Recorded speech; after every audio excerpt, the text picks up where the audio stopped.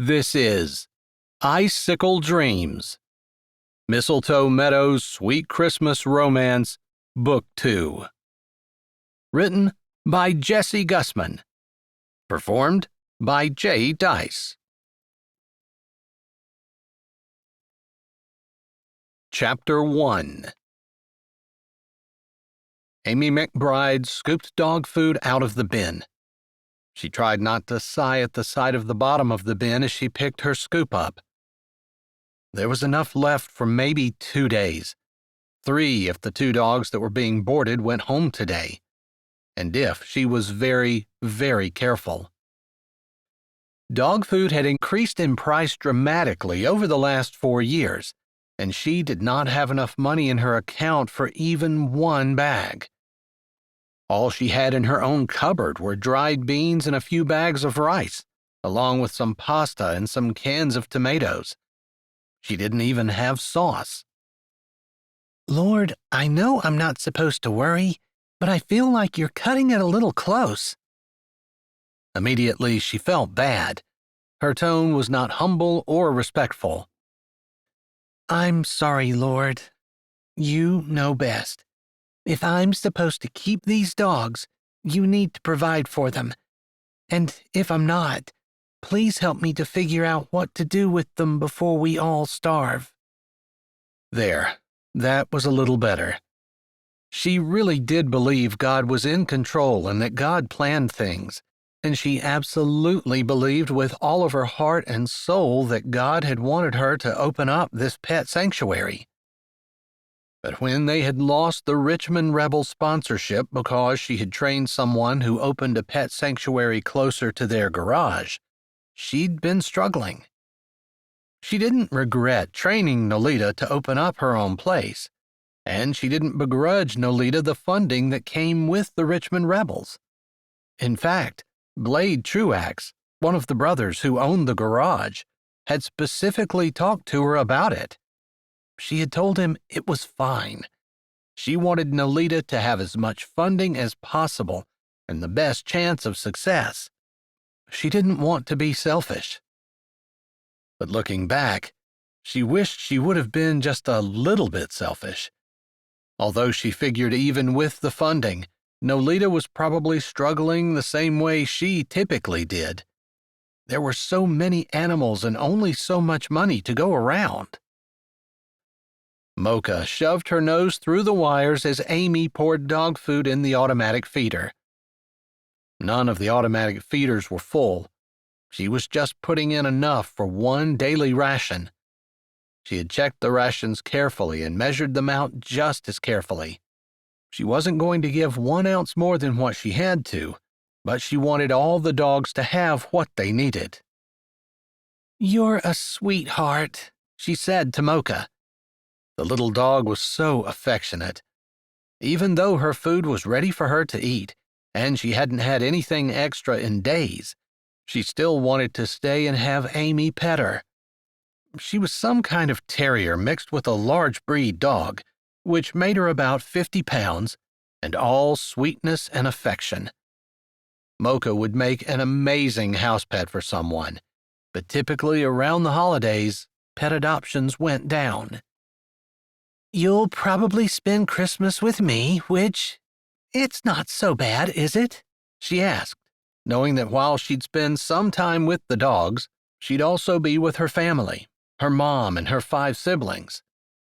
They were all supposed to be in for Christmas, and there might even be some extra since she was fairly certain that her sister Terry would be bringing her. She didn't want to say that he was her boyfriend, but Judd was going to have that title, or even fiancé, soon.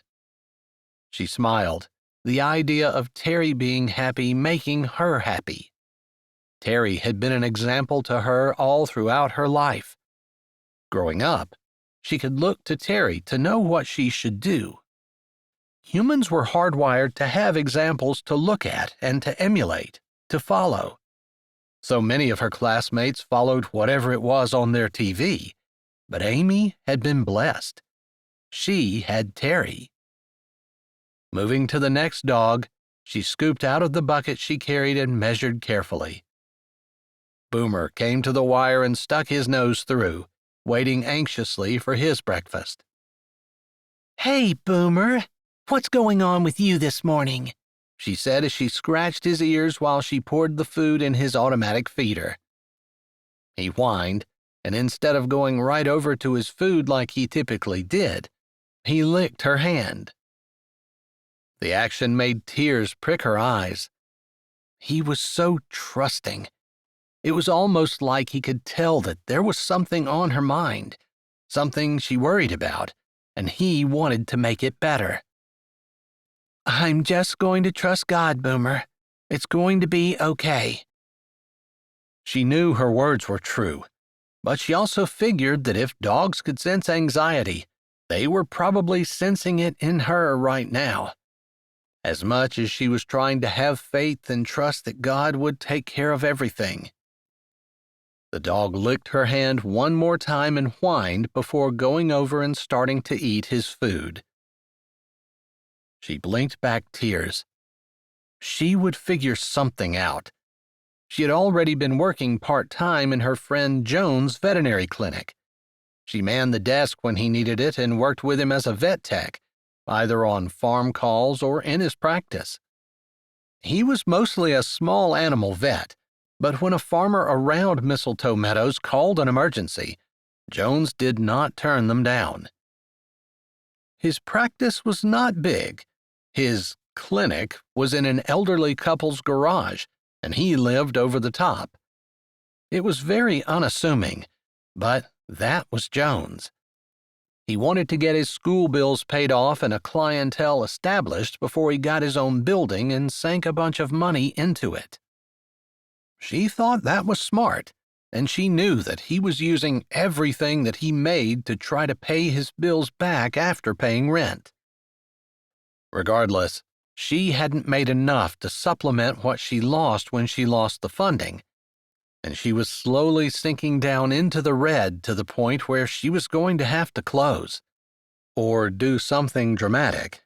She wasn't sure what. She emptied the last of the food in the bucket into the next dog's feeder and went back to fill up the bucket again. As she scraped the dog food from the bottom of the barrel, she thought about Elisha and the widow with the cruse of oil. Was this how she felt? Almost running out, only it wasn't animals that were going to die with her, it was her son. That had to be worse. Amy knew that she could always move in with her mom, but her mom already had her brother Gilbert, whose wife was dying of cancer, and their 3 children living there, and her younger sister Isadora was possibly moving in as well. Her husband had decided that he didn't love her anymore and had found someone else and had left. He had not been kind when he had done it, and Isadora, who had been a stay-at-home mom, had been crushed. Amy had wanted to go and strangle her ex, but obviously that wasn't the Christian thing to do. Still, it made her mad that someone could say vows, have a family, set up a home, and then just decide they didn't want to anymore. That showed such a lack of character, such a lack of decency. She just didn't understand it. Well, in a way she did. She understood that human desires often affected human decisions. It was true for her. Maybe that was why she was struggling so much. Maybe it hadn't been God's will for her to open this after all. Maybe she had just desired it so much that she had superimposed what she wanted as God's will. She'd seen people do that, excuse their sin, saying it was God's will. She'd even seen a man, an assistant pastor, who cheated on his wife and left her, and said that the woman that he left her for was God's will for him. Her jaw dropped open when she heard that. But how did she argue with someone who was blind? She could point out black and white in the Bible that adultery was wrong, that breaking his word was wrong, that lying was wrong, making promises that he didn't keep was wrong.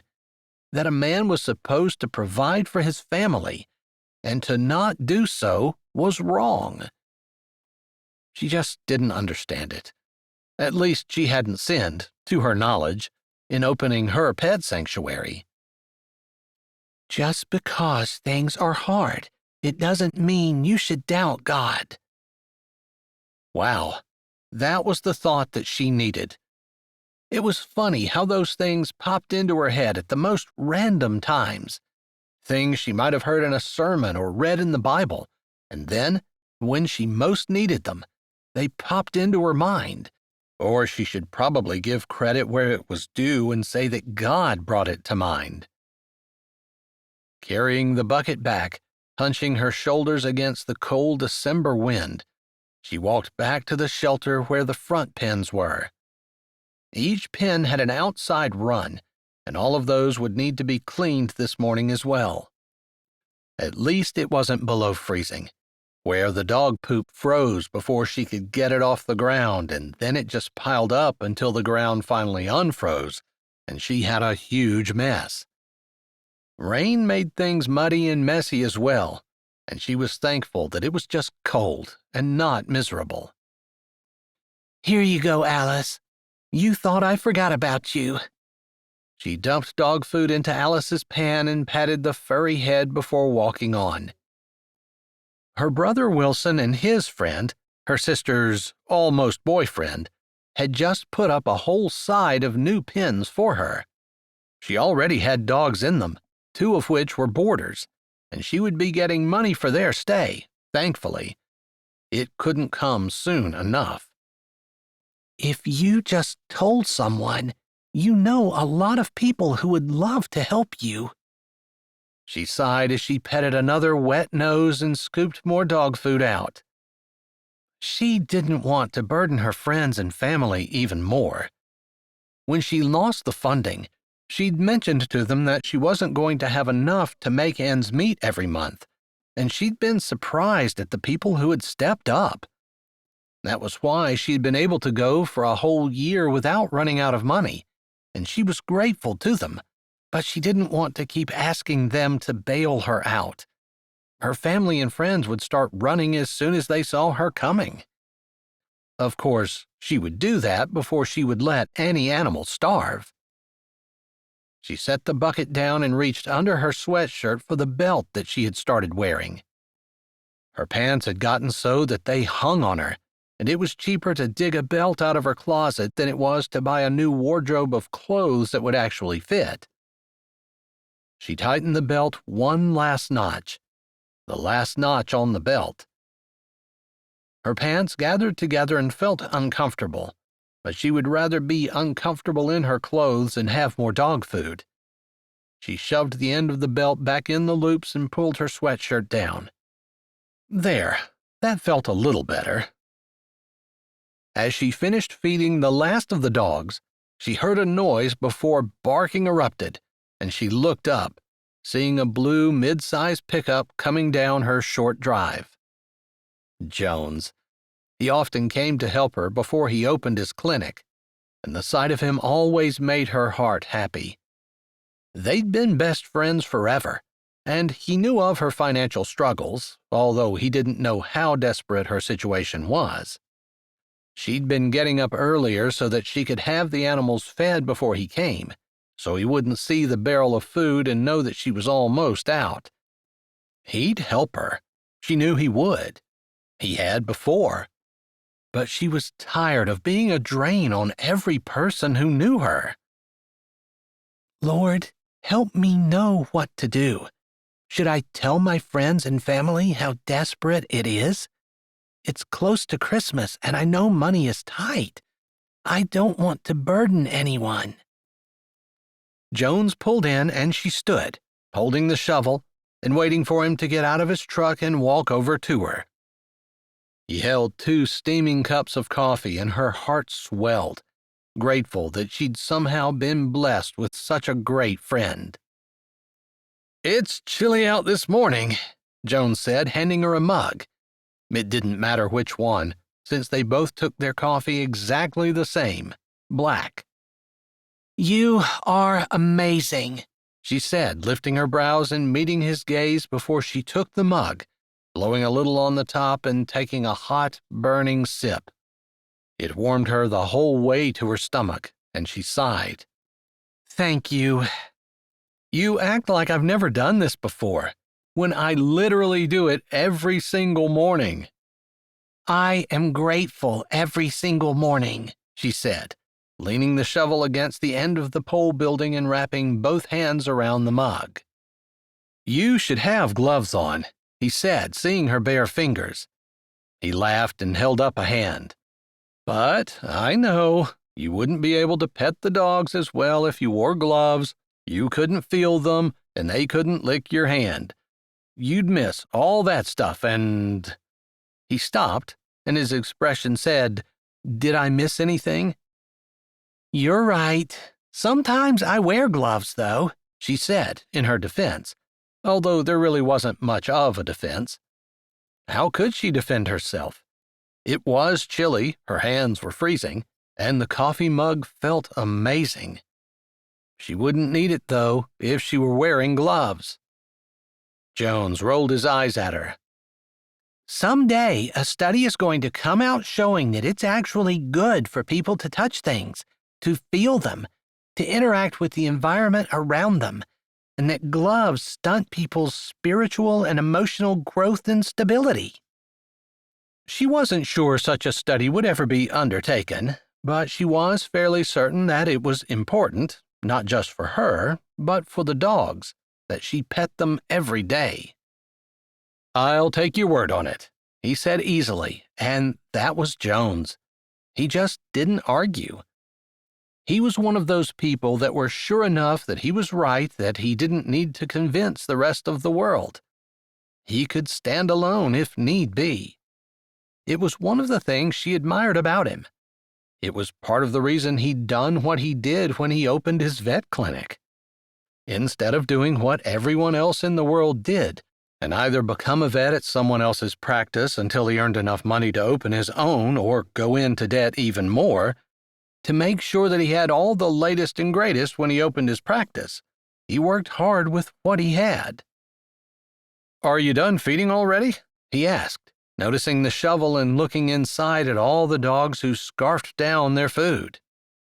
Yeah, I woke up this morning and couldn't get back to sleep, so I figured I'd get out and get started.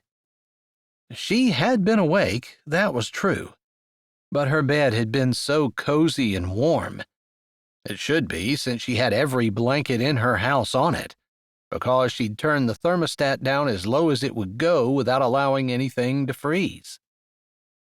It had been 40 degrees in her house when she'd gotten up, but she'd gotten warm once she'd gotten out and started working. "I see," he said, taking a sip of his own coffee and gazing at her thoughtfully before he looked out at the beautiful view. That was one thing about her kennels. Her home was tiny, just a one-bedroom with a minuscule kitchen and a small living room, but outside was a $1,000,000 view. He took another sip and turned back to her. "That really the reason?" She stared. He knew she was having financial difficulty, but she was sure he didn't know how bad it was. He seemed disappointed and glanced down at his coffee before he met her eyes. "I looked in the barrel last night after I left the house. It was almost empty. You would never leave it almost empty going into the weekend unless you didn't have money to fill it." Chapter 2. Jones Quibidoux studied his best friend. Her eyes had grown wide, and she looked back and forth.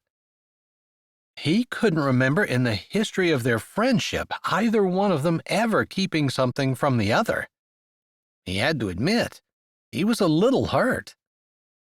But he understood why she was doing it. She knew that he was taking all of the money he could possibly take to pay off his bills, because he couldn't keep operating his clinic out of a rented garage indefinitely. The owners had just put their house up for sale since their kids were moving them to an assisted living facility, and they intended to unload it as quickly as they could. He was going to have to find a new place for his clinic, and the less he owed on his college tuition, the better off he'd be. I'm sorry. I didn't want to worry you. I know you have your own problems. I could have given you more hours. I don't have to pay my bills down. It's not like— That's been your plan all along. I wasn't going to ask you to change it because of me. I don't want you to. He tapped his coffee mug with one finger, wondering if this was the best time to pull out the letter he'd gotten in the mail just yesterday when he got home. She'd been keeping secrets from him, but that didn't mean he should retaliate, and it certainly didn't mean he wanted to. But he wanted her to understand that he didn't want her keeping things from him. That just wasn't the way friendships worked. I know that you want me to be able to keep doing what I'm doing, and I do appreciate that. But you realize it hurt me when I figured out that you'd been hiding something this important from me? He wasn't sure if she was going to get it, because sometimes a person thought they were doing the right thing, and they just plowed ahead, thinking it was for his own good. But it wasn't. They were friends, good friends, and good friends didn't keep things from each other. But he should have known better. Amy knew right away what he was talking about, and she was very good at putting herself in other people's positions. I would be steaming mad at you right now if our positions were reversed. I'm sorry. That was all he needed to hear. He took his free arm, careful not to spill his coffee, and wrapped it around her neck, dragging her head against his armpit, before he ruffled her hair, which was pulled back in a ponytail and didn't have the effect that he wanted it to, and then let her go. That was as affectionate as they got, but a time like this seemed to call for it. I'm going to go to the store as soon as my clinic closes this evening and stock up on dog food. But in the meantime, I wanted to show you the letter that came last night.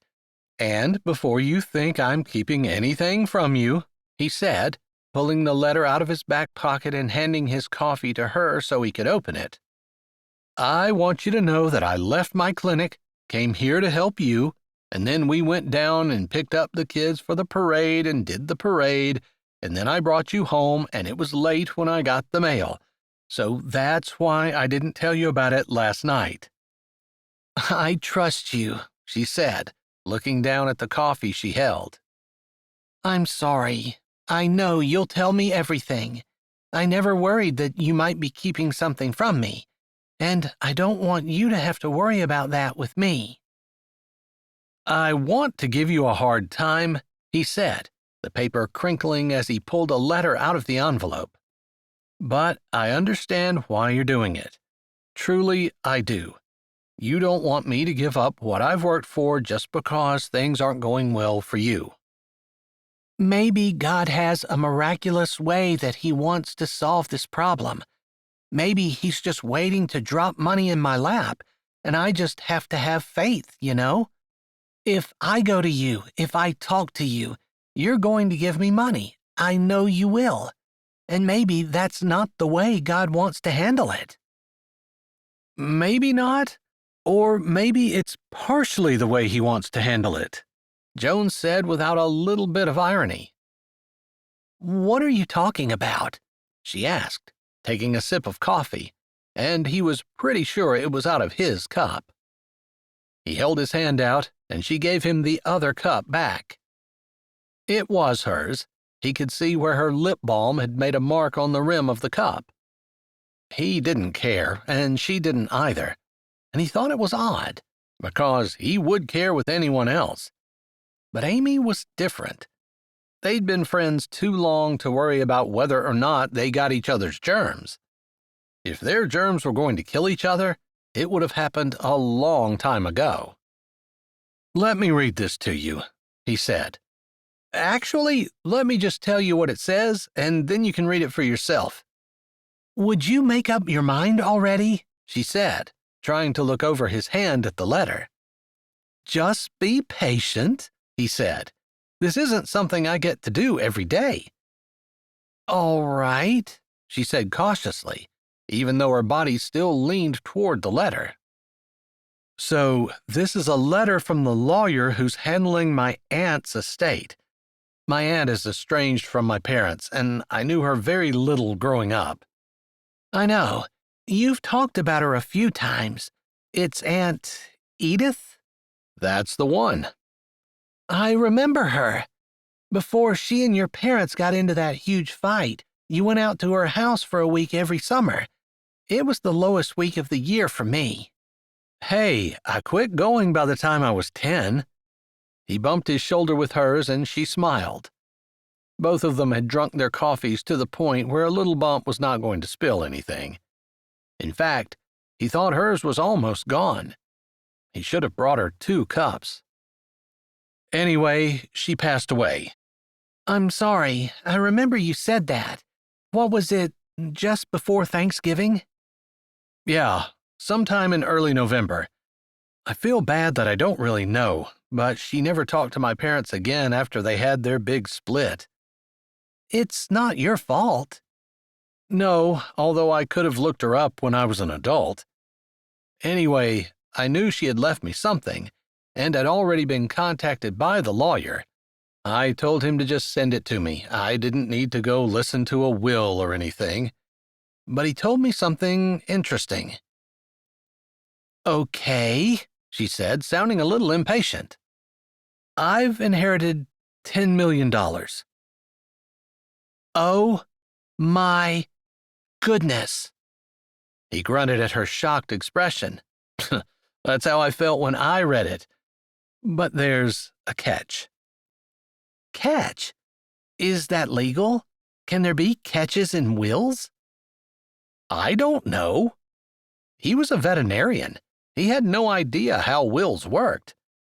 Basically, I get her entire estate, except for her house and property, which she left to her maid, I think. "What's the catch?" Amy said, and he bit back a smile. He did like to tease her. All right, the catch is, in order to inherit the money, I have to be married within 1 month of her death. "You have to be married?" That's not really that big of a deal. I mean, I guess I kind of thought I would get married eventually at some point, even though I don't really have any person in mind and never have. Which was true. He and Amy had gotten along so well together, he'd never really noticed the dearth of a girlfriend. He'd had a few dates in high school, nothing to write home about, and he'd met some interesting girls at college, but he wanted someone who was more like Amy. Someone who worked hard, was unassuming, didn't need to have the biggest and best of everything, wasn't high maintenance, wasn't afraid to give him a hand when he needed it, and didn't get all uncomfortable when he went to help her. And also, who appreciated his help and didn't micromanage him, complaining that he didn't do it right. Also, she was always so grateful for anything he did. Like the coffee he brought, literally every morning. She acted like he had brought her an expensive diamond ring or something. He just really appreciated the fact that she didn't take things for granted. "Well, you probably ought to get your Rolodex out and start digging up phone numbers. 10 million is too much money to just let... What happens to it if you don't get married?" Her maid gets it, from what I understand from the lawyer. We had a video call a while ago, but I didn't realize we were talking about this kind of money. "Well, I'm not sure what to say." Maybe you should be getting your Rolodex out, because you know that if I need to find a wife, the first thing I'm going to do is get you to help me. "Yeah, we don't have much time. You should figure out what day she died. If you only have 30 days... She died 3 weeks ago?" Yeah, probably almost. "You have a week. 1 week, Jones. What are you doing here?" she said, her voice raising. "You need to be out. looking for somebody to marry you." She waved with her hands, her empty coffee cup flying as she made shooing motions with her hands. "I just told you, I'm not going to do it without you. You're going to help me." "I can't help you. What do I know about the girls you saw at college? And you never really dated anyone other than Sheena and Britt in high school, and you didn't like either one of them. In fact, if I recall correctly, you spent the next 4 months after one date with Sheena telling me about how she picked her nose and ate it on your date." "I'm sorry. If that would have happened to you, it would have marked you as well." "I wouldn't have gone on a date with Sheena," she said, rolling her eyes. He had to laugh. Right. He shook his head, still chuckling, but knowing that they weren't getting any closer to solving his dilemma. 10 million. He really didn't want to let that go. And he appreciated his aunt for even thinking of him in the first place. But the marriage clause? It just seemed tough. "It's almost Christmas, just a little over 3 weeks.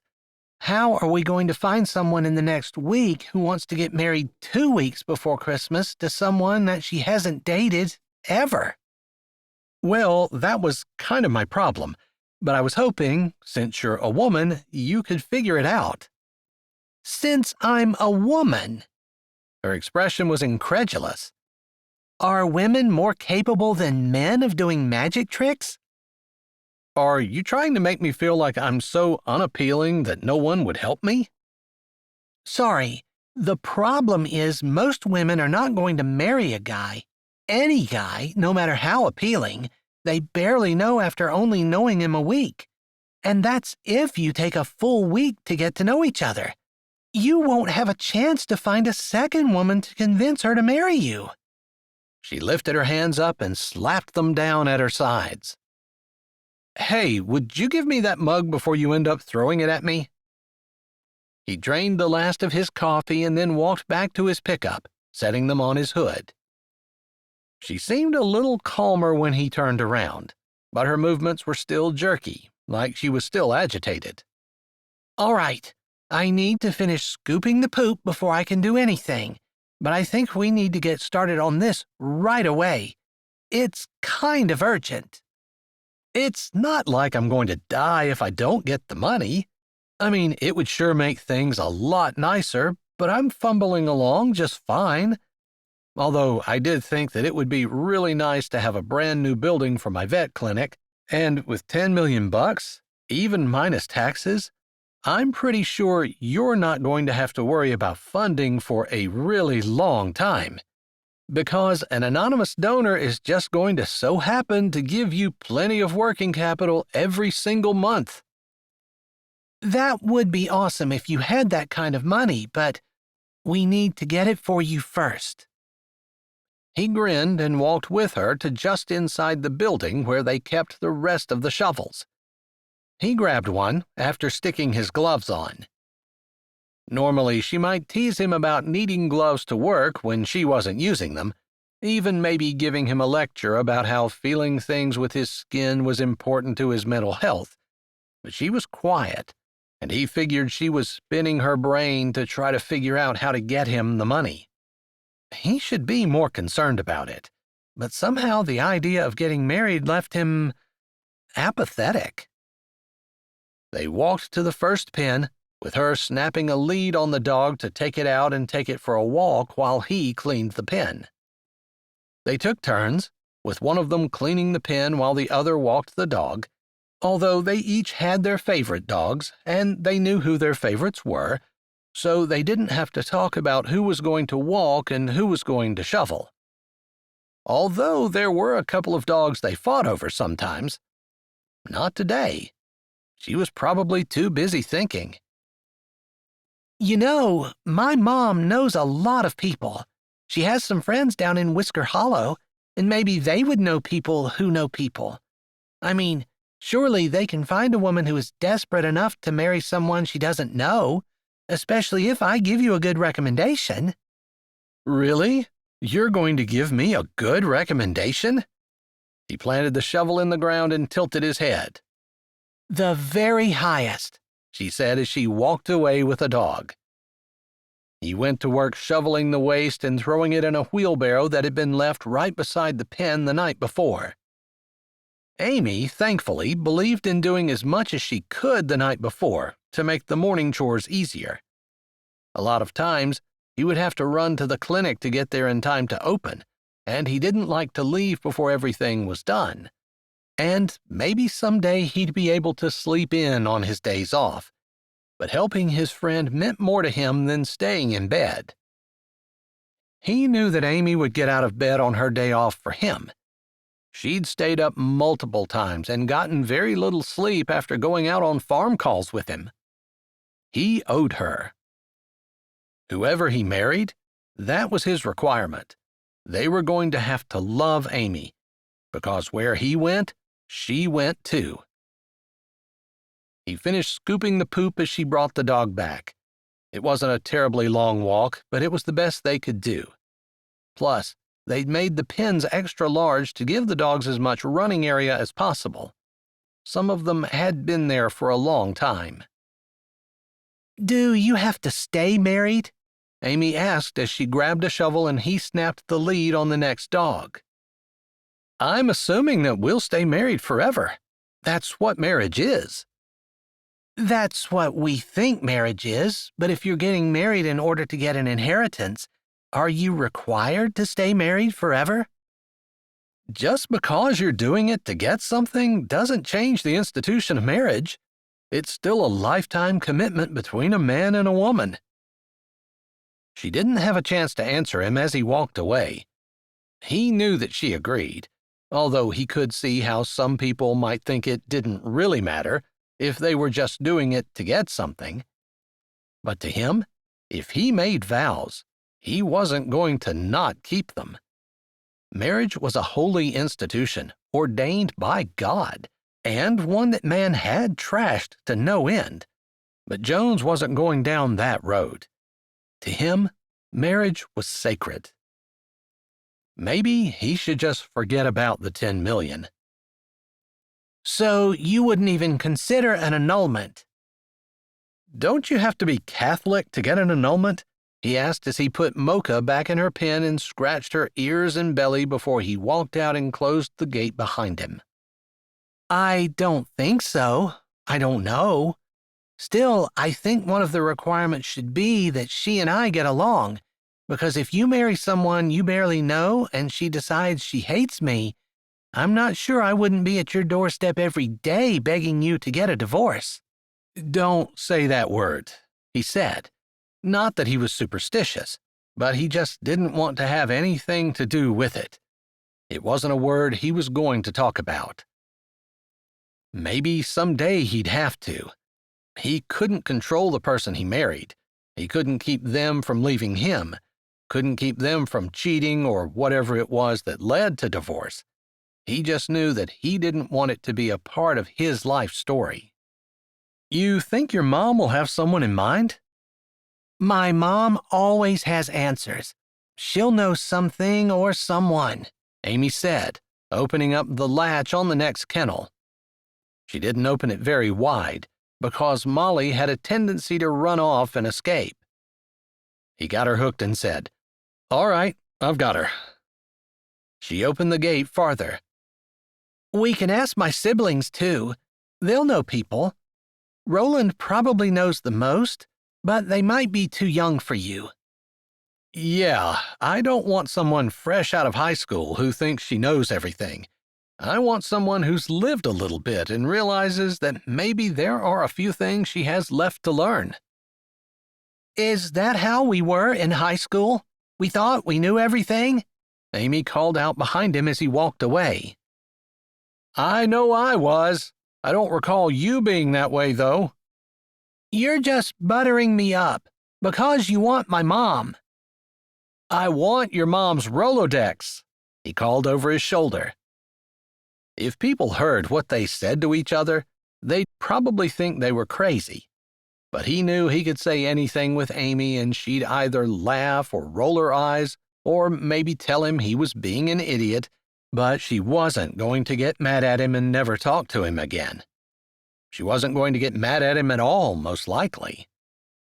They'd never really gotten into a huge fight. He could only remember once, and that was over a dog. Of course, since they were both animal lovers. They kept working, talking as they did, or working in silence. It didn't really matter. Whatever it was, when he and Amy were together, they didn't need to talk in order to be comfortable with each other. It was one of the best things about his relationship with Amy. It was just comfortable. He didn't really know if it was comfortable the way it was with siblings or not, since he didn't have any. He was an only child. His mom had mentioned a few times growing up that she wouldn't have minded not having any children at all. Regardless, he had lived at or below the poverty level his entire life, and he had spent most of his life hanging out with the McBride family and Amy in particular. Mrs. McBride and Mr. McBride had taken him in like he was theirs, and he even called them Mom and Dad. Neither he nor Amy even thought about his parents as people who could help. They had never been a help. If it hadn't been for the McBrides, he doubted that he would have finished high school, let alone gone on to be a veterinarian. "What about Lily Wright?" Amy said as she came back from walking Scout, a lab mix, who must have some kind of husky in him, with his blue eyes and curly tail. "Lily Wright," he said, aghast that she'd even suggest such a thing. "I don't know what she actually looks like. She wears her makeup so thick it's impossible to tell what shape her actual face is, assuming she has an actual face. I wouldn't want to see her for the first time on our wedding night and be scared. It would be like sleeping with a stranger," which was repulsive. He didn't want to be with a stranger. He wanted to be with someone who was going to build a home with him, who was going to stay with him for life. "Well, there's Zelly Sanchez," Amy said as they went to the next pen, the occasional barking of the dogs breaking the stillness of the morning as the sun rose higher in the sky, burning off the sleepy haze that had been lying on the tops of the mountains. It wasn't uncommon for fog to roll in, even after the sun came up, obscuring the sun. All one had to do was go down a few 100 feet in elevation to get out of the hazy white. He liked it on those mornings, when the clouds rolled in and made it feel like Amy and he were the only two people in the world. But that feeling evaporated when she mentioned Zelly Sanchez. "Amy, really? She's like ultra-high maintenance. I mean, I stood behind her in the grocery store checkout line once, and she yelled at the clerk for handling her bananas too roughly." "Well, she's a nice lady." "Sure, but I'm never going to be able to handle her bananas the correct way." He wasn't sure why he was being so belligerent. Zelly was nice, but she just wasn't exactly what he wanted. "What about Opal Huerta?" Thankfully, he was walking away with the dog, and he didn't have to answer her immediately. Opal wasn't a bad person, but he had to think of something, because the idea of marrying her gave him chills, and not in a good way. "You know she's a good one," Amy called as she dumped the wheelbarrow at the refuse pile and turned around to go back in the pen for more. He walked slowly back, thinking hard until he figured out something he could say. "She doesn't like cats." He felt a little triumphant as he put Geyser in the pen and unhooked the lead from his collar. He slid back out the door, and Amy shut it. "How do you know that?" she asked, sounding a little bit exasperated. "Because she told me so at the clinic. She has a dog, and she was just saying that she was a dog person, not a cat person." "It doesn't mean she doesn't like cats." "Why would I take that chance? I bet I'm right, and I can't be married to someone who doesn't love all animals." There wasn't anything wrong with Opal either, except she just wasn't Amy. Okay, well, all three of those girls are available, and I'm not sure they would marry you in a heartbeat exactly, but they probably like you enough to consider it. Amy paused. For $10 million. Are you saying I'm not exactly a catch?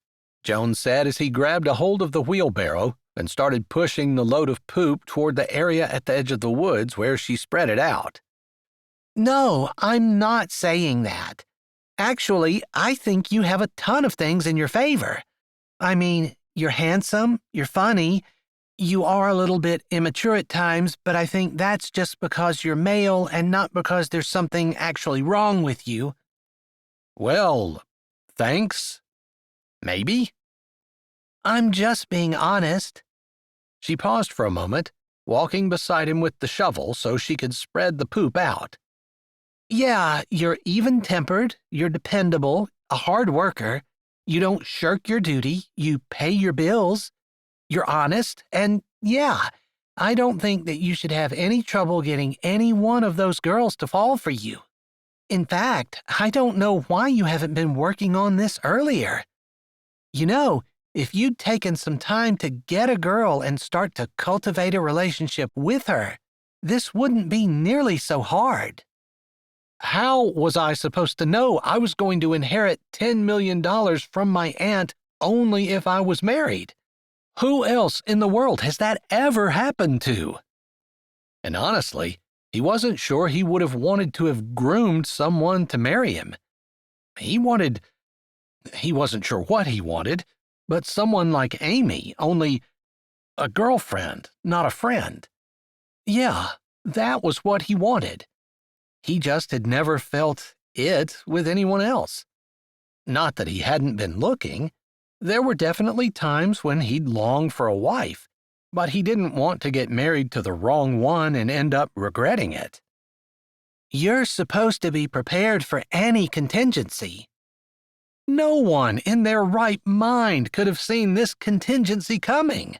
I mean, it's the stuff of dreams. The kind of dreams that you know aren't going to come true. Yeah, I was just giving you a hard time, she said as they reached the edge of the woods and he dumped the wheelbarrow. She took the shovel and started spreading the pile out. But it would have made it easier, you've got to admit. I'm not going to argue with you, but we have to work with what we have, and we have to do it fast. Mom will have an answer, Amy said with confidence. He hoped she was right. Chapter 3. I'm sorry, I have no idea of who in the world you can get to marry you within a week, Marjorie McBride said as Amy and Jones sat at the bar in front of her. It was Friday morning, early, and her 3 grandchildren, the children of her oldest son Gilbert, had not awoken yet. Once they did, her day would be full, taking care of them, feeding them, making sure they had things to play with that weren't going to hurt them and would keep them from getting into trouble, and in between all that, praying for Gilbert and Sally, his wife. But, Mom, you know everyone, Amy said, picking up a cookie from the plate that Marjorie had set in front of them. If there was one thing that she had learned as a mom who was alone with her 6 children a lot, it was that cookies solved a lot of problems. She joked about it, though she really did try to depend on the Lord to fix things, but this seemed like it was way too big for even prayer. Therefore, cookies.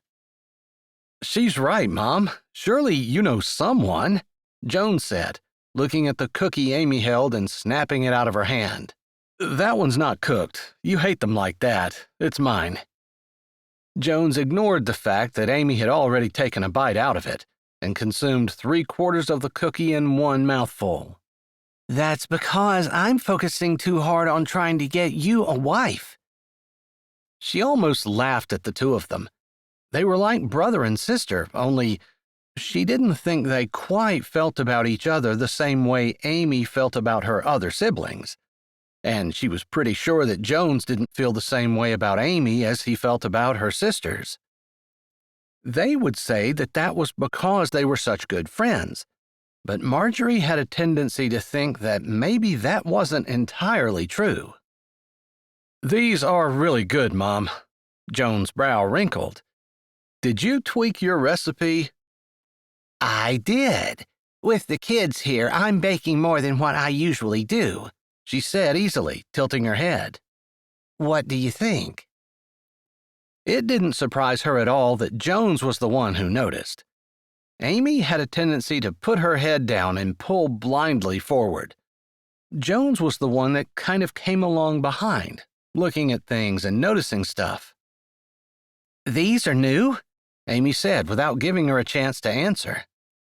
"I think they're amazing, although I don't think I've ever eaten a cookie of yours that I didn't like in my life. Well, except for those fruitcake cookies that you tried back when we were, 14 or so?" "Oh my goodness, the notorious fruitcake cookies."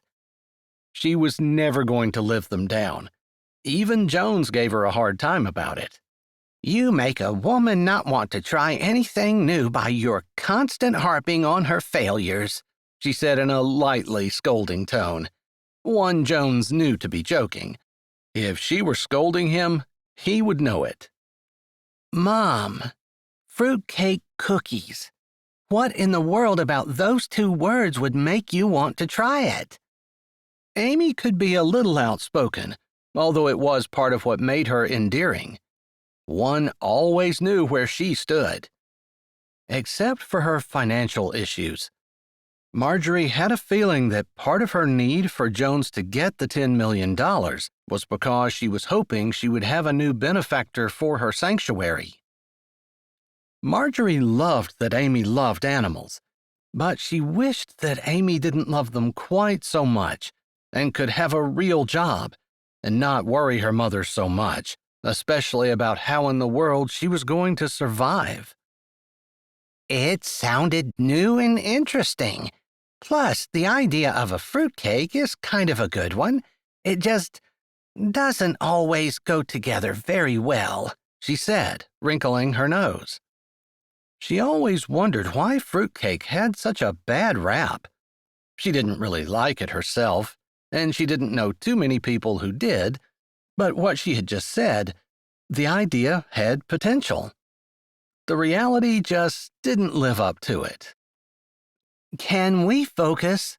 Amy said, taking the cookie that Jones handed to her. It was dark and crispy, the way she liked them. He reached around the plate for one that was more his style, doughy in the middle. They were opposites in a lot of ways, but there was so much about them that fit together perfectly. Even their oppositeness worked out. If she almost burned a pan of cookies, Amy would eat them, and inevitably there was always a pan or two she took out too early, and Jones loved those. That was the way they were in life. Amy was the one who had all the ideas and blew into town with guns blazing, while Jones provided her backup, cleaning up the mess and helping her turn her dreams into reality. She often thought about how good they would be together, but neither one of them ever seemed to notice that the other one was right there, available and perfect. "Lord, is this your way of pushing them together?" So many of her prayers as a mother were silent. Her kids would flip out if they knew the things she prayed about them. She hesitated to suggest that they think about each other as a potential solution to their problem, as they both munched thoughtfully on cookies, and she turned around to get the batter ready to make pancakes for the kids when they got up. She had 45 minutes before she had to get them on the bus, but in her experience, 45 minutes went by in a flash when a person was trying to herd 3 small children. "You guys are here early," Roland said as he walked out from down the hall, pulling a sweatshirt down over the top of his t-shirt as he did so, carrying his boots in his hand. She preferred that her kids not wear shoes in the house, but they had too many kids for everyone to leave their shoes by the door. Otherwise, there would be a mountain to cross as soon as a person stepped into their house. So instead, everyone just took their shoes off and carried them to their rooms. It had taken years for her to train her children to do that, and then, once they were trained, they moved out. It was a pity that children stayed in a person's house until they were old enough to really be a blessing, and then they left. That wasn't entirely true.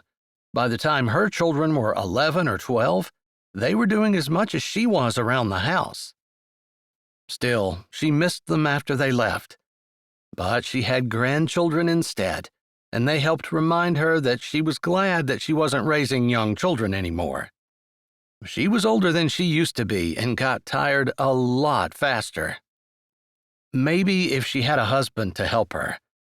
But Sam had died, and while he had been a good man, not perfect, but he tried, she wouldn't mind finding someone to share the rest of her life with. But the logistics of that. She had 6 children. How were they going to blend their families? What about grandchildren? Were they both responsible for everyone's grandchildren, or did they each have their own? That didn't really seem like a very good marriage, where one person had their own grandkids and the other person had their own grandkids, and neither one of them shared grandkids. It just seemed messy and complicated, and full of potential to have hurt feelings. She wasn't sure she wanted companionship bad enough to try to navigate that minefield. Plus, she was old and rather set in her ways, if 55 was considered old. It was old to her 20-year-old self, but once she hit her mid-40s, 70 felt young. "Mom, you need to think, please?" Amy asked, sounding like she was talking with her mouth full. "I'm thinking, honey, but what you're asking is rather impossible, unless you find someone that Jones already knows and likes. A friend who would be willing to build a relationship into more." She paused and turned around, a cup of flour in her hand, and put the other hand on her hip while tilting her head. "Do you know anyone like that?" Jones got it before Amy did. She could see it coming over his face like the sun coming up from behind the mountain. It wasn't quite as glorious, but it still made Marjorie bite back a smile. The guy looked absolutely gobsmacked, like the idea of marrying Amy had never, ever occurred to him, not once in his life before. Marjorie wanted to roll her eyes while she turned around, but she refrained. Being a mother did nothing if not teach her self-control. "Jones just doesn't really have a lot of girls that are friends other than me.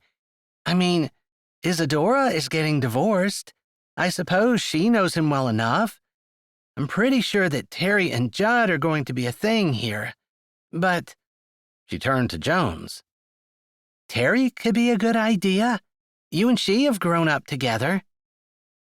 "I think your mom might have been talking about you," Jones said, and Marjorie had already turned back around. This was a moment she didn't want to miss. She held the bowl against her stomach as she stirred, not too much, because if she stirred pancake batter too much, they got flat instead of puffy. "Me," Amy said, and for a moment, Marjorie thought she was going to fall off her bar stool. "Mom, tell him you weren't talking about me," she called out, sounding like she meant it. Then she ended in a softer voice. "Were you? Can you think of anyone better?" "Sure, I can think of 4 billion people who are better. I'm always barging into things and sticking my foot in my mouth and jumping into stuff without thinking about it. And besides, Jones and I are just friends.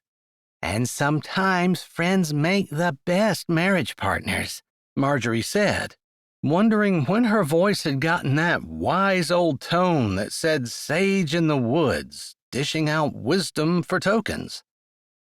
Jones, Amy said, aren't you going to say something? Jones lifted his brow. Then, smart man that he was, he grabbed 2 cookies and shoved them both in his mouth. Roland came over and grabbed a cookie, his boots clomping on the floor as he shoved the cookie in his mouth and pushed his hands into his coat sleeves. I don't know what you guys are fussing about. You're perfect for each other. Everybody thought you were going to get married 10 years ago. Just do it already. He took the cookie out of his mouth and waved at Marjorie. Have a good day with the urchins, Mom. Grabbing his hat from the hook by the door, he shoved it down on his head and walked out. There was total silence in the house after he left. Chapter 4. Amy could not believe that her mother had suggested such a crazy idea. The idea that she and Jones would get married? That was ludicrous. Although there was a part of her that had to admit that there was a certain rationalism there that she couldn't deny. After all, she and Jones could get married. They practically lived together anyway. They didn't sleep at each other's houses, but they did everything else together. Always. Other than his job, which half the time she was there with him anyway. And he was always helping her. Her parents were his parents, that's what made everything weird. She had never thought of him like a brother, but that's kind of the way he was. But there was something there that she couldn't quite put her finger on. She'd never quite acted like he was her brother. She didn't quite feel the same way about Jones that she felt about her brothers. Honestly, she would have said that she liked Jones more. But that was actually kind of playing into her mother's hand and almost agreeing with her when Amy knew that she absolutely could not agree to this, unless Jones thought it was a good idea. And then, at that point, she supposed they could talk, but until then, it was her job to fight this. Jones was too easygoing, and her family could kind of ramrod things through, especially if they thought they were right. She ought to know she was the poster child for that. No one had said anything since Roland had left, when Robert came running into the kitchen. I'm up. Are you ready for breakfast? Her mother asked as he came running around the dining room, doing a lap around the table before ending up in the kitchen in front of his gram. I'm starving. Roland always got the kids up before he went to work, and from what Amy had seen, Robert woke up running. The other 2 kids weren't quite that bad, but Robert didn't seem to ever stop. She wasn't quite sure how the teachers got him to sit still in school. He wasn't a bad kid. He was very obedient, but he was constantly moving. I'm ready to put them on the griddle. Are you dressed? I was too hungry to get dressed, Robert said, sounding like he was begging for food. It'll take you exactly 3 minutes to put your school clothes on. Now go do it, and then we'll sit down. When she had been growing up, they had been homeschooled. Typically, their mom did a Bible lesson while they ate, and after they got to Robert's age, one of them had always been assigned to make breakfast, so she didn't often see her mom in the kitchen cooking breakfast. And she had never been told that she had to change her clothes first. She could stay in her jammies all day if she wanted to when they homeschooled. No adult had said anything when all 3 kids tramped out, hearing the pancakes were about to go on the griddle. I'm back, Robert said, running again, holding something green and leafy in his hand. What's this? What's this? He asked, running into the kitchen and stopping at the counter in front of the griddle, holding up the piece of greenery he had found. Oh, goodness, that must have fallen off the doorpost, her mom said, looking over at the doorway where the hall met the living room. You just put it on the counter and I will put it up later. But what is it? Robert insisted. That's called mistletoe. Mistletoe? Marissa said, looking curiously at the piece of greenery in Robert's hand. Isn't that the stuff if you stand underneath it, people are supposed to kiss or something? Lucas said. He was the oldest and possibly the one who was most aware of the fact that his mom was dying. He wanted to help with everything, and Judd had been taking him under his wing, taking him along to help with any odd jobs that he picked up, including blowing leaves out of their own yard. He even paid Lucas for it, and there was a bit of maturity about Lucas just in the week since he'd started hanging out with Judd. It was crazy what adult interest could do for a child. That's what's supposed to happen, Marjorie said. But it's usually only around Christmas time, and it's mostly for decoration. It's how our town got the name Mistletoe Meadows. Let's see if it works, Robert yelled, running around and climbing up on the back of Amy and Jones's stools, holding the mistletoe over their heads. Now you have to kiss, he said, waving the mistletoe around. Get down before you fall, Amy said, laughing but feeling awkward with Jones for the first time in her entire life. Even her mom suggesting that maybe they should get married hadn't made her feel as awkward as Robert saying that they needed to kiss. But rather than obeying, Robert started talking louder. It's not working. You need to kiss. That's what this is supposed to do. It means to kiss. Yes, you have to kiss. It's the rules, Marissa said. Graham, tell them they have to do it. That's what the mistletoe is. It means that you have to kiss, Lucas said, looking to his Graham to solve the problem. Amy wanted to tell him that she was a little bit too old for her mother to be telling her who she should and shouldn't kiss, although she didn't want to say that. She didn't want Lucas to think that she wasn't going to obey her mom if her mom told her to do something. Of course she would. Her mom wouldn't command her to do something ridiculous, and Amy believed that no matter how old a person was, they should honor their parents. A lot of times, that meant doing what they wanted you to, even when you didn't want to or were old enough to not. But she didn't have a chance to say anything, because all three kids were talking over each other, arguing about the mistletoe, and whether it worked or not, whether or not their Graham should step in. The noise was almost deafening. Maybe we better do this, just to keep your mom from losing her mind, Jones said, leaning close and whispering low, loud enough that he could be heard over the voices, but not so loud that if she disagreed, he would look like a traitor. She jerked her chin, and then she called out, Fine. Watch closely, guys, because we're only going to do this once. Then she gave Jones a look that said she was sorry for her family, a look she'd given him 1,000,000 times in the past. Anytime they did anything terrible, she was always the one who had to apologize. But when they did something good, Jones pretended like he was one of them. It wasn't fair, but they'd had a good time laughing about it over the years. The kitchen quieted down, and she leaned forward, intending to give Jones a quick peck on the lips. But she didn't want to hammer him with her nose, so she slowed down just in time, and their lips touched softly, almost sweetly. It wasn't the kiss she intended.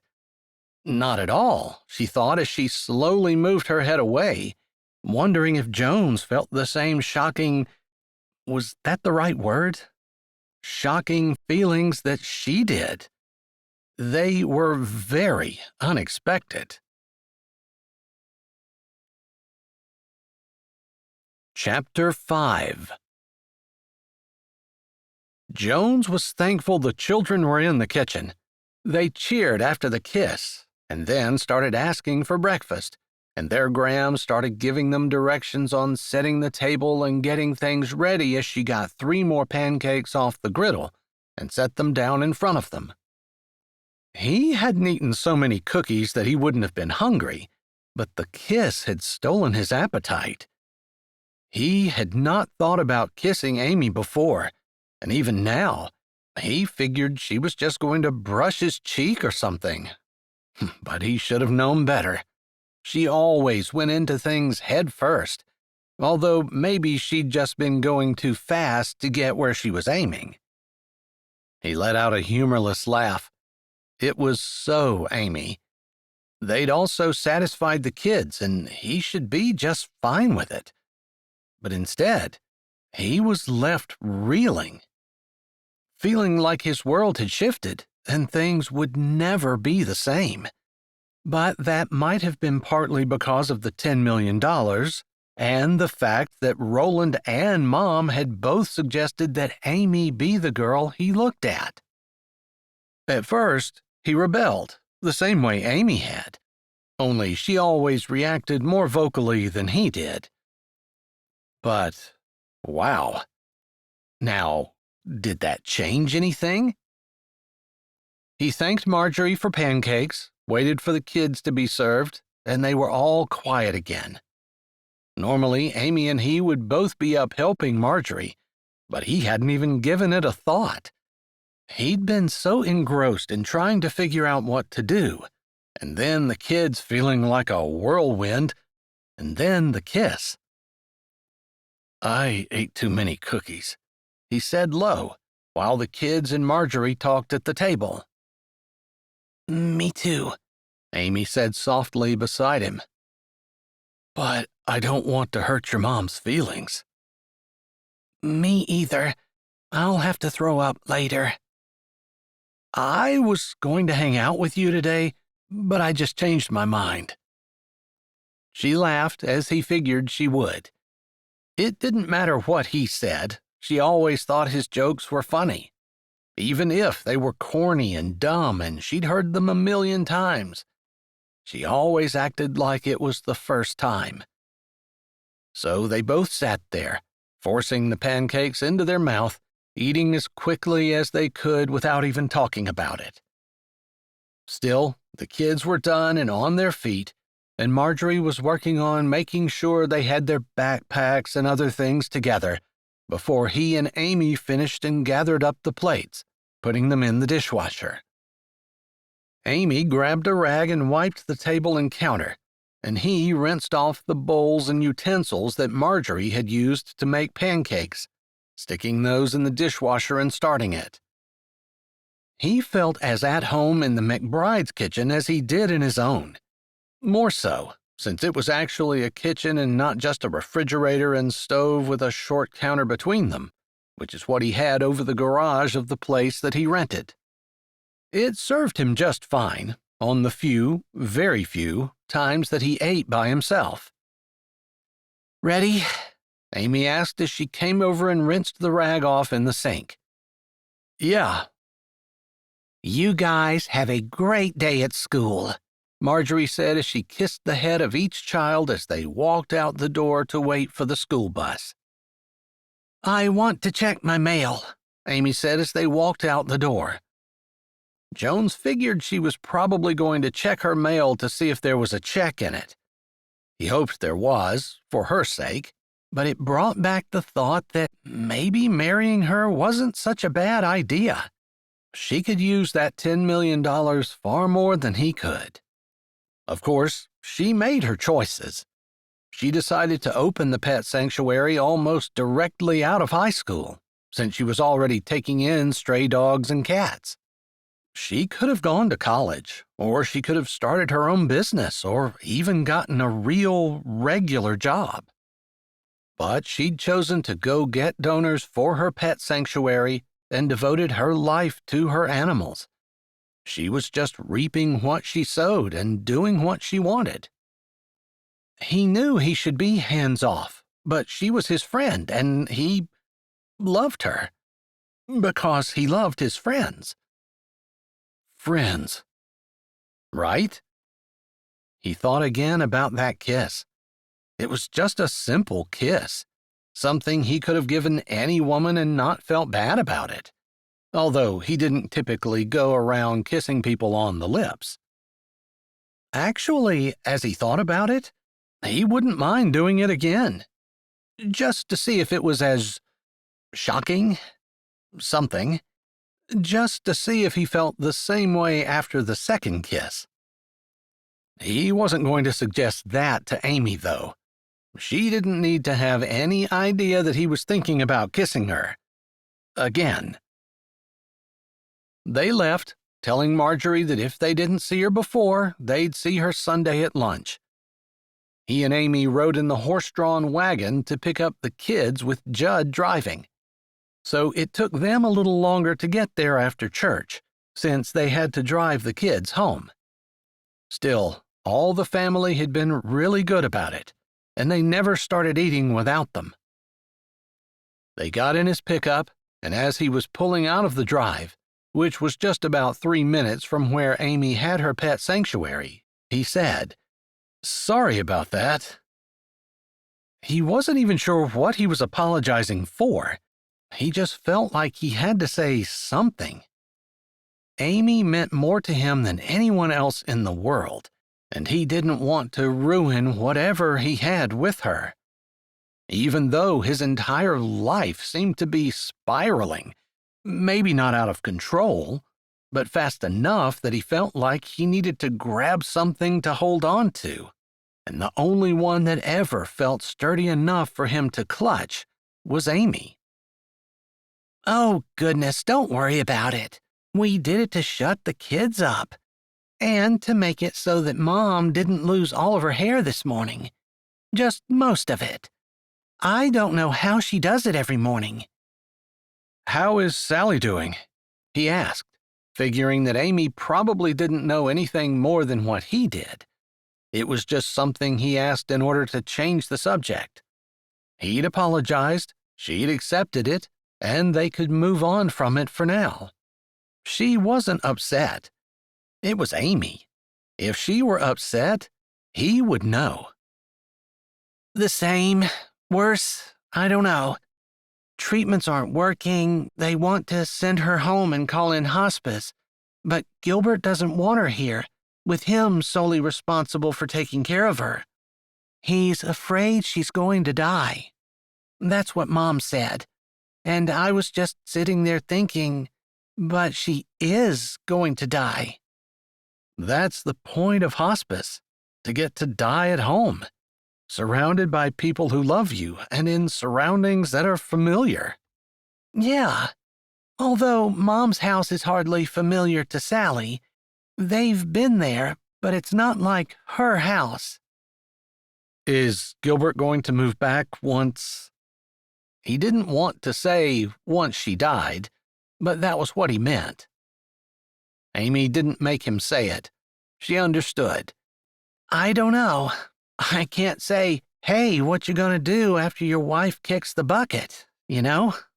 "Yeah, some people can accept those kinds of things, but Gilbert seems like he wants to keep fighting." "I would appreciate that if I were Sally. But I think everyone has admitted that if she's going to get out of this, only God can do it. She might as well come here to Mom's house and get hospice, because God can do a miracle here just as well as he can in the hospital." Yeah. He wasn't sure what he would do. Of course, he didn't have a wife, but Amy was the closest thing. But no, he wasn't going to marry Amy. "You mind stopping at the mailbox?" she asked, even as he had turned his turn signal on and pulled into it, opening up the little door and pulling out some letters. He was going to tease her with them, but he just handed them over. The top one looked like a bill, and he figured she probably wasn't in the mood to get teased about that. The silence felt loud as he shut the door, put his window up, and waited for a car to go by before he crossed the road and pulled into her drive. "Bills, bills, bills. Hey, I think this is a check." Amy said as she pulled the envelope open. "Careful, you're going to rip the check," he said as he stopped the pickup beside her tiny little car.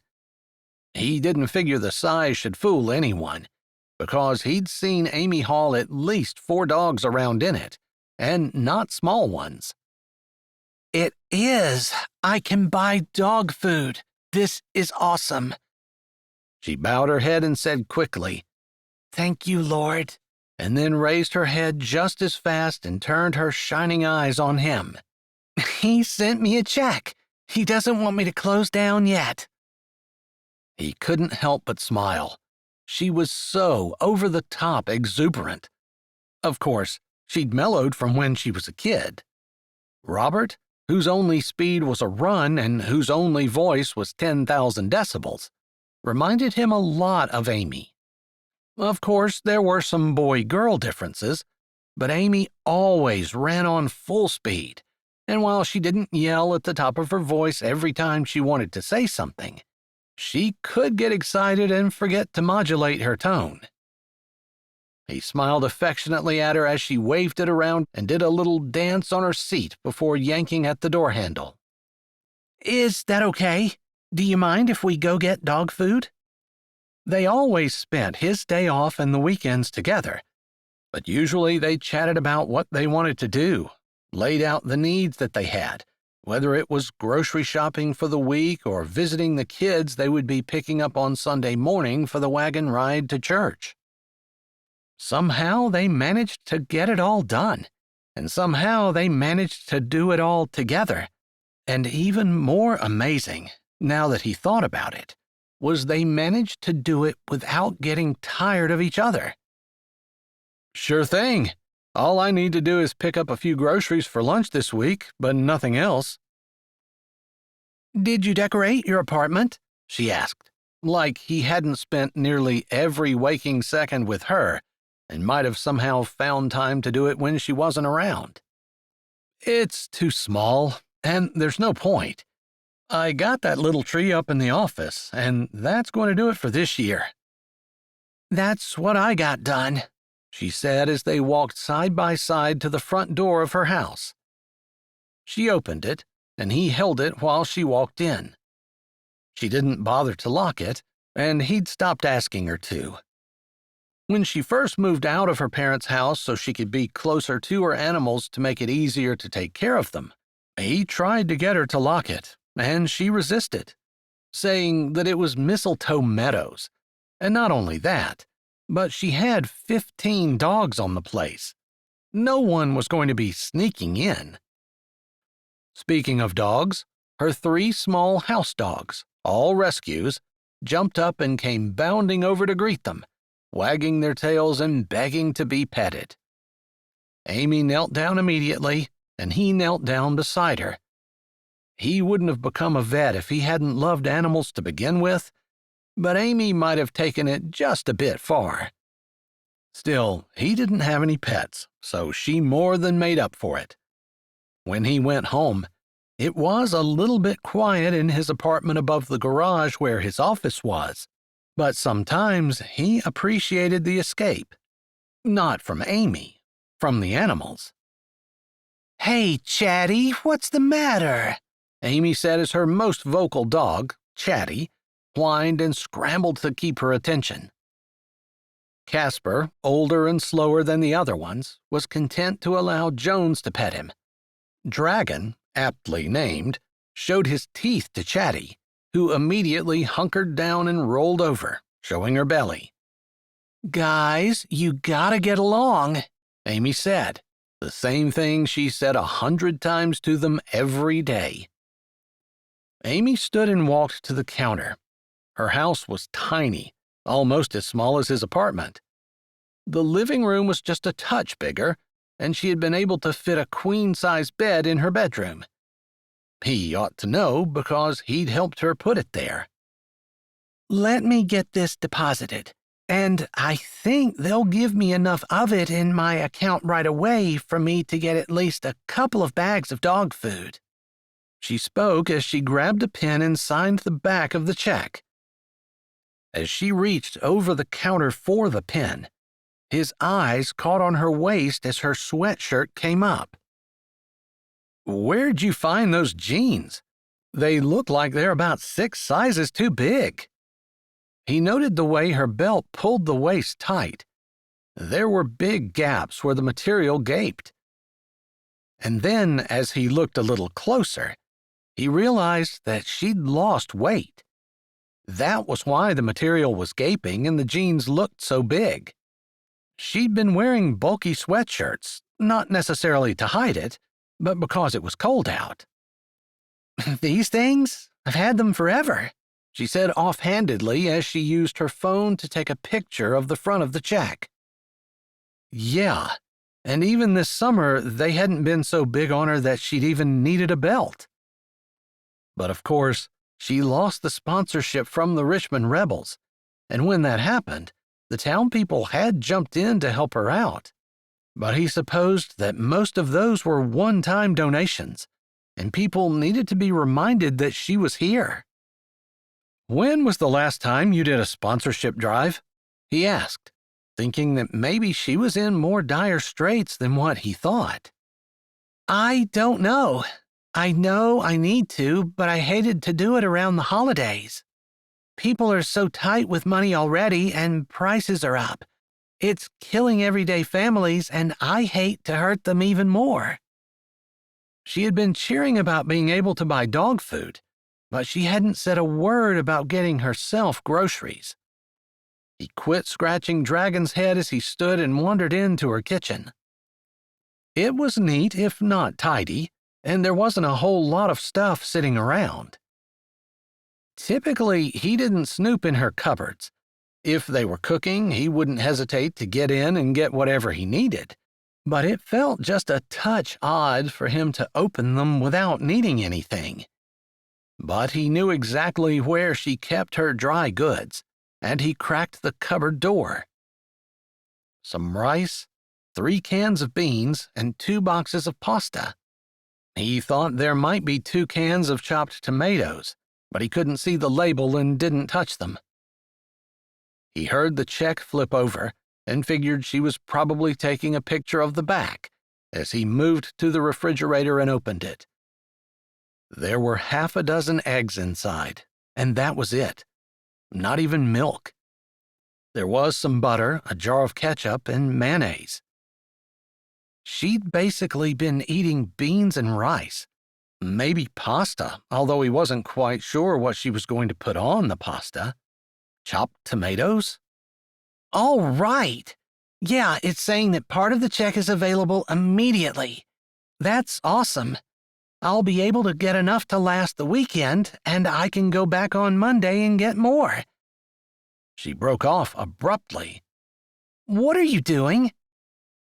He hadn't realized he was staring at the refrigerator, running through the implications in his mind. He shut the door and turned slowly to face her. "Your pants are baggy because you've been losing weight. You've been losing weight because you're starving yourself because you don't have enough money to feed yourself and the animals." He wanted to say, "Why haven't you told me?" But he had to ask himself, why hadn't he opened his eyes and looked at her? Why had it taken him so long to figure it out? It wasn't like they didn't work together all day, every day. He knew it was a baggy sweatshirt, a fact he didn't really pay attention to. He should have paid a lot more attention to her than what he did. "I never look at you," he said softly, almost to himself. "You just realized I'm beautiful. Is that what you mean?" she asked, shoving her phone in her pocket and lifting her brows, asking him if he was ready to go without saying anything. And also saying, "What's going on? Why are you being so weird?" "I just take advantage of you. You're just here." "I take advantage of you, too." She lifted her shoulder like it wasn't a big deal. "That's what friends do. They rarely appreciate each other until something happens. Then, when they need someone to lean on, Your friend is standing right there, shoulder near, tissue at the ready, just waiting there for you to tell them what you need so they can go do it. That's what friends do." "You're starving," he said. "Don't be ridiculous. This is America. People don't starve in America." "You ate pancakes at your mom's house and cookies." He'd eaten just as much as she had, and he wished he wouldn't have brought that up, because the kiss had ruined his appetite and hers as well. She should have gotten as many pancakes down as she could, and, come to think of it, more than once she had grabbed something and been eating it as she walked out of her mom's house. But they didn't eat at her mom's house a lot, enough to keep her from dying of starvation, apparently. "So, what are you trying to say?" There might have been something similar to irritation in her tone, but she was never truly irritated at him. "Never mind, let's go," he said, nodding at the door and starting to walk. It was just 2 steps until he passed her, and he was tempted to reach out an arm and wrap it around her waist, gauging for himself how much weight she'd lost. Except he never touched her that way, so he really wouldn't be able to tell how different she felt. "You don't have to get all snippy about it," she said as she ripped the check up and threw the pieces in the garbage as they walked out the door. "I just feel like you're not telling me everything. Like you've been hiding something big from me and I should have known. You should have told me." "There wasn't anything to tell you, and I don't want to talk about this. Your car or mine?" she asked as he shut the door behind them, and they walked down through the yard. "Mine," he said immediately. She probably couldn't even afford gas. "Maybe this is something I think we should think about." "What?" she asked as they got in the pickup together.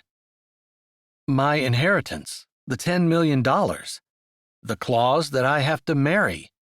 Everyone you suggested gave me the shudders every time I thought about spending the rest of my life with them. You and I spend all day every day together, and I haven't gotten tired of you yet. And you still put up with me somehow. So maybe your mom and Roland were not crazy after all." "You can't be serious. You and me get married. That's—" He almost expected her to end that comment with gross or disgusting or unthinkable. But she didn't. "It's what?" "I just never thought about it like that before. You're Jones. That's who you are." "I already kind of feel like your family is my family, but I never think of you as my sister," he said, and he felt hesitant about saying that, since he was admitting it and they hadn't really talked about it before. "I don't think of you like my brother, except you're better." She fell silent after that, and they didn't say much on the trip to town. He tried not to go too often because it was a long drive, and typically they just went on the weekend. Sometimes after he got off work in the evening and she was done with the dogs and they didn't have anything else to do, they'd take a trip, and then they'd go hiking or something on the weekend. Neither one of them ever had an issue with what the other one wanted to do. It was like they were so into each other that they just floated along together. Although he knew that wasn't true. They were so opposite that neither one of them had much in common. "You think the reason that you and I get along so well is because we trust each other?" "Maybe. What do you mean by that?" she asked, slanting a gaze across the seat from him, and he wished he would have asked instead what she was thinking about. Although that was a question he never asked, so it would be very telling. He wanted to know what she thought about the kiss. And maybe about getting married to him.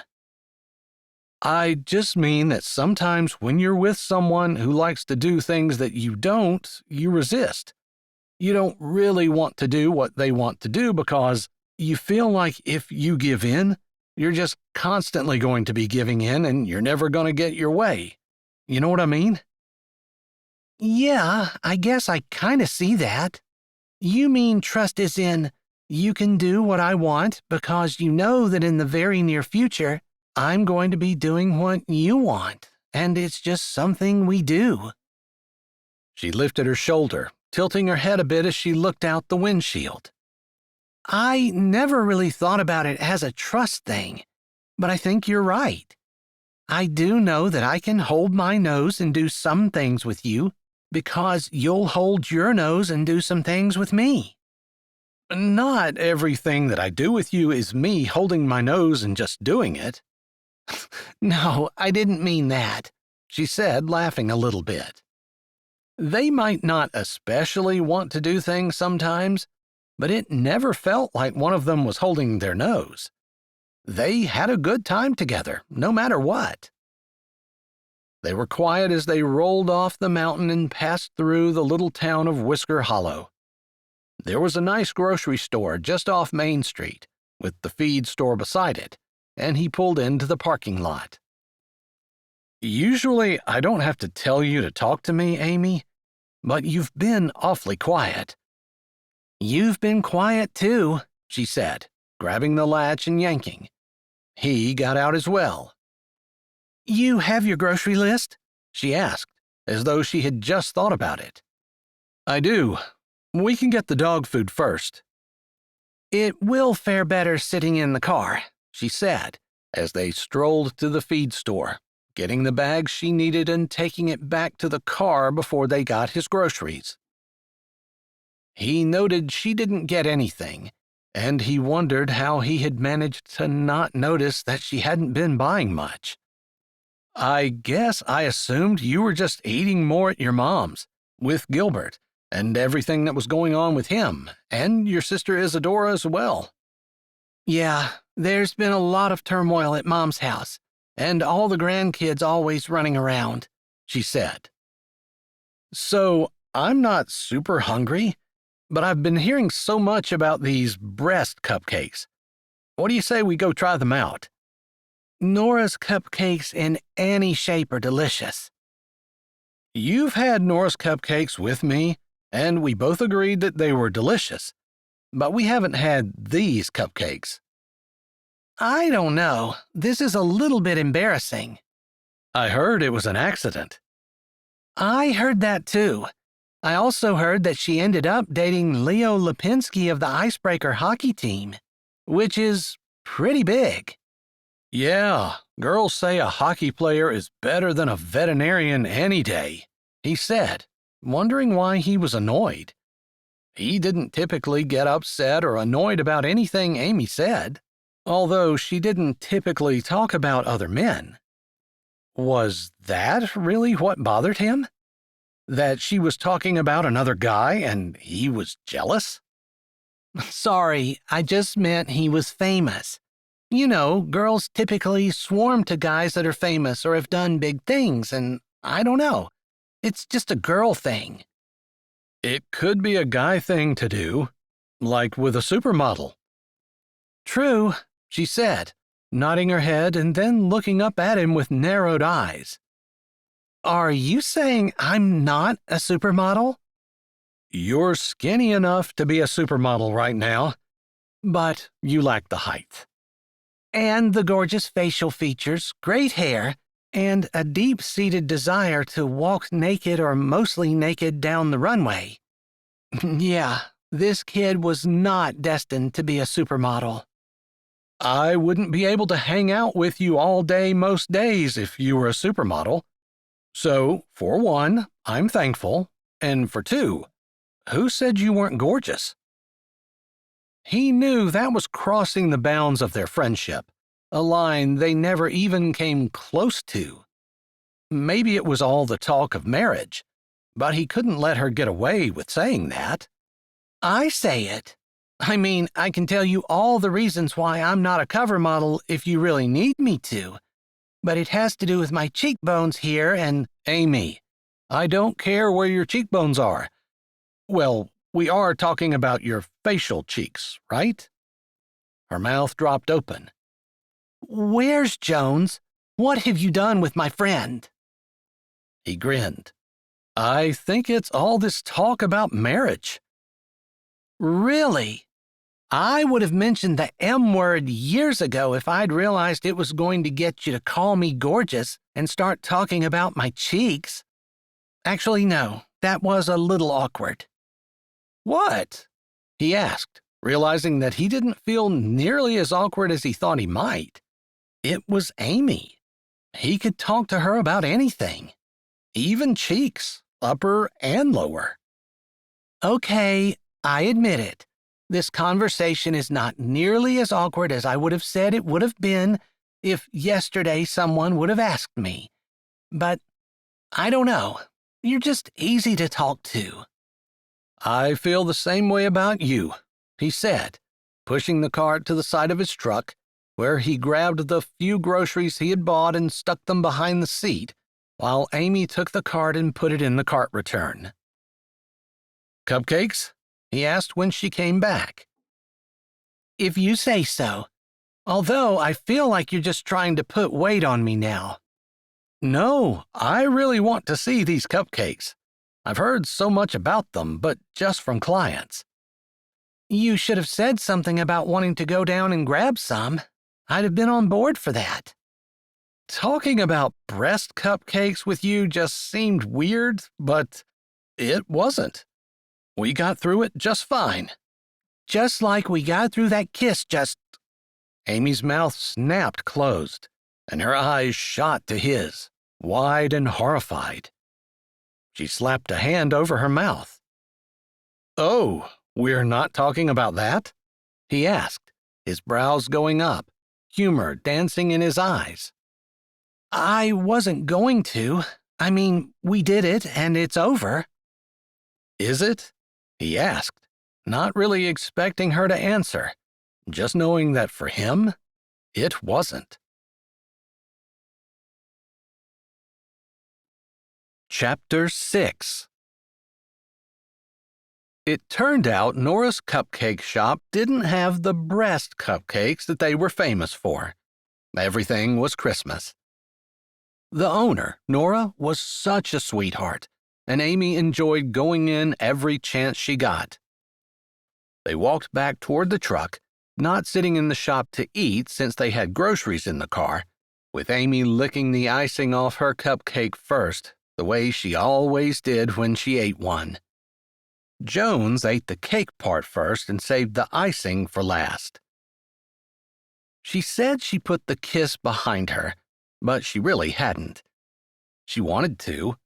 She wanted to stop thinking about it, but the more she tried, the harder it was, especially when she thought about what it would mean when Jones got married. So if you find a girl who will marry you, you know you and I probably won't be doing stuff like this anymore? She spoke the thought foremost on her mind. Sure we will. We'll just have my wife with us. He spoke lightly, and she knew he was joking. No wife was going to want to tag along with the man and his best friend when that best friend was a woman. I think you know enough about women to know that that would not be possible, she said. I do. I'm kidding. I guess I never really thought about it before. It wasn't an issue. And now, I don't know, I guess I'm giving more credence to what your mom and Roland said.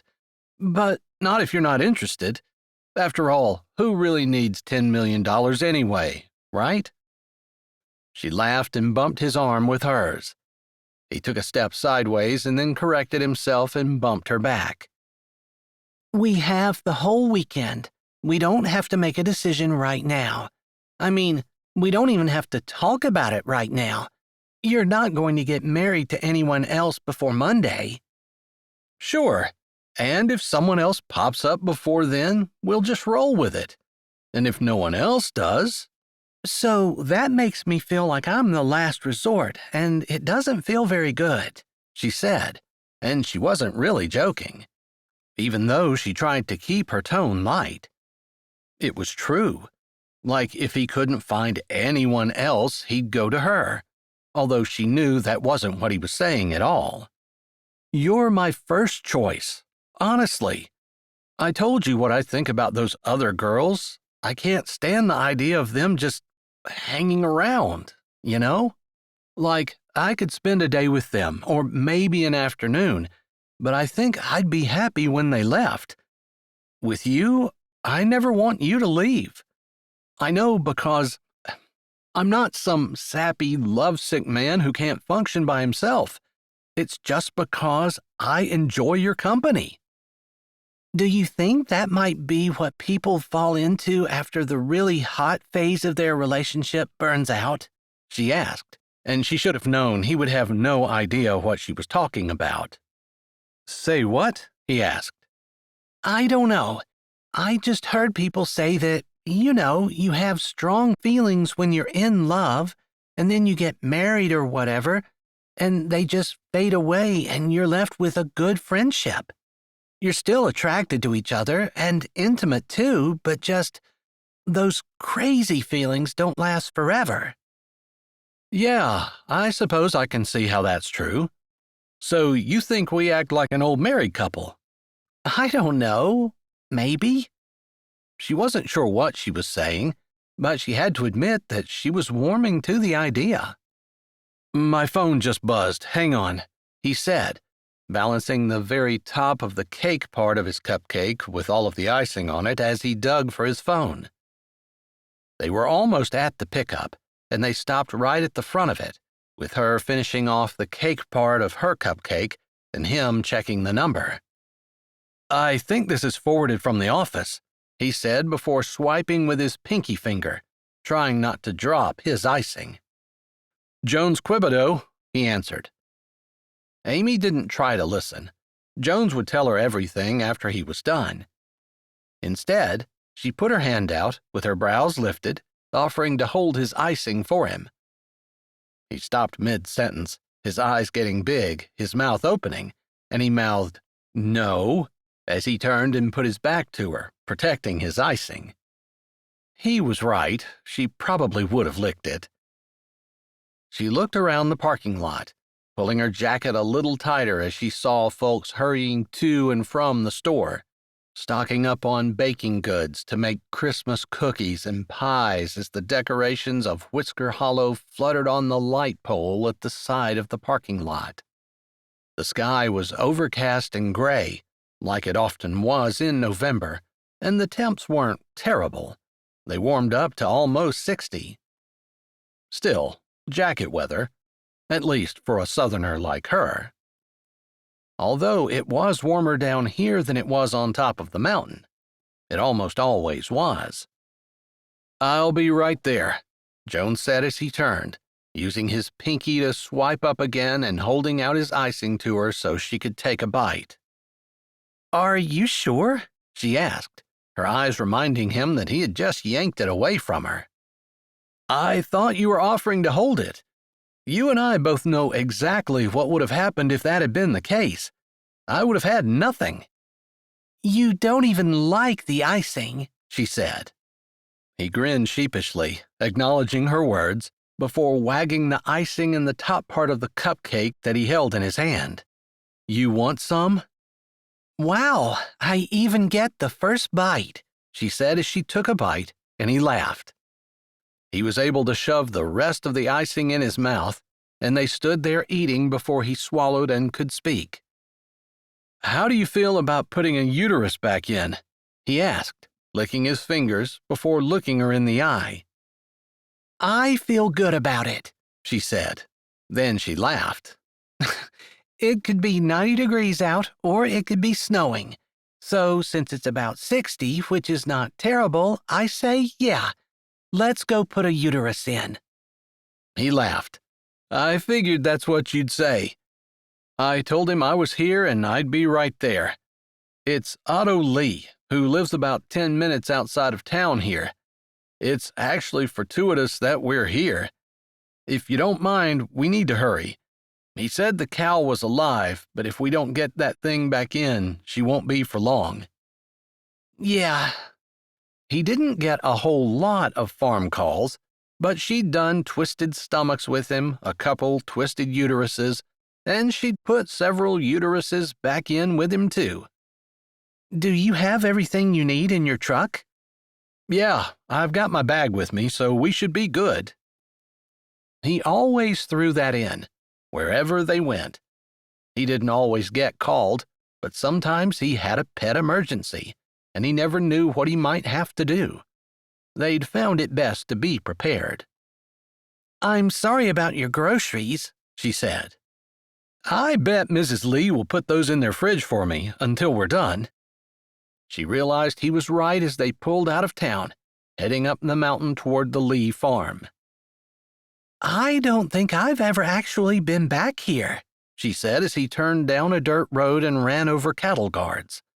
They served in lieu of a gate to keep the cows in.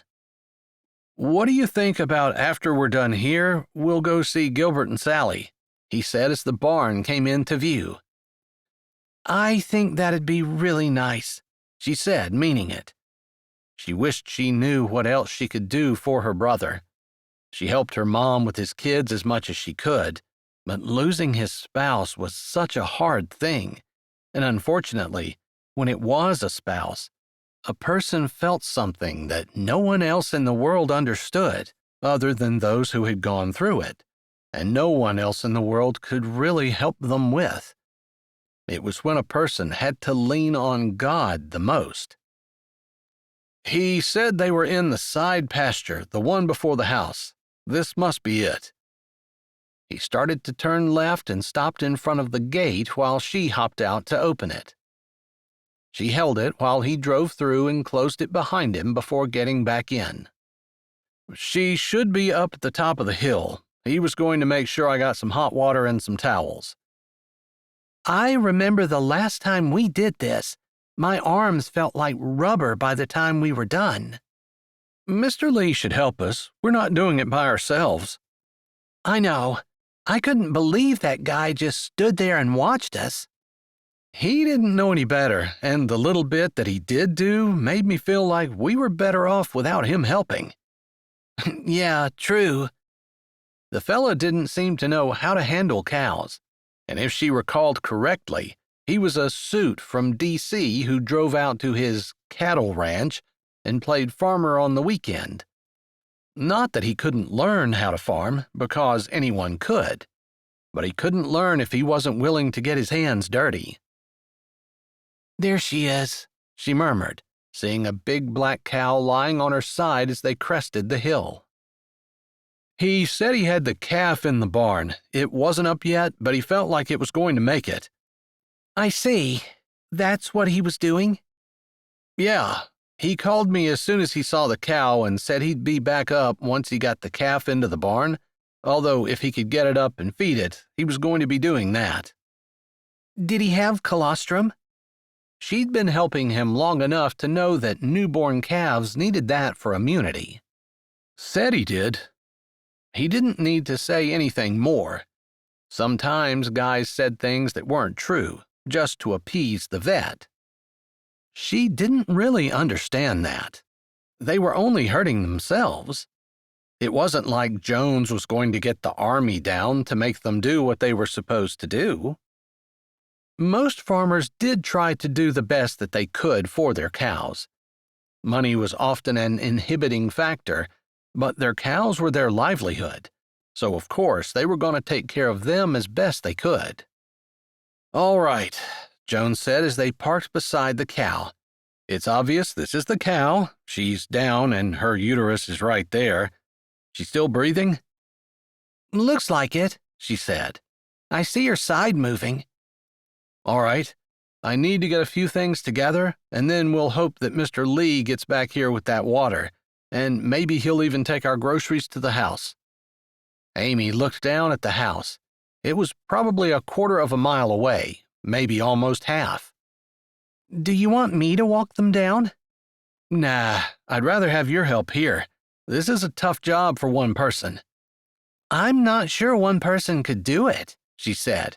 remembering the last time, but if he didn't have her, he'd do his best. It turned out that they were able to get the uterus back in, although it was just as much of a struggle as Amy remembered. By the time they had taken care of it, it was lunchtime, and her stomach was growling. The pancakes and cupcake had worn off for sure, although she didn't have a whole lot to look forward to in her cupboard. "I appreciate you coming out on such short notice. My regular vet was at a wedding and suggested you." "I'll do in a pinch, but it's not really my thing. I think your cow should be okay. If she gets up in the next half an hour or so, I'd give her a pretty good shot." "I appreciate it. She's a good cow, and I'd hate to lose her." Jones nodded, and Amy figured Mr. Lee would have said that about any cow. She had already carried his things back to the truck and brought his invoice booklet out. Since he did such few farm calls, it didn't make sense for him to pay a service to do invoicing online. He just did it by hand. He took the invoice from her and nodded his thanks as Mr. Lee continued to tell Jones about the calf and how it had eaten and seemed to be fine. Jones offered to go down and check it out, but Mr. Lee told him that if the mom made it, he was going to see if he could get the calf back on her. Amy wasn't sure that was a good idea, but Jones didn't say no, and they shook hands while Amy put the booklet away and came back to stand beside them. "Call me if you need me. I'm heading over to the hospital later, but I'll be around for another hour or so." "All right, I'll let you know," Mr. Lee said, nodding his thanks again as he got back in his truck and headed for the gate. Amy and Jones got in their truck and followed him through. Amy didn't have to get out since Mr. Lee was waiting to close the gate. "Thanks a lot. I appreciate your help." Sure, not a problem. I enjoyed it, and I always learn something new. Sometimes I think it's easier to work with cows than it is dogs and cats. At least you don't have to worry about getting bitten. "Just kicked," he said, shuddering, and she remembered that he had gotten hit in the thigh once when the cow had been thrashing. "Is your leg okay?" she asked, looking at the muddy spot on his jeans where her hoof had come up and hit him. "I'm going to live." "That's a relief. I suppose if you die, you're not going to get the 10 million. And that means I won't get it, because I'm the beneficiary in your will, right?" "If you marry me, you will be," he said, like an offhand comment, except they didn't have that kind of relationship, and it ended up being one of those comments that came out in the air and just hung there, filling up the cab of the truck with its reverberations. "Sorry, I shouldn't have said that. I guess I'm thinking about marriage a little bit too much." No, you're right. That's exactly correct. I just don't know what to say. "We said we were going to talk about it and think about it. Since we're thinking about it, if marriage comments come out, it's probably normal, right?" Absolutely. You're the one who has $10 million hanging on it. "You kind of do too," he said, looking over at her and lifting a brow. She knew he was right. She did have $10 million hanging on it. But I don't like to think about it like that. I think about it more like... She wasn't sure what to say. Neither one of them said anything, and he drove to her house, where he had some extra clothes. He took a shower while she threw his groceries in her refrigerator, and then boiled some pasta, and tried to throw a few spices in the tomatoes so it tasted like spaghetti sauce. She wasn't sure she succeeded, but he came out, his hair wet, his t-shirt clinging to his shoulders like she hadn't noticed before, and ate the pasta without comment. Jones was actually handsome, she thought as she threw a covert glance at him. He wasn't ruggedly athletic, and he did have a tendency to be a bit of a nerd, but she loved that. She really wasn't into ruggedly handsome guys. Never had been. Or the athletic type. They were fine for some girls, she supposed, but when she had been talking about Leo Lipinski, the hockey player, she hadn't meant anything by it, other than that was something that attracted a lot of girls. Just not her. She loved the fact that Jones would stop what he was doing to help her on his day off and was willing to drive to some farmer's field and save a cow's life. She had to admit she was kind of proud of him. In fact, it made her awfully proud of him. There weren't a whole lot of guys who could do that, and of the guys who could, there were even less who would. "What in the world are you looking at?" he asked, looking down at his shirt. "Did I drop tomato sauce all over me or something?" No, I was just thinking about how nice it is to be friends with someone who cares." "Who cares?" he asked, stretching out his brows and wrinkling his nose like he thought she was nuts. It was an expression he used often. "Yeah, you didn't have to go to the farm today. You didn't have to take care of that cow. You decided to do it because you care. And I love that about you." "Who else is going to do it?" "That guy's regular vet. I mean, yeah, he was going to a wedding, but you were going to visit someone in the hospital, someone you may never see again.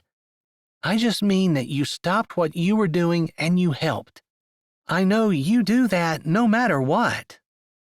"Well, if the wedding is mine, I'm probably not going to go and help with a cow." "If I'm the one that's with you at the altar, we're going to go do it." They laughed together as she realized that she'd gone from being awkward talking about it to being able to joke with him. That was a good first step. Chapter 7.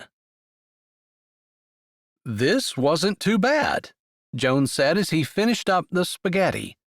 It definitely wasn't spaghetti sauce, but it wasn't terrible. "Thanks. Not too bad. So, in other words, you don't think you're going to need to have your stomach pumped in the next 3 hours?" Amy rolled her eyes and he laughed. She got up from the table and went back to take a shower while he cleaned up the dishes. They didn't even talk about it. He had gotten his shower first while she cooked, so it just made sense that he cleaned up while she got hers. He thought about that for a while. He supposed if he did find some random stranger up the street to marry him, eventually they would have that type of relationship, where they just did things without talking about them, where they were opposite, but that could turn into their biggest strength, the way he and Amy were. But why would he try to get that with a stranger when he already had it with Amy? That just made sense. He would be just as happy with Amy as he would be with someone else, wouldn't he? After all, he was already friends with her. It wouldn't be that hard to be more. He thought about that kiss again. Thought about the mistletoe that Robert just happened to pick up that morning, of all mornings. "Lord, was that you trying to show me something? Am I really that dense?" He didn't have to answer that question. He knew he was dense. While he did believe that God cared about man and guided the events of their lives, he also believed that God gave them opportunities to have their free choice, where he gave them principles to see, and they could make decisions within those principles, where anything was correct. In marriage, for example, as long as the person that he was thinking about was also a Christian and lived for the Lord, agreeing to have the kind of marriage that God wanted, he could choose anyone that fit those criteria, the principles that God laid out. That was what he believed, anyway. He knew that there were other people who believed that God had a perfect person, a soulmate, just waiting for them to find, and that if they made one wrong choice, they could miss their opportunity with that person forever. He just didn't think that things had to be that exact, mostly because he figured that God knew that humans were never going to do things that perfectly. Amy didn't have a dishwasher, so he did the dishes by hand and put the little bit of spaghetti that was left over away. While he did so, he saw his groceries in the refrigerator and made a mental note to grab them and drop them off at his house on their way to the hospital. Amy came out not that long afterward, wearing a white blouse with a vest along with her jeans and boots. He looked up from the refrigerator, forgetting that he had the door hanging wide open while he looked at her. She'd put a little bit of makeup on.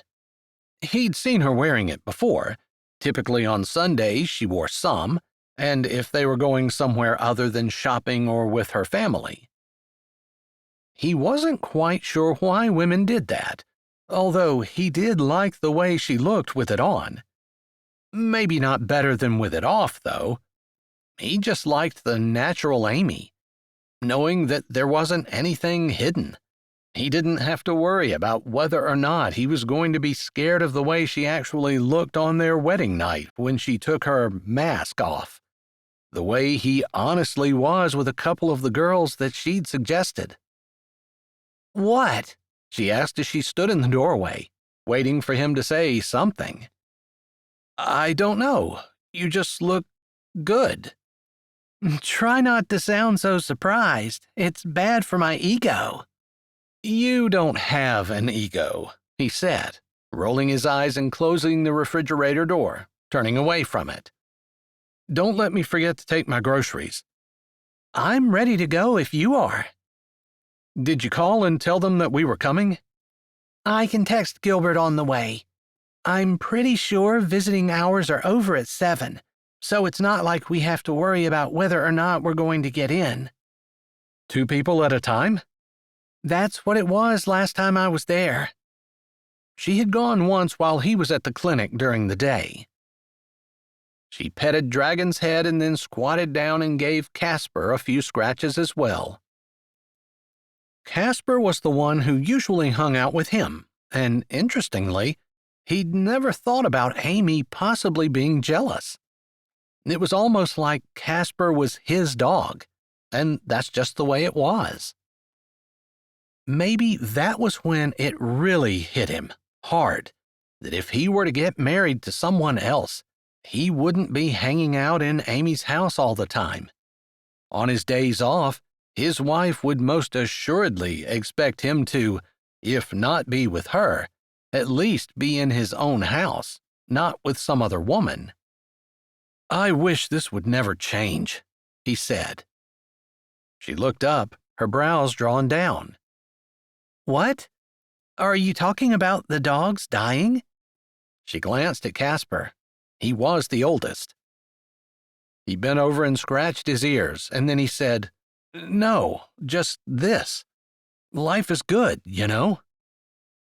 "Yeah, I've been thinking about that with Gilbert. He's got a big change in his life, and I know he never dreamed that this would happen.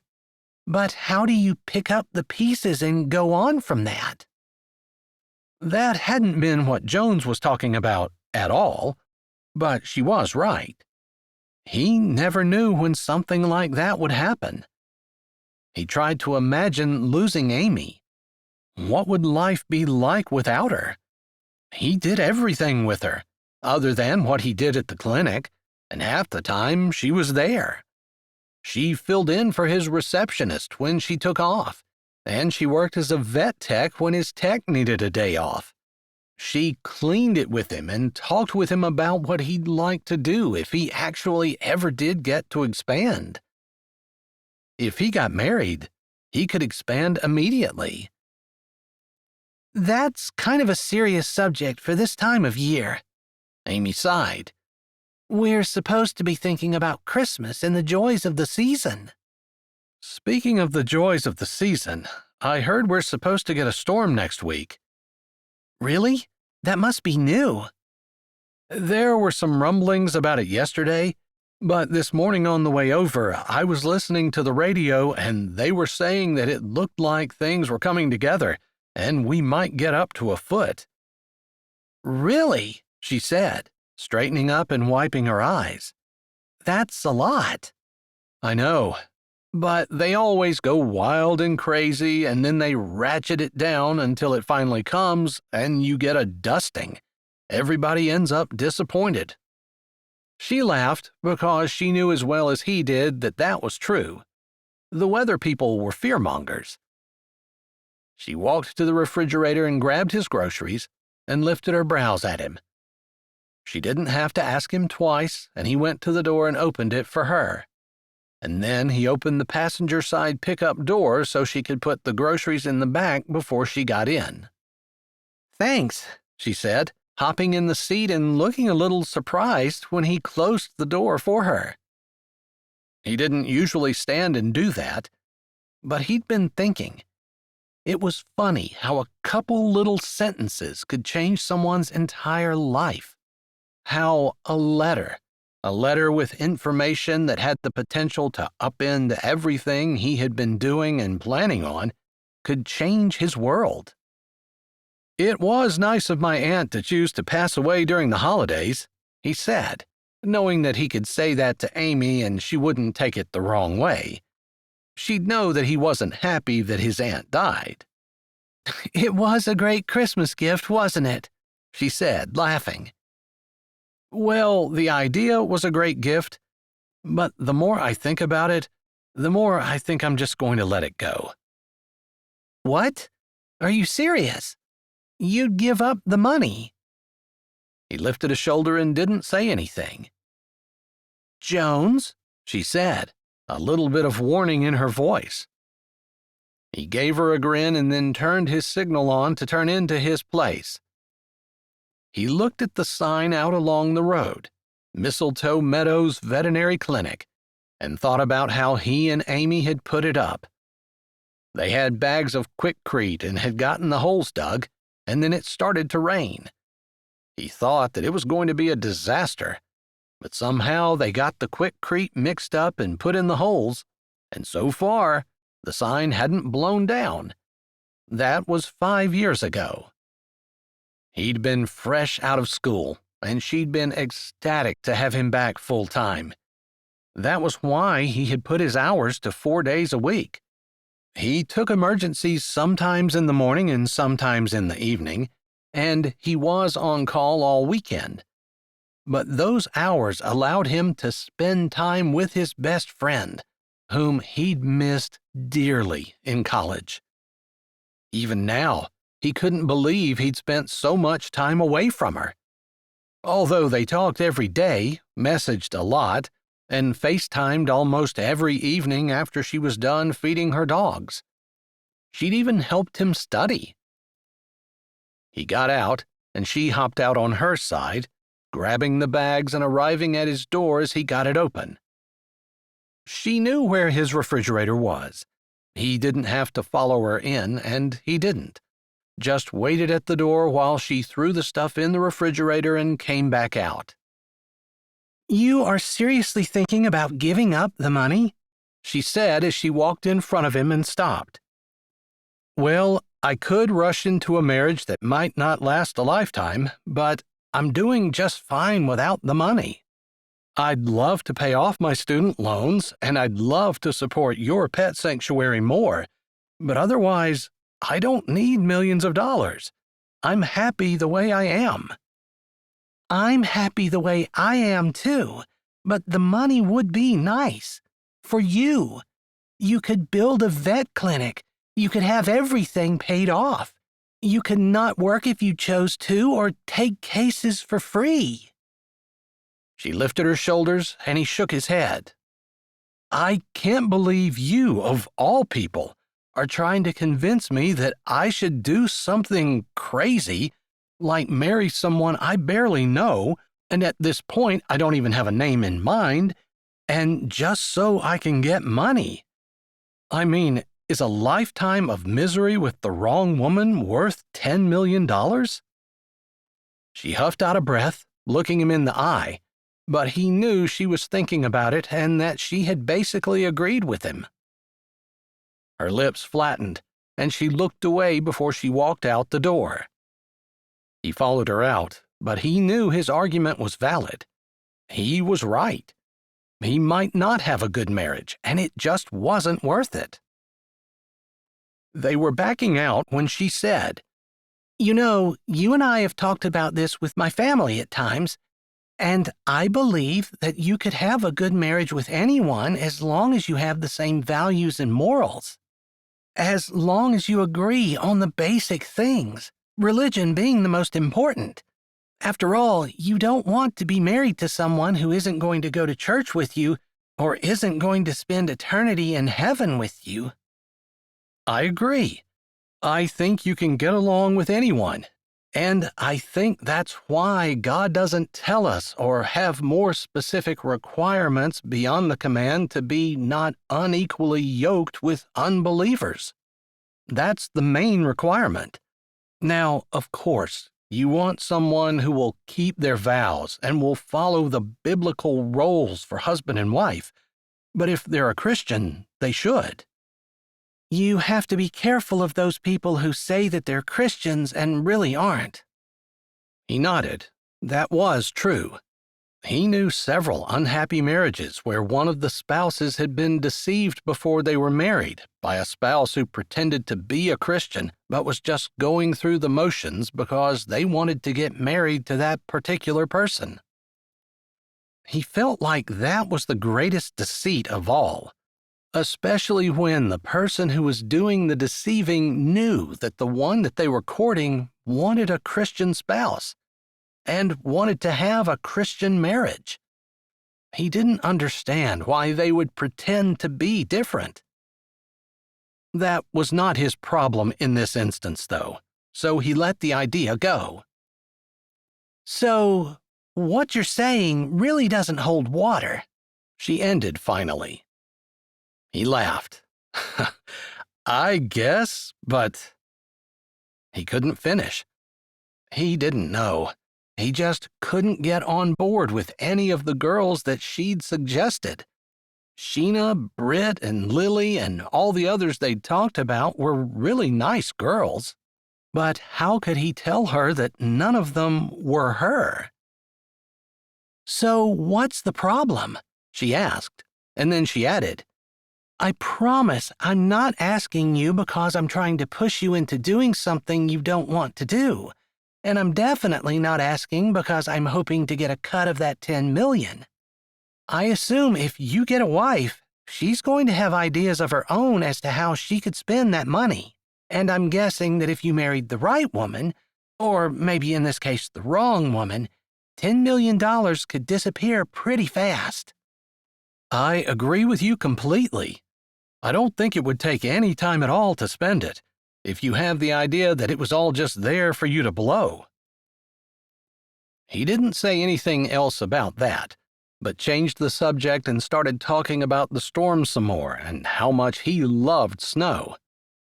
Amy hated it, mostly because it made her job harder, while all he had to do was go downstairs to open his clinic, although if it snowed a foot, he'd definitely be closing. He was a Southerner to his core, and Southerners didn't drive in the snow with any amount of skill. And he preferred to keep his truck undented. Not because he drove into someone, but because of his patient's parents sliding into his truck.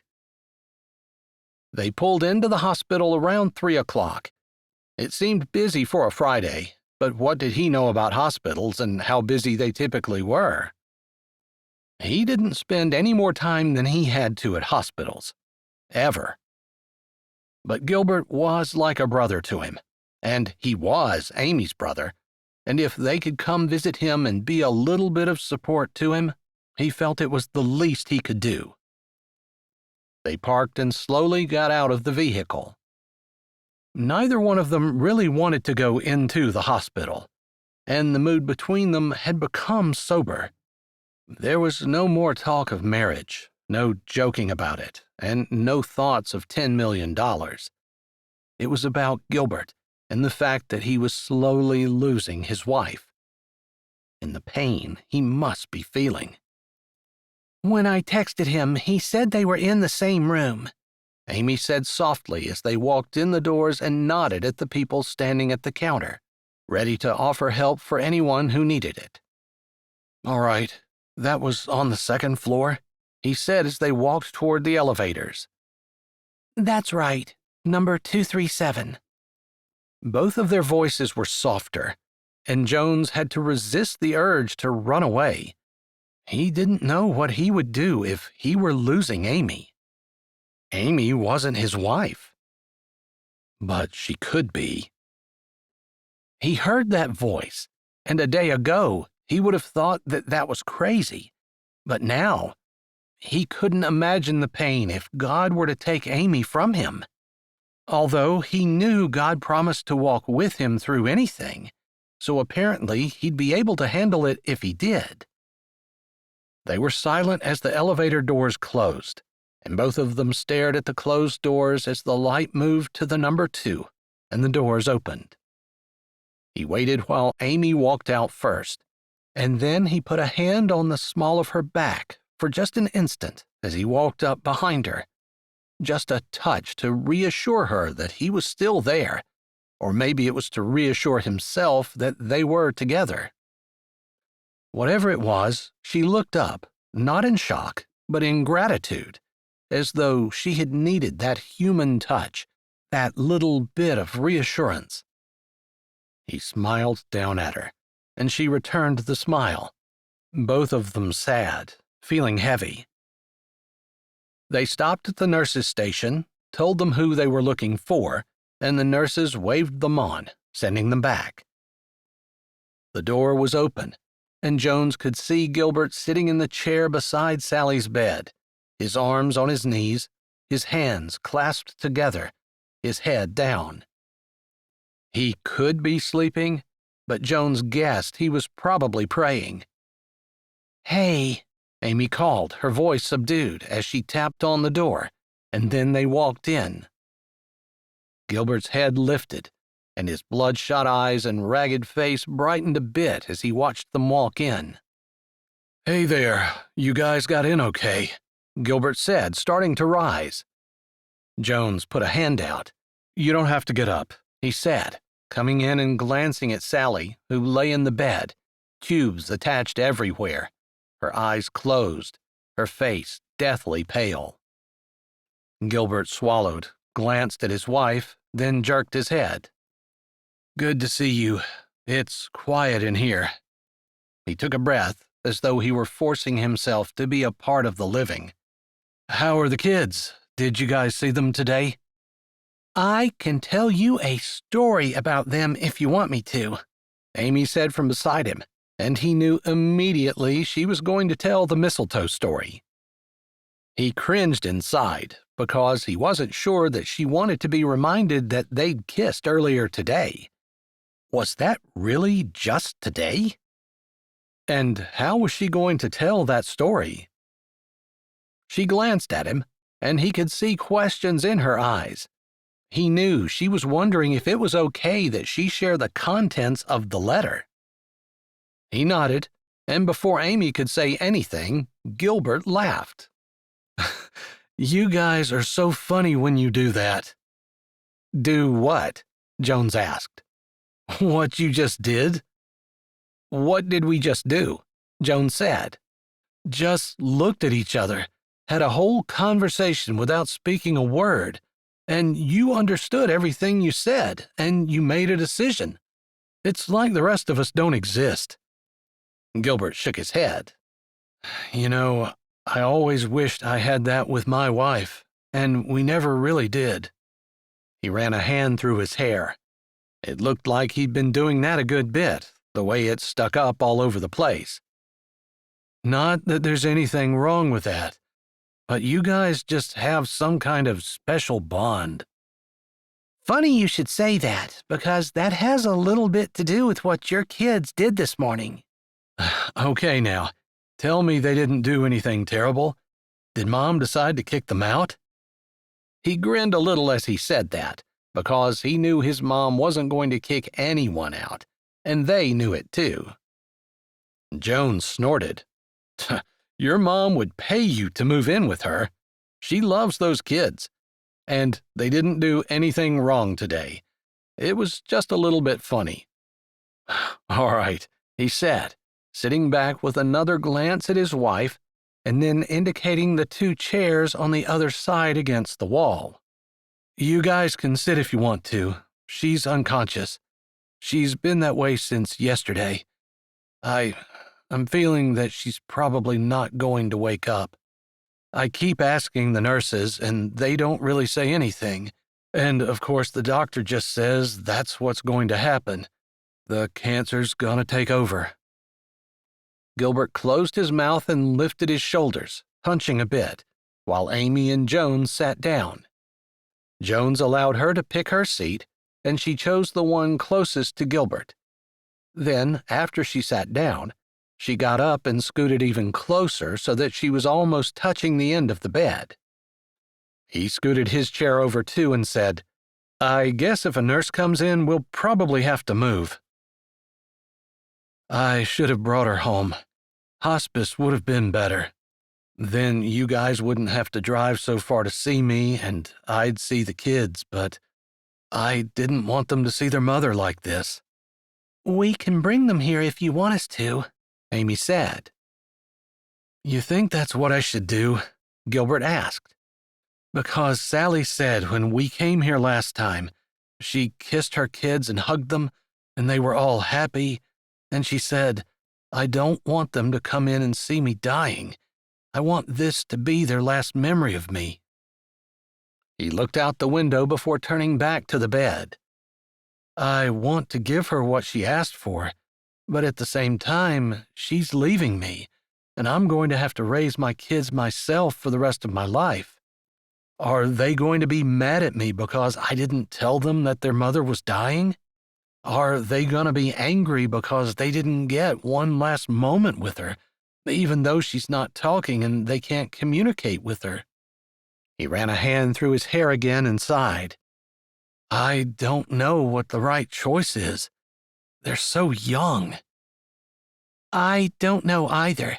You just have to do your best, Amy said, and Jones nodded. When they get older, we can tell them that you struggled with what to do. I think that they'll just have to understand that sometimes there's no roadmap. You weren't prepared for this type of thing and are just doing your best.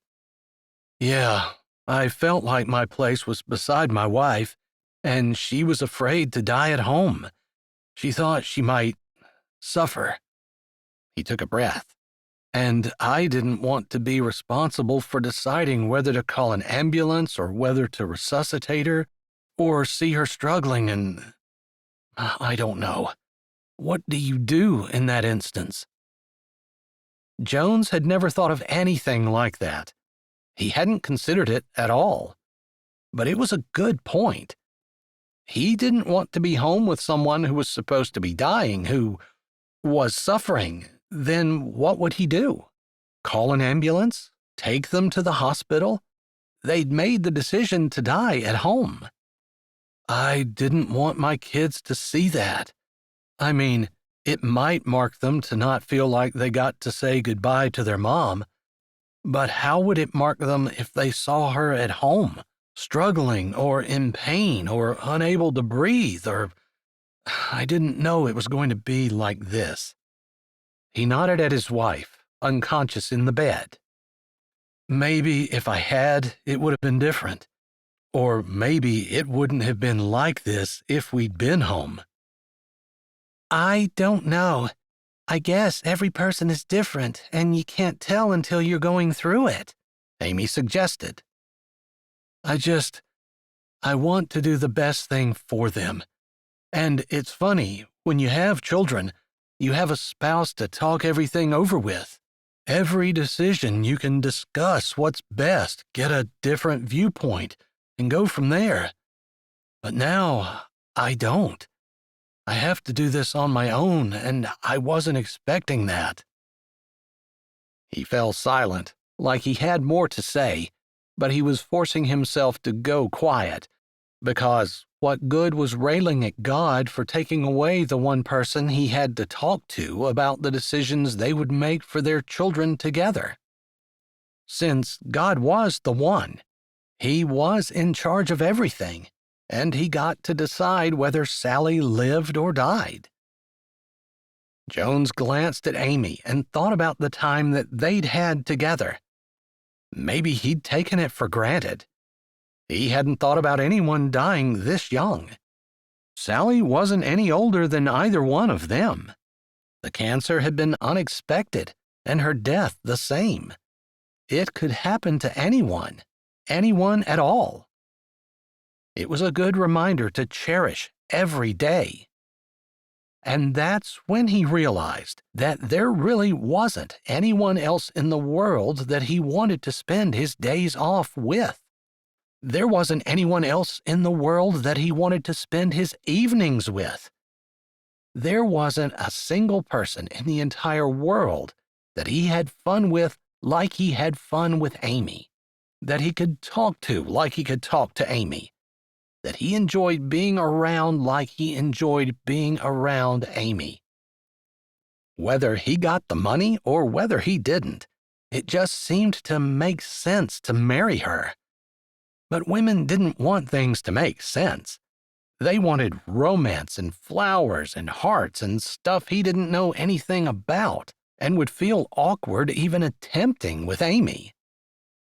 So, tell me about the kids. What did they do? Well, Robert came out holding mistletoe, and he asked Mom what it was. Oh, goodness. Gilbert laughed. It was a sad laugh, but still, he was smiling. Jones was glad Amy had decided to tell the story.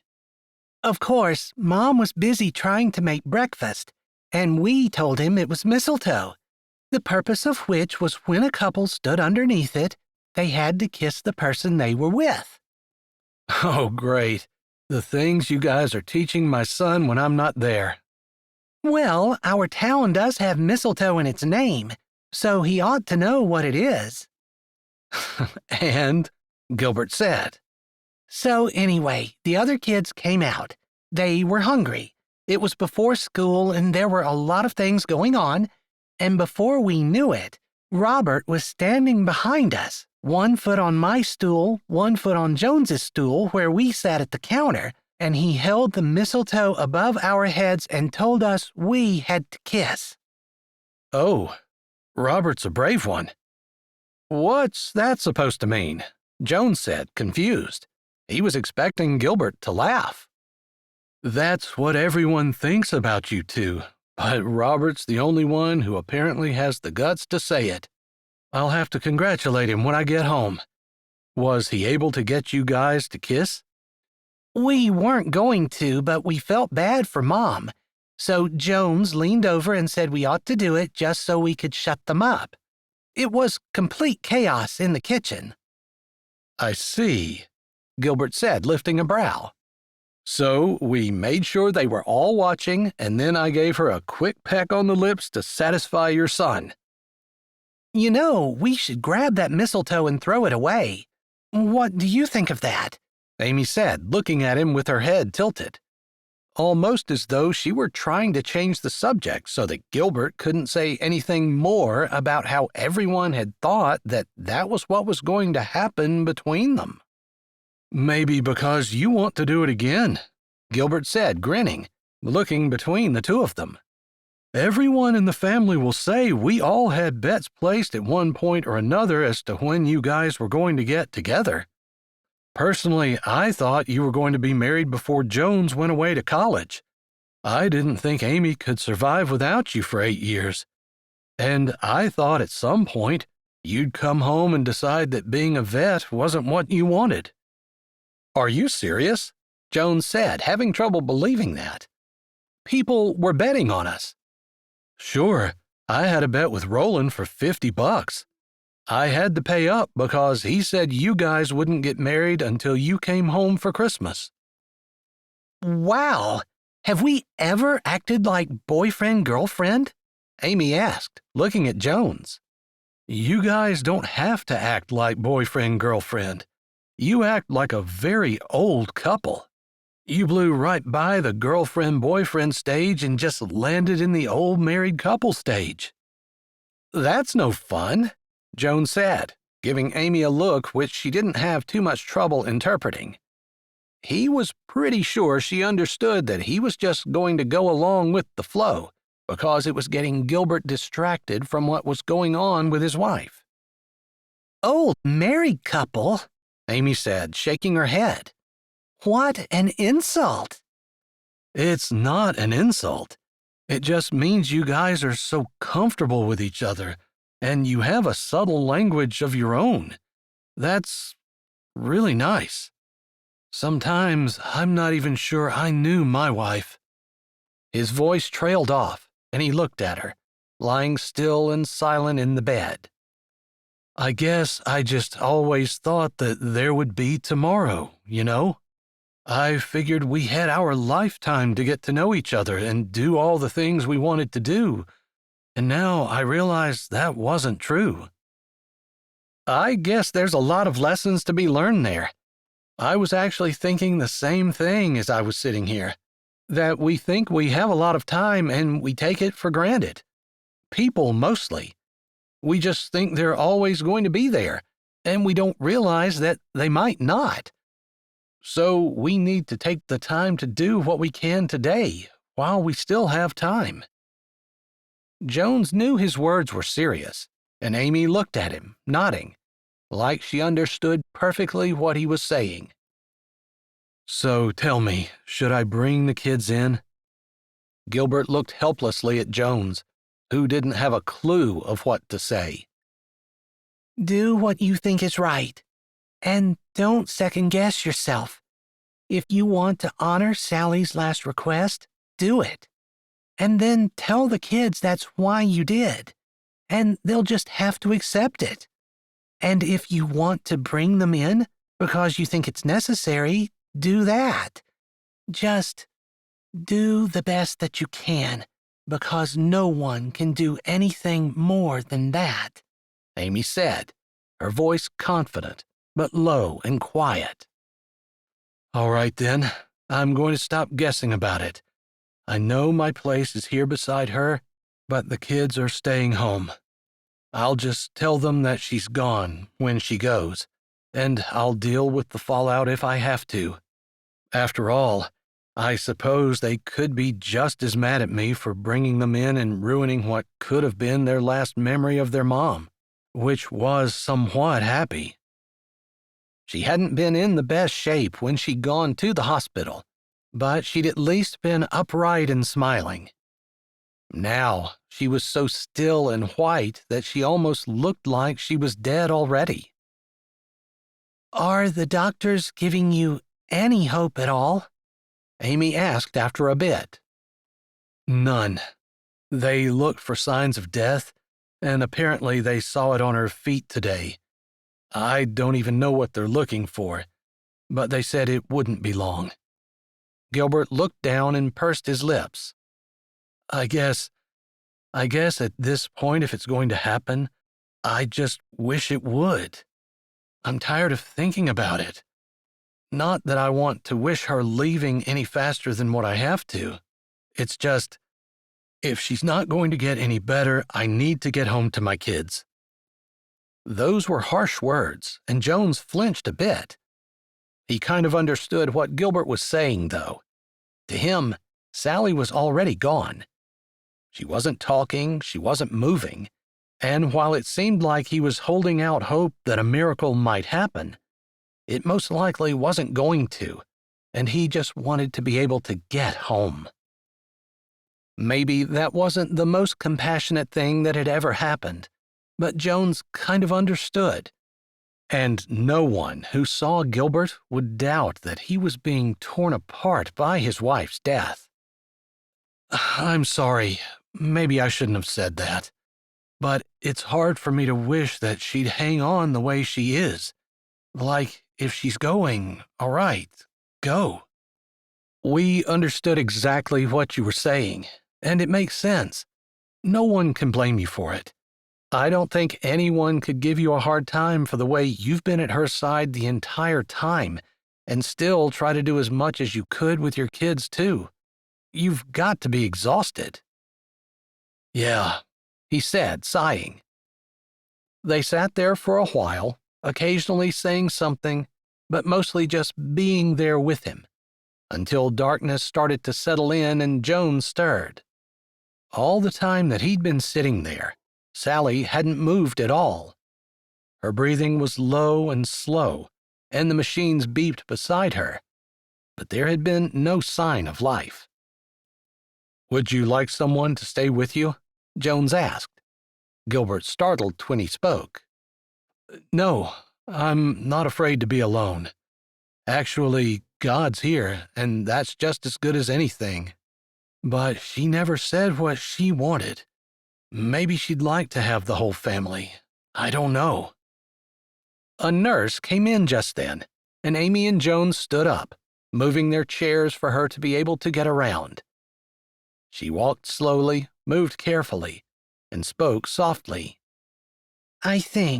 I'm pretty sure anyway, if you'd like to call the family in, this would be the time. I'm guessing that she's going to go sometime this evening or tonight."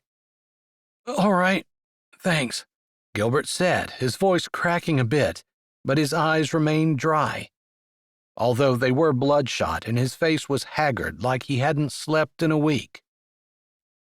It wasn't long until they walked out of the hospital, quiet and sober. Was there any other way one could be after spending the afternoon like that? But he wouldn't trade it for the world. "Thank you so much for doing that. I know it had to have been miserable for you, but I just felt like Gilbert needed people to be beside him." He didn't sound like he wanted to call anyone to come in. "Maybe he just wants to spend the last few minutes with his wife alone. He is right. I never really thought that they were a great couple, you know? Like, I can't really put my finger on it." "I know exactly what you're talking about. They were okay, they got along just fine, but it felt like they were missing a deep connection that a lot of couples have. Although I think they would have stayed married for life." "Oh, I know they would have. Both of them were totally devoted to each other.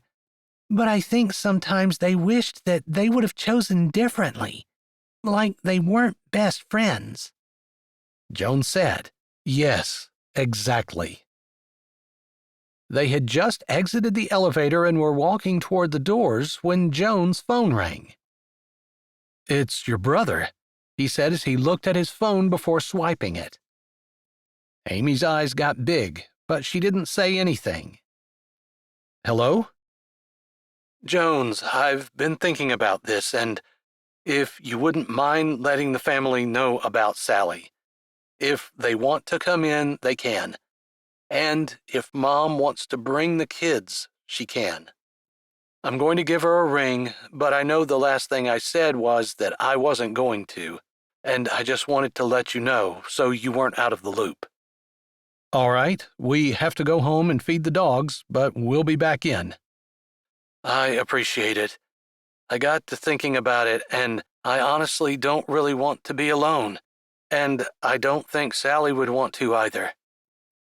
"All right, give us some time and we'll be back." "He changed his mind?" Amy said, knowing immediately what had happened as Jones clicked off on his phone. He nodded. "And he's going to tell your mom that she can bring the kids in if she wants." "Wow, that's tough." "Don't they have a horse therapy session scheduled for tomorrow?" "I think you're right. Maybe we can offer to take them in if Mom wants to be with Gilbert." "Yeah, whatever he wants with them." "Sure."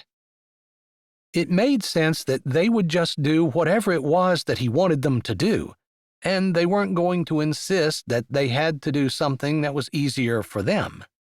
It was their job to serve him, since he was the one going through a difficult time.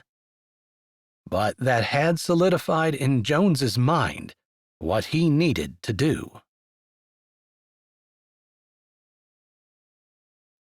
Chapter 8. Amy couldn't remember the last time her entire family had been together. Isadora was there, along with her 2 children. Her husband hadn't made an appearance, but Amy didn't really consider him a part of the family anymore. Not after what he'd done to Isadora. She knew that if he was going to be a part of the children's lives, she might run into him from time to time, and she was going to have to be kind, but it was going to be hard. Roland was there, standing in the corner with his hands in his pockets. He was probably the one least inclined to have anything to do with it. For Amy, it brought back thoughts of their dad. Her mom was beside Sally, holding her hand, Robert on her lap. For once, Robert was still. Marissa stood beside Amy, holding her hand. Judd and Terry had come in, holding hands, which raised Amy's eyebrows, but she didn't say a word. This wasn't the time or place. She just met Terry's eyes and smiled, giving her an encouraging look. Terry returned her smile and seemed to have an inquiry of her own on her face. Amy assumed that meant that the idea that she and Jones might be thinking about getting married had made the rounds in the family. Still, they wouldn't be talking about it here. Wilson had come, and he stood behind her mom, with Lucas, the oldest of Gilbert's children, standing between Judd and Jones. Lucas called Jones uncle, and Jones had been in their family long enough that he probably felt like a part of it to the young kid. Everyone was sober, even the children. Gilbert had taken them out and said something to them, and Marissa had come in crying. Lucas had been stoic, blinking tears away, and Robert just looked a little confused, but sad too. Like he didn't really understand why his mother had to die. Maybe that's not what Gilbert told them. She couldn't imagine he could have had anything else to say, since that's what was going to happen. There was a soft knock on the door, and Amy turned to see Pastor Connolly standing in the doorway. "Is it okay to come in?" he asked softly. Gilbert stood up, and the siblings made way for him to move through. "I'm glad you came, Pastor. I appreciate it." "I'm glad you called me. This is definitely a time to be close to the Lord." "Sure," Gilbert said, walking back to the bed. "So the nurse said it was probably going to be tonight?" Pastor Connolly said. "Yes, 2 hours ago, that's what she said. So far, there's been absolutely no change. She hasn't moved at all, except for her breath is maybe getting a little bit rougher. She hasn't woken up." "Do you mind if I pray?" "I think we'd all appreciate it if you did," Gilbert said, and Amy wondered what in the world else the pastor would have thought they wanted. Maybe he was good with bagpipes. She had to work on not laughing. Joan's hand came down on her shoulder, like he understood exactly what was going on. She looked up, a plea for help in her eyes. He gave her the sternest look he could muster, and she tried to draw from his sobriety. This was not the time or place for her to be laughing at jokes in her head. She certainly didn't think her sister-in-law's passing was a laughing matter, but she figured the laughter was probably just to ease the stress. She would always much rather laugh than cry.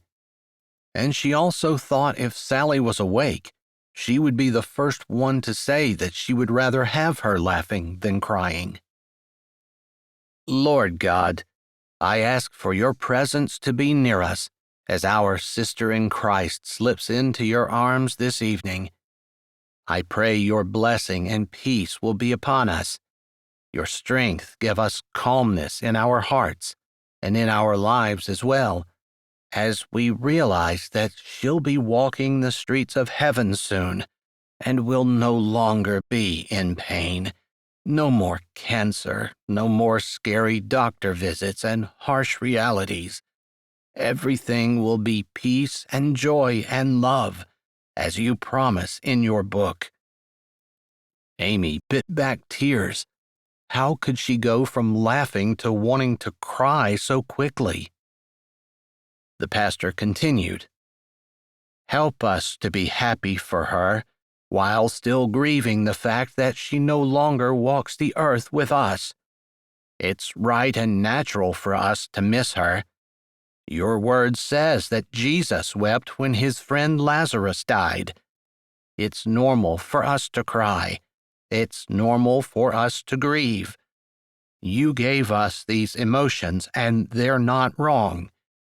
But Lord, please help us to move past those emotions through your grace and comfort and rejoin the world of the living, even though the hole that the passing of Sally leaves will forever be in our hearts." He paused for a moment, and Sally's labored breathing filled the room. "Help us to grow closer as a family and grow closer to you as Christians. This is not the first time that has happened to this family, Lord God, and I pray that you bless them, keep them, help them to lean on each other for strength and encouragement in the days ahead. I ask that you give them peace and security and keep them wrapped in your loving arms.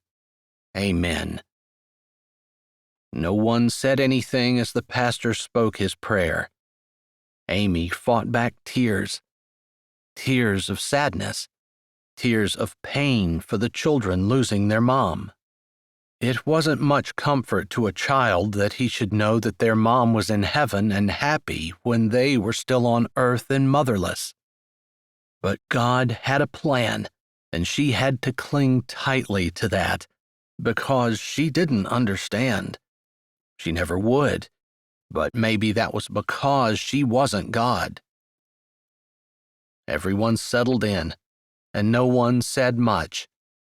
Even the kids were quiet as they listened to Sally's labored breath.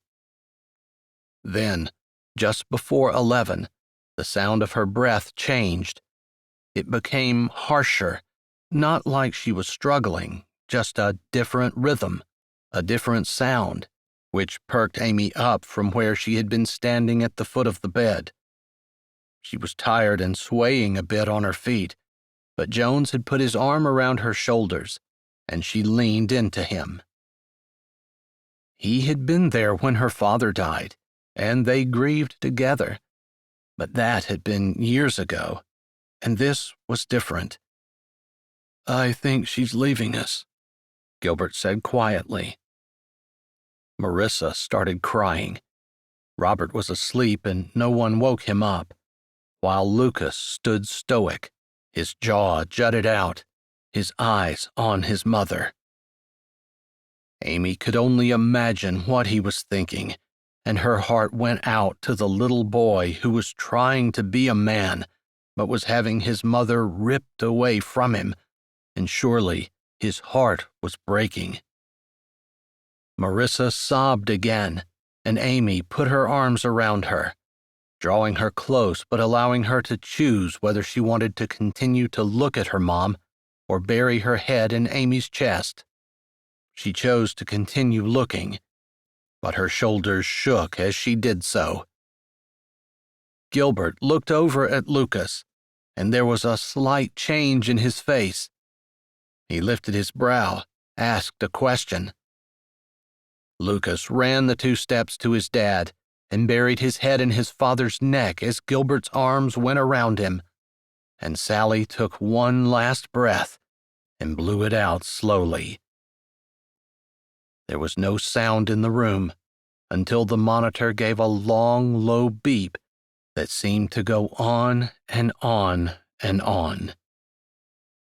Maybe they turned it off at the nurse's station, or maybe it turned itself off.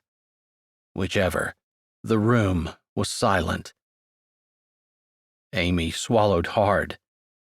She had been a lot older when her dad died, and it had been hard, but she hadn't been the one who had been left motherless, which would have been worse. Her dad hadn't been there much at all, and her mom had borne the brunt of raising the children. It wasn't that she didn't love her dad, because she did. It was just different. Plus, he had been gone when they had made it to the emergency room, and seeing his lifeless body on the bed, mostly covered with a sheet, had almost seemed surreal. This brought flashbacks back, and she pressed closer to Jones, putting her arm around him and laying her head against his shoulder. "Are you okay?" he said so softly she was sure no one else could hear. She nodded against him. His hand came up, and it stroked her hair as Marissa turned and buried her face against Amy. Amy put her arm around Marissa and held her close, stroking her hair, much the same way Jones was comforting her. Gilbert broke the silence, but not with speaking. He began singing, "What a Day That Will Be." Amy had been doing pretty good at not crying, but hearing her brother sing as his wife passed into heaven filled her eyes, and she had to swallow. Roland and Jones joined him, and soon the whole family was singing. It was a beautiful song, and she figured that the pastor was right. Maybe there would be tears, but God had a plan, and God had given them a family to lean on during this time. She couldn't think of anything better.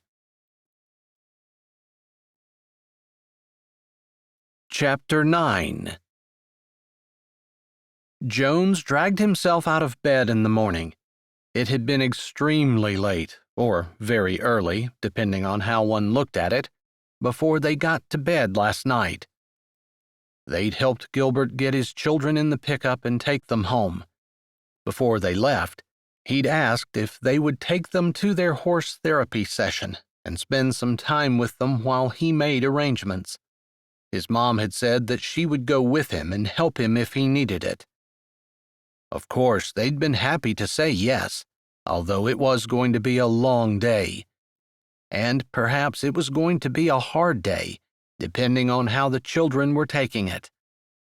But he and Amy had a lot of things planned, so they would be busy, because all the things they had planned the children could do with them. He made 2 cups of coffee and then got in his truck and headed to Amy's. Now that he was on to her, he wondered if she would be getting up before him, trying to get into the dog food container and get it done before he saw it. He figured not, since they hadn't poured the dog food that they bought the day before in the bin. It was still in the back of his truck. So she needed to wait until he got there. He could do it first thing that morning when he got there. Last night, he had dropped her off, made sure that she made it into the house okay, and driven directly home. The last thing he needed or wanted today was an emergency call. He prayed it didn't happen, although Murphy's Law pretty much guaranteed that it would. Amy stood in the yard, looking at the first rays of sun that were coming over the mountain. He stopped and got out, grabbing both coffees and walking over. She kept her eyes on the sunrise. "First sunrise on Earth without Sally here," she said softly. He stopped beside her. "True," he said, figuring that if she wanted to think like that, that was up to her. He personally wanted to focus on the things that they could do to take care of the children and move on. But people grieved in different ways, and while Amy wasn't the kind of person who contemplated things for a long time, he knew she could be a deep thinker at times. Apparently, this was one of those times. "I've never had a sunrise that you haven't been here, somewhere," she said, looking at him. She had a coat and hat on, and her hair spilled out from underneath her beanie as she held the coffee close to her lips and blew on it, but didn't drink any. "I had 4 months without you," he grinned, "but I don't remember them." Yeah. She turned back and looked at the mountains again. There was pink spilling out from the top of them, although the sun was probably still another 30 minutes from appearing. Steam drifted out of the holes of their tumblers as they stood looking at the sunrise together. "Why couldn't we try it?" she said softly, not turning, just staring straight ahead. He knew immediately what she meant. He had the same thought, maybe brought on because of Sally, maybe seeing Gilbert, maybe knowing that what he had with Amy was special. "I think we should," he said. "But not today. Not tomorrow." "No, we'll have to get a license on Monday. I don't know how long the waiting period is, but I think Friday is 30 days. We need to be married before then." "All right. Wednesday or Thursday?" she asked, turning and looking at him. He nodded. "We'll talk to Pastor Connolly." "I'll invite my family. What about your parents?" She stumbled a bit over the words. They didn't see his parents often, although Amy had seen them almost as much as he had over the past 10 years, because every time he went, he took her with him. Moral support, he supposed. "I could go today and talk to them and invite them too." "All right. What about the snowstorm?" she asked, knowing that he was the one who watched the weather out of the two of them. "Still coming. It said maybe Wednesday." "So where does that leave us?" "We get married any time after we get the license. If we get it Monday. Just find out when the pastor's willing. I guess you'll have a marriage and a funeral this week." "I think he'll agree to marry us." "Why wouldn't he?" "Well, I might wonder if we're actually meaning it, or just doing it for the money." "He wouldn't know anything about the money." "It's just kind of fast, you know? If I were him, I would be asking questions because I wouldn't want people that I marry to be doing it lightly. And a lot of times, pastors require marriage counseling before a person gets married." "If he says we have to have marriage counseling, we'll have to see if we can talk about it. Otherwise, we could just get someone at the courthouse to do it. I don't know anything about that, but I'm sure there's such a thing." "I'm sure you're right." "I would want this to be a real marriage, and all that entails for life." "I know. I got that when we talked yesterday. I want the same thing. I know this is cliché, but I've been up all night thinking about it. And the biggest thing, my biggest fear, is not that we won't make it as a married couple. I know we will. Neither one of us are going to give up. I don't want to lose our friendship." She turned as she said that and looked up at him, and his heart melted. How could it not? The thing that she was the most concerned about was not herself, not the money, not whether she was doing the right thing. It was him, his friendship with her. He meant that much to her. "I don't think it's cliché, because it's true.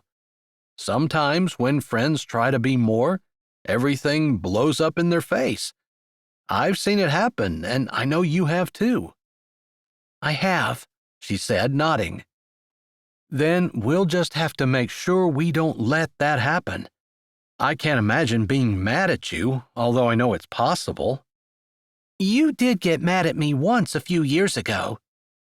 "It's been 10 years since, and I was justified in my anger at the time." "I didn't think you were," she said, lifting a shoulder like she had nothing to do with it. "Stop right there, Missy. You were just as mad as I was, and you didn't talk to me for 3 whole hours, which to you is a lifetime." He had his finger up, and he pointed at her. "You're ruining the sunrise with your raised voice," she said, grabbing his finger, and he braced himself, because if it had been someone else, they would have bent it back or something. But she took it, brought his hand up and linked his arm with hers, then slid her fingers together. "A real marriage," she said, looking at their hands. She took a breath and closed her eyes, blowing it out slowly. "That kiss yesterday changed my mind about a lot of things." Same, and it wasn't even that good. Her eyes popped open and her head jerked to his. "Not that good?" "I'm pretty sure we will have better ones in the near future," he said, one side of his mouth turning up. Her lips quirked too. "Okay, I'll give you that." They stared at the sunrise, watching as the sky grew pinker and brighter, with spots of orange and light blue as the day broke. She was right. It was their first day without Sally. Lucas, Marissa, and Robert's first day without their mother. And it was the first day of a new turn in the relationship he had with Amy. He stood there thinking about it all, along with the new start with his best friend, her hand in his. As the sun rose, the brightness of the sunrise bloomed and then faded, and the sky turned milky blue. "We have a lot of things to do today." "Are we still going to bake cookies?" "I kind of think the kids would enjoy helping us. We can do that at your mom's. We should make it there before they get up." "And then we're taking them with us as we visit the kids we'll be picking up in the horse-drawn wagon tomorrow, right?" "Right. And then at 2 o'clock they have their horse therapy session." "And after that, we're dropping them off with someone else and taking a nap." "Or planning our wedding." She laughed. "What do we have to plan? I mean, it's not going to be fancy or anything, right? Do I need to go dress shopping? You saw how much money was in my bank account, right?" "You saw how much money I was inheriting, right?" Her laughter carried on the breeze as they turned and walked toward the dog kennels. "You know that's our money." "I had no doubt of it. Although, isn't money the number one thing that couples fight about?" "I think so. What are you trying to say? That we can't have money or we'll fight?" He huffed out a breath and grunted. You think I have to give it away or not claim it?" "That's up to you." "No, it's up to us," he said, holding her hand up, their fingers laced together, the sight unfamiliar. This was new, this whole relationship thing. He wasn't quite sure where it was going to take them, but he knew for sure that wherever it was, he wanted Amy beside him. Chapter 10. "Look at this," Marissa said as she held up the gingerbread man that she just decorated. For 9 years old, Amy thought she had done a great job. Probably better than Amy could do since she had absolutely no artistic ability at all. Jones, on the other hand, had decorated 3 different gingerbread men, one with a suit and tie, one dressed as an astronaut, of all things, and one who looked like a typical gingerbread man. Robert seemed to be doing the best, and Marissa was enjoying it, although she had times of sadness and once had broken out in tears. Lucas was quiet, pensive, and didn't join in a lot of their conversations, but he had helped make the batter, roll it out, and cut out the gingerbread men, and now he was mixing up the molasses cookies with Amy. "You can crack those eggs, and we're ready to put them in now. Make sure you don't get any shells in them," she said. "Aunt Amy, aren't you going to decorate a gingerbread man?" Marissa asked, looking up from the one that she sat in front of. "My gingerbread men look hideous. They look like ballerinas or something," she said, trying to figure out what in the world could be the most hideous thing a gingerbread person could possibly look like. "That's a good idea," Marissa said. "This one's going to be a ballerina." Well, the church kids were going to be shocked when they showed up at their house handing out gingerbread men ballerinas. Hopefully that wouldn't affect the taste, so maybe it would be okay. Jones met her eyes over the heads of the kids, and they shared a little smile. He knew how she felt about her ability to decorate, and that's why he had taken the lead there. She could mix things up and cook them to perfection, and if she had had a choice, they would have made just regular cookies. But they thought that the kids would enjoy the decorations, and they'd been right. She hadn't heard anything out of her mom and Gilbert, and she hoped everything was going well. "When I was a kid, my parents didn't cook with me like this, so it's good that you have an aunt who takes time to do that," Jones said as he picked up another gingerbread man and started squeezing some icing from the tube on him. "Aunt Amy's always done it, but you've always been there too," Marissa said, and then she looked up, thoughtful. "Are you going to be our parents now?" Her lips trembled, and her eyes filled with tears. Amy wasn't far from her, so she nodded at Lucas, who was pouring the eggs in, and took a step to put her arm around Marissa. "Your dad will still be your parent, honey." She couldn't promise everything would be the same, because it wouldn't be. "I just want Mom to come back," she said, her tears spilling down her cheeks until she buried her head against Amy, like she had the night before. Amy knew that today was probably going to be hard for everyone, and the cookies were just a Band-Aid. It would take them a while to work through their grief, although she felt like with the right, positive direction, they would be able to have a good frame around which to put their thoughts. The idea that God was good might be a little bit hard to swallow, and she was a little concerned for the children. She didn't want them to be angry at him, so she hesitated to bring him up at all.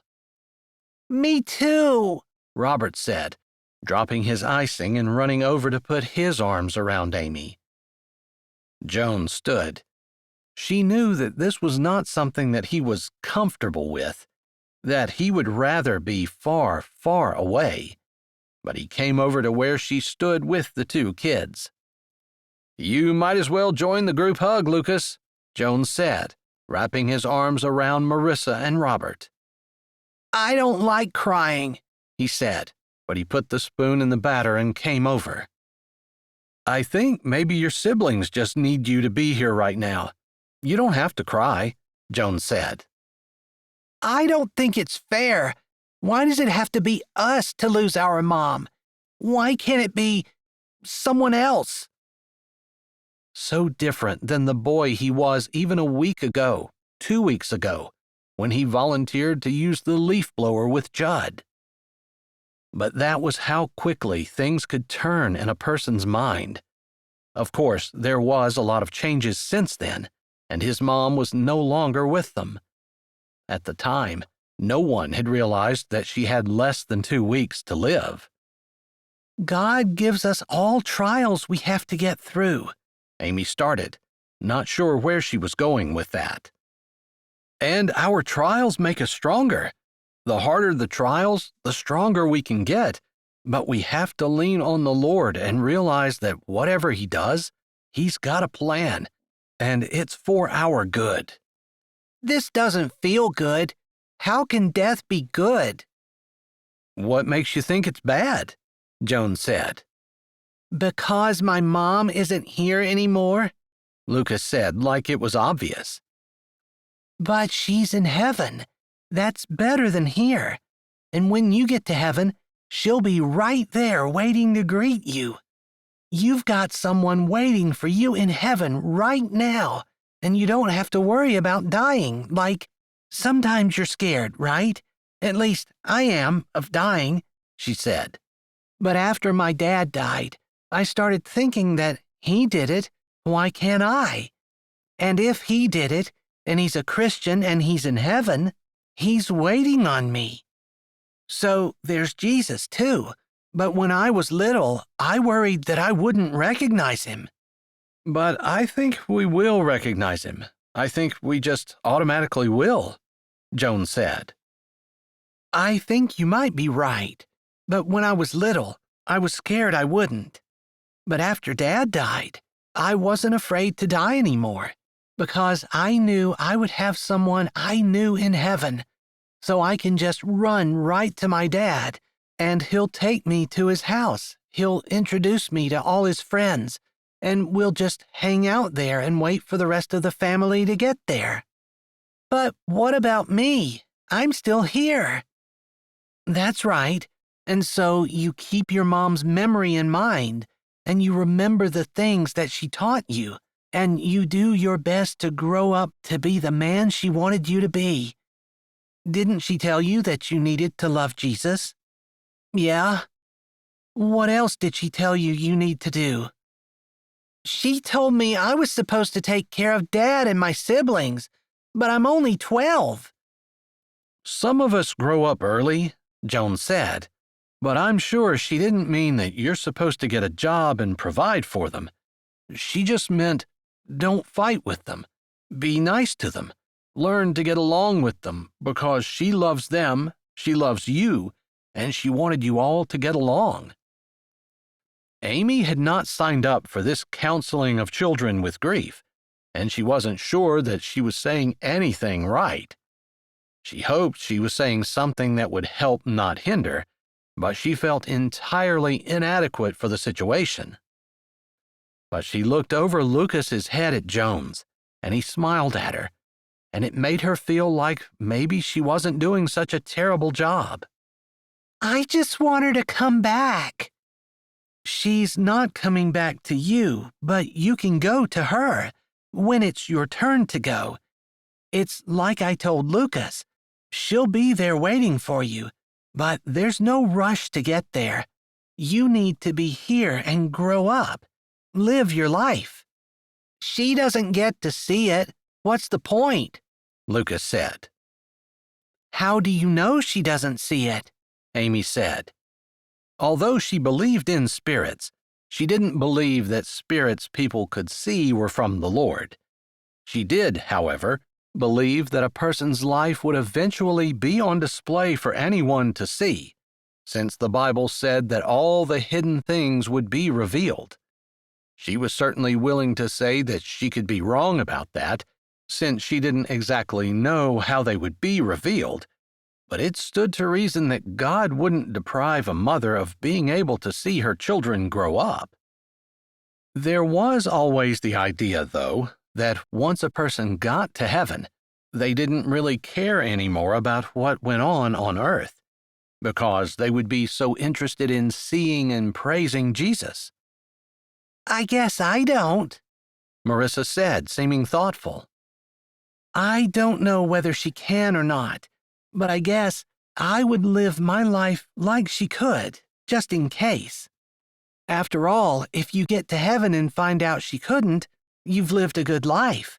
But if you get to heaven and find out she could, and you didn't live like it, then you've probably got some problems because your mom's not going to be very happy with you. Lucas actually almost smiled. His lips trembled anyway, and Marissa seemed to be drying her tears. Can I go back and decorate my gingerbread man? She asked. You sure can. We were going to take these and give them to the kids who ride in the wagon with us to church. You guys are welcome to come. Or if you don't want to, one of us can stay home and only one of us will go. Jones looked at Amy with his brows raised, as if asking if that was okay. She nodded. Of course it was. She wasn't going to quibble over details. And she also figured that some of the kids might want to go, and maybe not all the kids would want to go. You're going to go visiting? Robert asked tentatively. We sure are, Jones said, ruffling his hair before he walked back around the bar and sat back down in front of his gingerbread man. "We can go," Marissa said.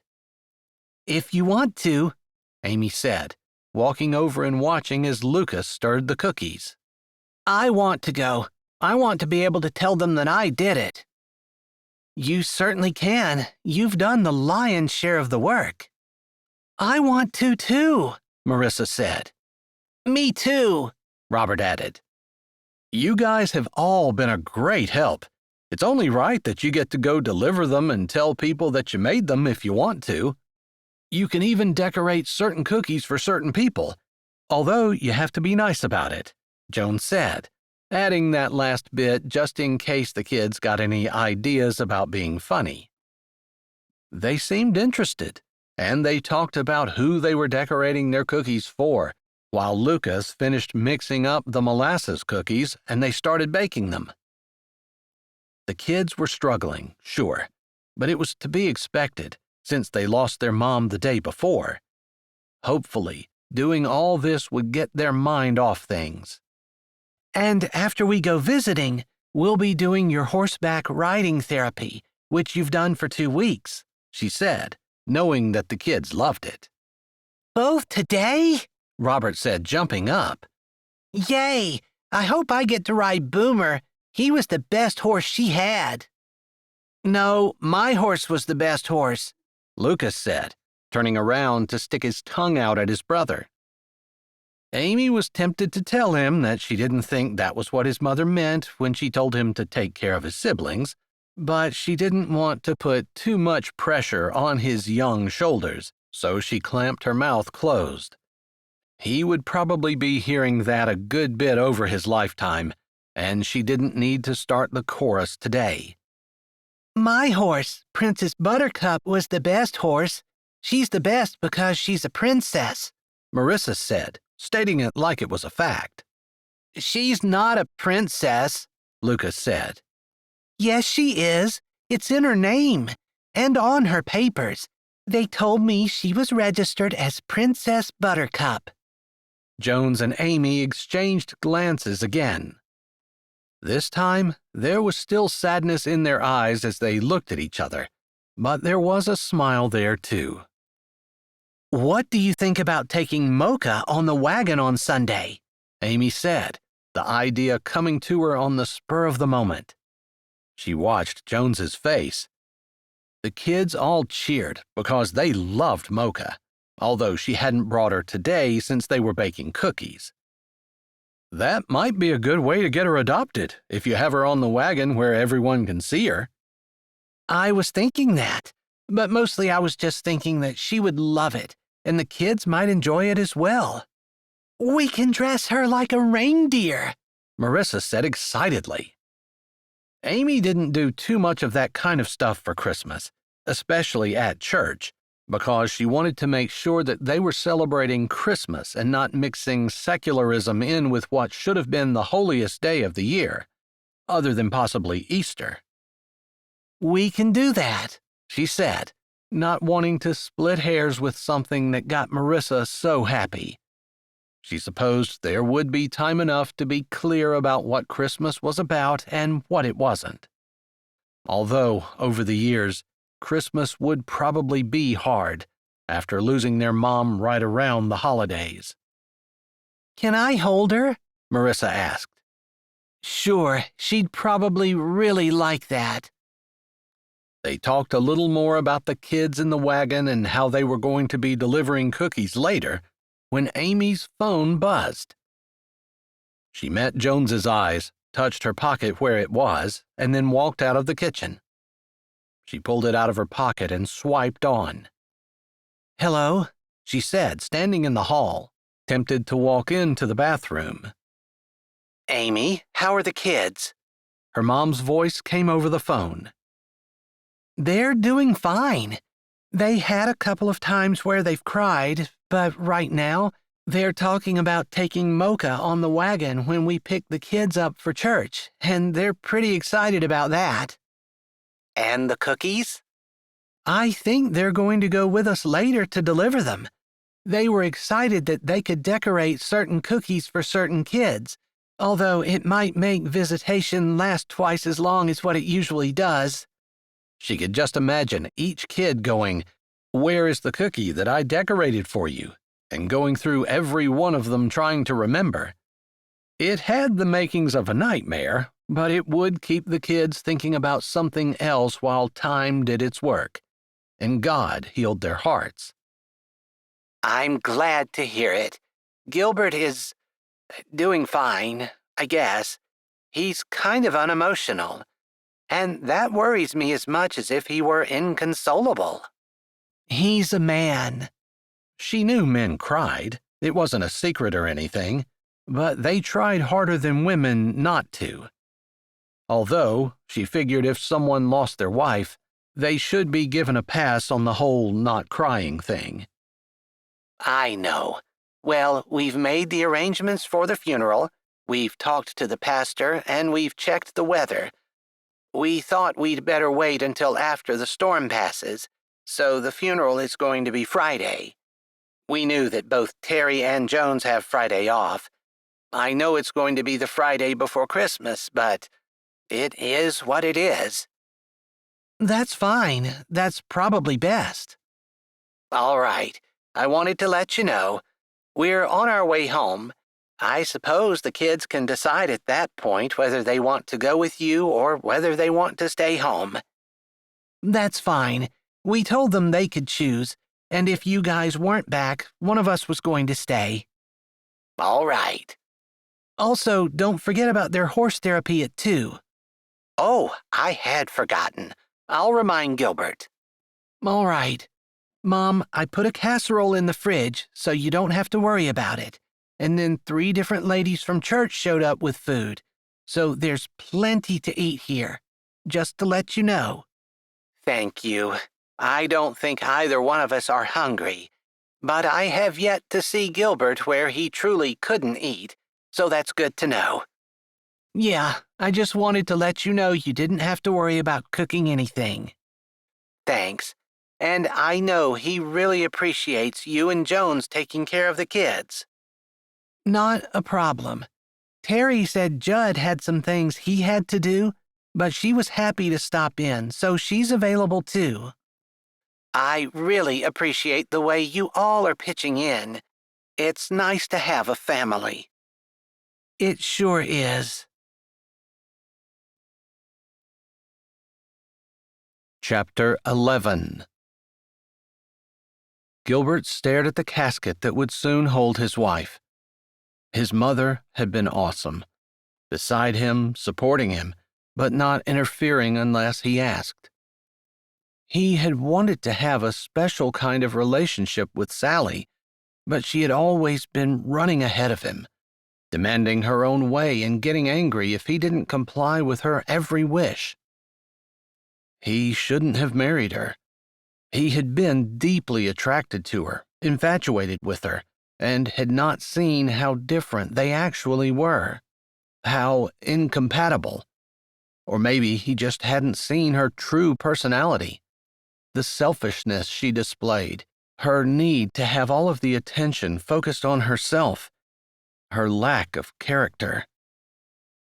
He still remembered the letter that she'd gotten almost exactly 4 years prior.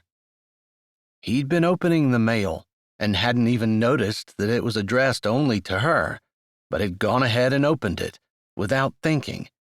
After all, he didn't think there were any secrets in his marriage. Boy, had he been wrong. Taking a deep breath, he walked to the window in the small room that held the caskets for display.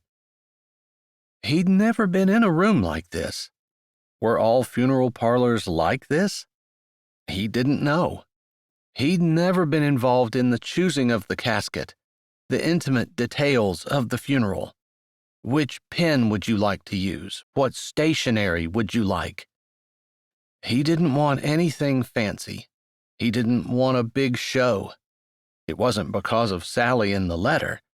Wasn't because of what the letter contained or how that had changed his life irrevocably. They'd worked it out. He'd forgiven her, but he'd never trusted her again.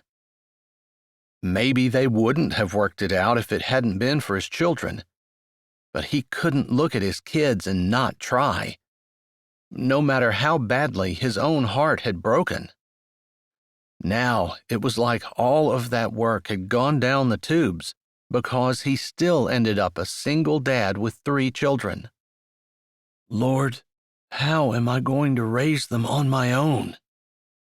He had done as much work as Sally had with the kids, maybe even more. She'd taken girls' days, spa days, PMS days, and had spent weeks at a time at her mother's house, especially when the children were small, and the work was never ending. He picked up the slack. His mom had watched the kids any time he asked, and he'd been there with them every minute he wasn't working. He stared without seeing out the glass, thinking about how he wanted to have a marriage like God commanded. That had been his goal from the time he was young. But maybe he'd gotten caught up in seeing how a woman looked, her hair, her face, the curve of her waist, the flare of her hips, and more. Sally had that all.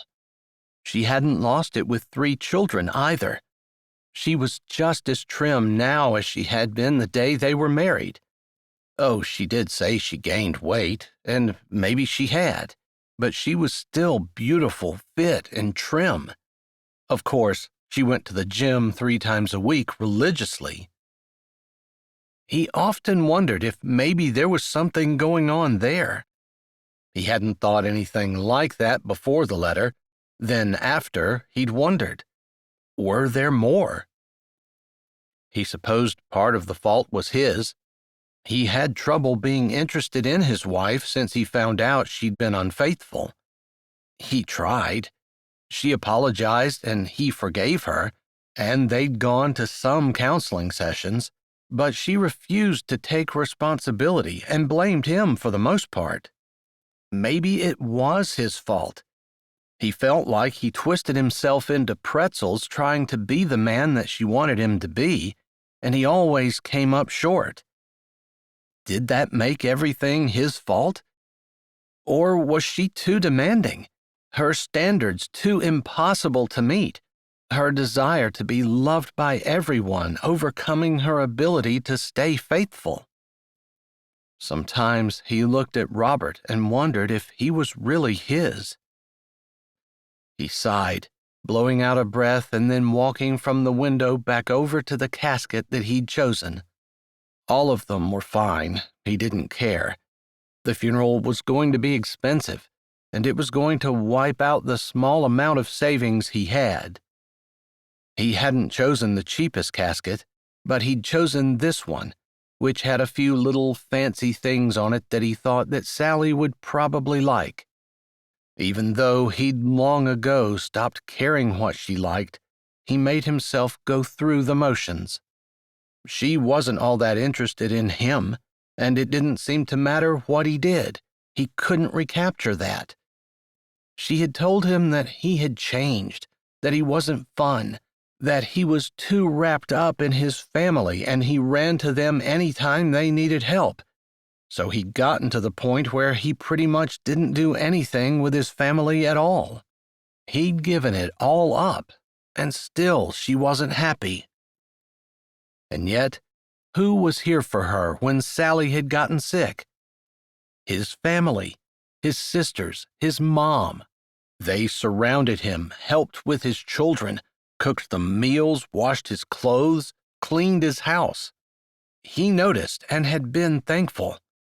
Meanwhile, Sally's mom had come a couple of times, then taken him aside and admitted that she hated to see her daughter suffer so badly, and she wouldn't be able to help.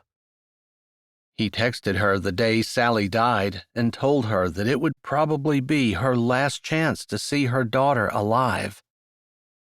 It had taken a while for her to text back, and she told him that she would just prefer to remember her the way she last saw her.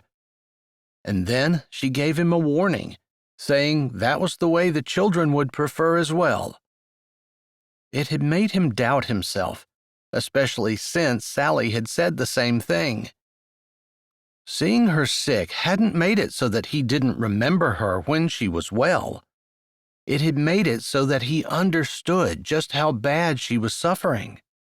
And whether there was love or hate in his heart, he couldn't not be compassionate when a fellow human was suffering. Lord, I don't want to tell everyone what I know about her. I don't want them to hate her, to think less of her, and I definitely don't want her children to think that either. Should he continue to hide it? Should he ever tell them? He didn't know. He'd kept the secret for years because she'd repented to him and apologized, and he didn't think she deserved to have her name dragged through the mud just so that everyone could know how badly he had suffered. Was he making the right choice? He often doubted that. He envied the men who seemed to have it all together, who seemed to make decisions without thought, snap decisions that always turned out to be the right ones. Of course, people might look at him and think he made decisions without struggling with them, but they would be so wrong. He breathed out heavily again and hooked a hand behind his neck, shoving his other hand in his pocket as he walked to the coffin. It would be this one. The funeral director had told him so, that they would be taking it out of the showroom later. He would prefer to see pictures, prefer to choose it out of a catalog. That made it less real. But it wouldn't have made it less necessary for him to go through it all. He was her husband. He had to be there. He had to be a father to his children and somehow figure out where he was going to go from here, what he was going to do. One thing he knew, he owed a debt of gratitude to his family. A second thing he was pretty sure of, he would never trust another woman. Or maybe he would never trust himself to choose another wife. He'd obviously made a big mistake, and he didn't intend to do it again. Chapter 12. Look how beautiful these cookies are, Amy said as she admired the gingerbread men they'd individually wrapped and the molasses cookies that Lucas had baked, allowed to cool, and then dipped in white chocolate with his siblings. We can sell these at a bake shop or something, Joan said, admiring the bagged gingerbread men. He had closed the end and put the ribbon around it. Amy would have messed that up, but she could get the gingerbread man in without breaking him. The kids had been a huge help, and they eagerly stood around watching as Amy and Jones admired their handiwork. There was still sadness, and she knew that there were going to be more tears, but it had been a good idea to go ahead and continue with what they had planned. Kids were different than adults, although she thought grief came in waves for everyone. That's how it had been for her with her dad. One second, she was perfectly fine, and the next second, she'd been hit with a wave of grief so hard she was crying before she knew what happened. And then, without rhyme or reason, it was over and she was fine again. So are we ready to go? She asked, looking around at the kids, who nodded eagerly, before she glanced at Jones. We'll have to take your car because I think the cookies will fit better in your trunk, and the kids can all fit in the back. That's fine. You want to go get it? She had just asked that when the door opened, and she glanced up. Her sister, Isadora, a baby on one hip, pregnant stomach protruding, and another toddler holding her hand, pushed through. Isadora, Amy said, running to the door to open it and to take Landon off her hip. I'm sorry. I know that this is the worst possible time. Gilbert is going through things, and it's almost Christmas, and I'm sorry," she said, tears running down her face as she gladly handed Landon off to Amy. "I'll tell you what, you stay here with Isadora. The kids and I will go deliver cookies. We won't have to switch vehicles that way. We'll do the visiting, okay?" Jones said as he came over, putting a hand on Amy's shoulder. He knew immediately what was going on, because he knew that Isadora had been having issues with her husband, and this had to be related to that. "Thank you," she breathed, looking up at him, with such relief and appreciation in her heart she could hardly contain herself. Isadora needed her. She wished she could have been there more for her, but no one had really realized what was going on until earlier in the week. "No, whatever you're doing, you don't have to stop," Isadora said, swiping at her face and waving a tear off as another one rolled down immediately and took its place. "I'm sure you're fine, but I'm going to be here for you anyway. Mom's with Gilbert, and Jones can take care of the visiting." "The kids are going to have a good time. We've got some beautiful cookies to deliver," Jones said easily. Then he looked at Amy. "I'll text you before I go to horse therapy to see if you want to come." "Perfect. I'll be in touch," she said, figuring that she would text Jones as soon as she was done talking to Isadora, unless there was more to do. And there probably was. After all, someone was going to have to take care of the little ones, but thankfully there was food in the refrigerator and more had come in earlier. Who had known they would be needing it so much? Landon grabbed a hold of her hair and pulled, but Amy ignored the pain. "Do you need help carrying the cookies out?" she asked as Isadora came over and started taking Jasper's coat off, wiping her eyes and sniffing as she did so. "I can help," Lucas said, stepping forward eagerly. "You've done an excellent job today. I trust you to carry the cookies. Which ones do you want?" And Jones took it from there. Amy could have kissed him, and the thought didn't even make her shudder and wonder what was wrong with her, why she would be wanting to kiss her best friend. The idea wasn't terrible. In fact, it might have been kind of nice. But maybe it was an idea she had to get used to. She had Landon's coat off, which was no small feat since Landon had not started walking yet, so she had to sit him down on the floor and pull it off, and then make sure he didn't crawl away and get into something while she was hanging it up. She came back and grabbed him just before he toppled the garbage can. He was fast. She couldn't imagine trying to take care of such a speedy little guy and nurse a broken heart, pregnant at the same time. "I'm so sorry that you missed visitation and whatever else you and Jones were doing," Isadora said as she sniffed, walking over to the counter and grabbing a tissue out of the box, still keeping one eye on Jasper, who was 2, almost 3, but still needed to be watched so that he didn't get into anything he wasn't supposed to. "But Jones is such a great friend. He's always picking up for you or you're picking up for him. I've never seen two people who flowed together the way you two do, and yet you're water and oil." That was kind of nice, but water and oil didn't mix. She wanted to ask Isadora exactly what she meant by that. "Actually, that's a really great analogy, because you guys don't mix. You don't lose your identities, but you flow together perfectly."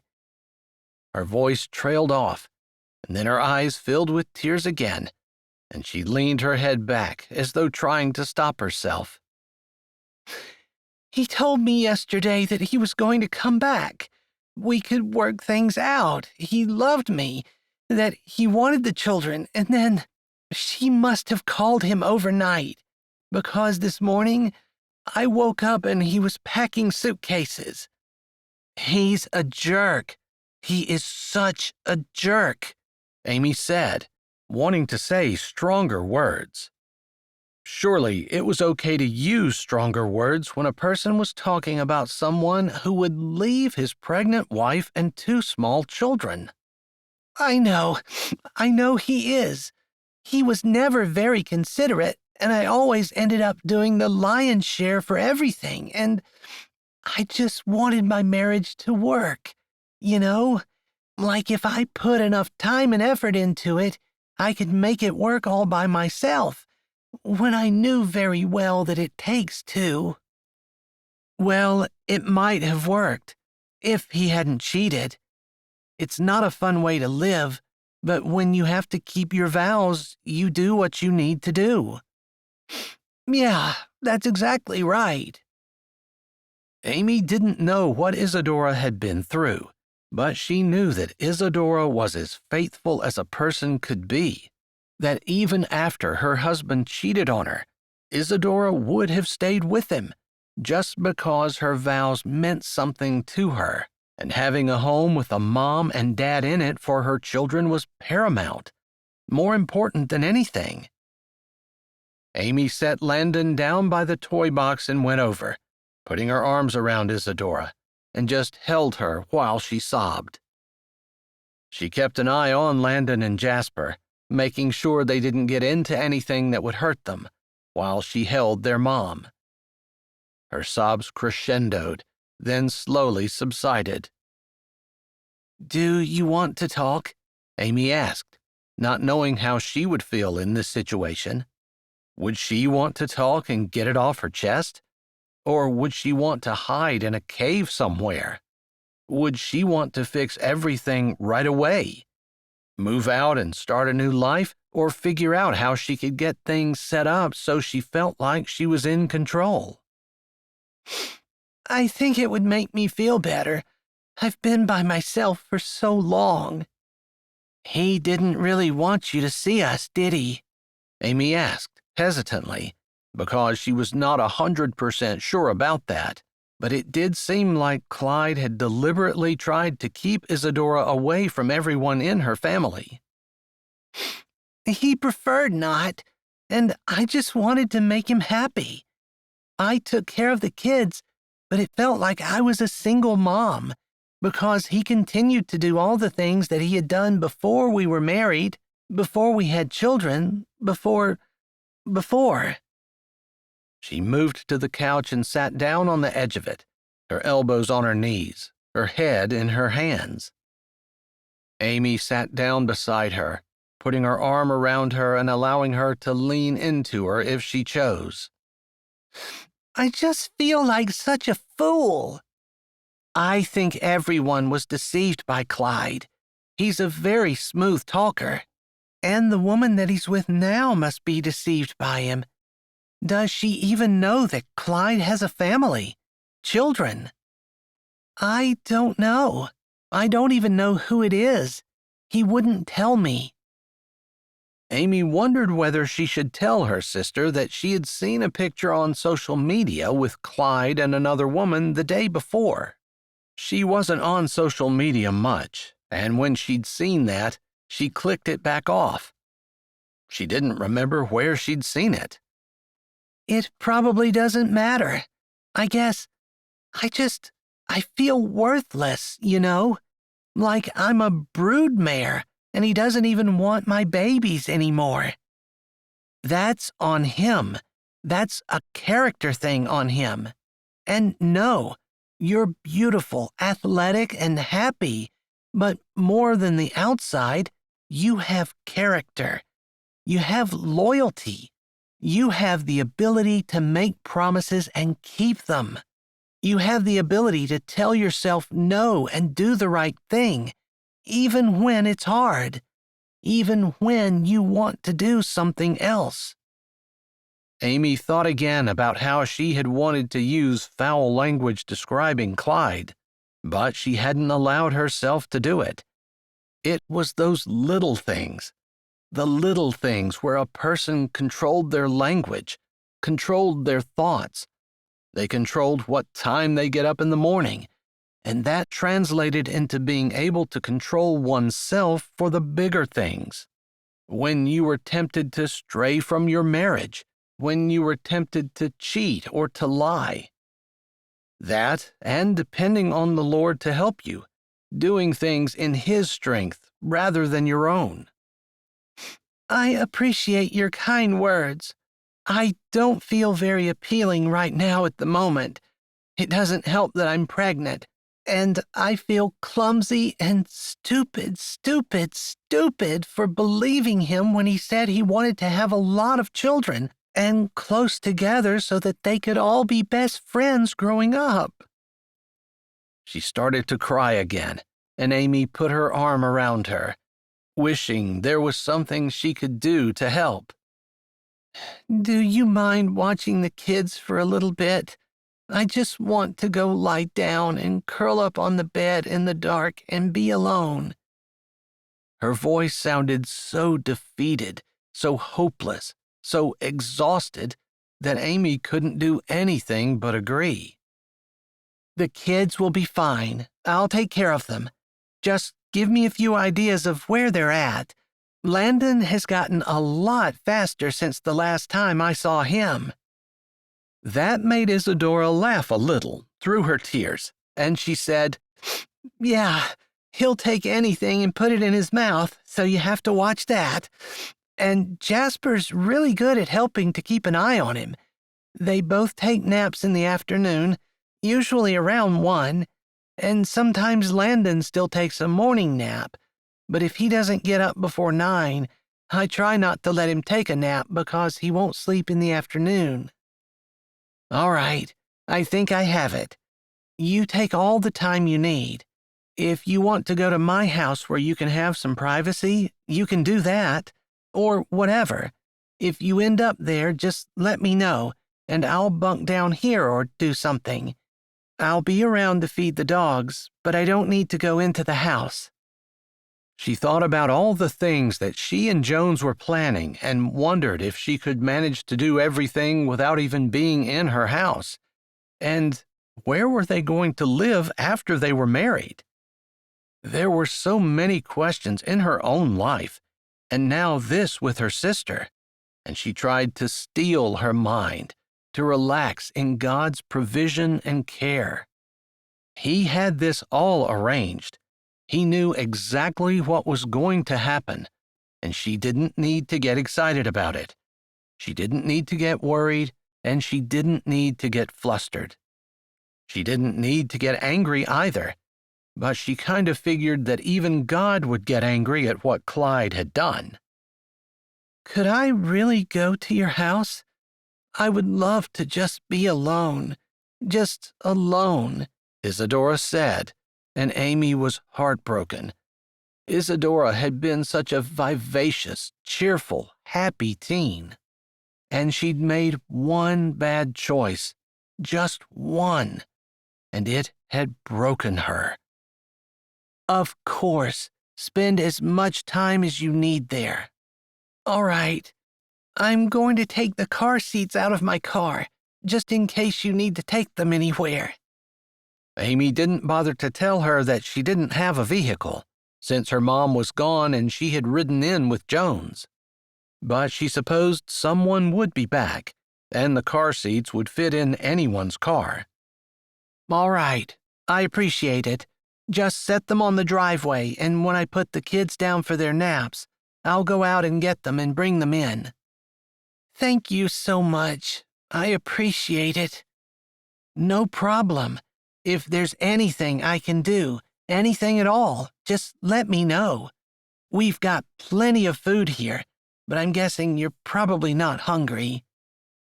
She knew that she probably wouldn't be able to eat, even though there weren't too many times in her life when she'd been that upset. But having her husband cheat on her and then pack a suitcase as she's pregnant with 2 small children running around, yeah, that would probably throw anyone off their appetite. You're right. I don't have any interest in food at all. Thank you. And for some reason, that made Isadora's eyes fill up with tears again as she stood from the couch and wrapped her arms around Amy, who stood with her. I'm so sorry. I want to be a good mom. I want to be able to parent my children, but this pain, it's just so crushing, she said, her voice sounding like it hurt to even talk. Give yourself some time. You're going to be a good mom, but the pain is inhibiting, and you just need to give yourself a little bit of time to let the sharpness of the pain wear off, and you will be a good mom. You will. But you've had such a huge blow. You need to give your body and your emotions a little bit of time to at least come to grips with this. Amy gave a gentle smile, pulling back and trying to get Isadora to meet her eyes. If you had a broken leg, you wouldn't expect to walk on it right away, right? Isadora swiped her eyes, nodding. It's the same thing here. You need time. You might have to live broken, but you don't have to do it today. Thank you. Thank you so much, Isadora said, and then she kissed each of her little boys. Landon swiped her face with his chubby hands but didn't protest when she set him back down. But Jasper tried to cling to his mom, seeming to realize that she was going to be leaving him, and he already had his little world interrupted and turned upside down. Jasper, it's okay. It's Aunt Amy. We're going to play some, and then I bet you're hungry. We made cookies today, and a cookie might be just the thing, she said, thinking that if they were her kids, she would be perfectly happy with anyone feeding them anything at all if it made them happy. Maybe tomorrow, when things weren't so dire, would be time to be a little bit more strict about junk food, but today, bribes seemed to be in order. Jasper didn't seem the slightest bit interested in a bribe and held his hands out for his mom, who walked out the door. She was back in just a moment later and said, "Here's the baby bags. I'm sorry. There's sippy cups and snacks and diapers and stuff like that in there." She let out a big sigh, like it had been all she could do to carry the diaper bags in. Go lie down. Take care of yourself. I'll text you with updates, but don't feel like you need to respond. If I have any questions, I'll ask. Otherwise, just focus on you for now. She didn't know what else to say to her, didn't know what else to do, how else to help, other than what she was doing. Thank you, Isadora said, once more walking out. By now, Jasper was crying almost inconsolably, and Landon, seeing his brother cry, had started to cry too. She was tired.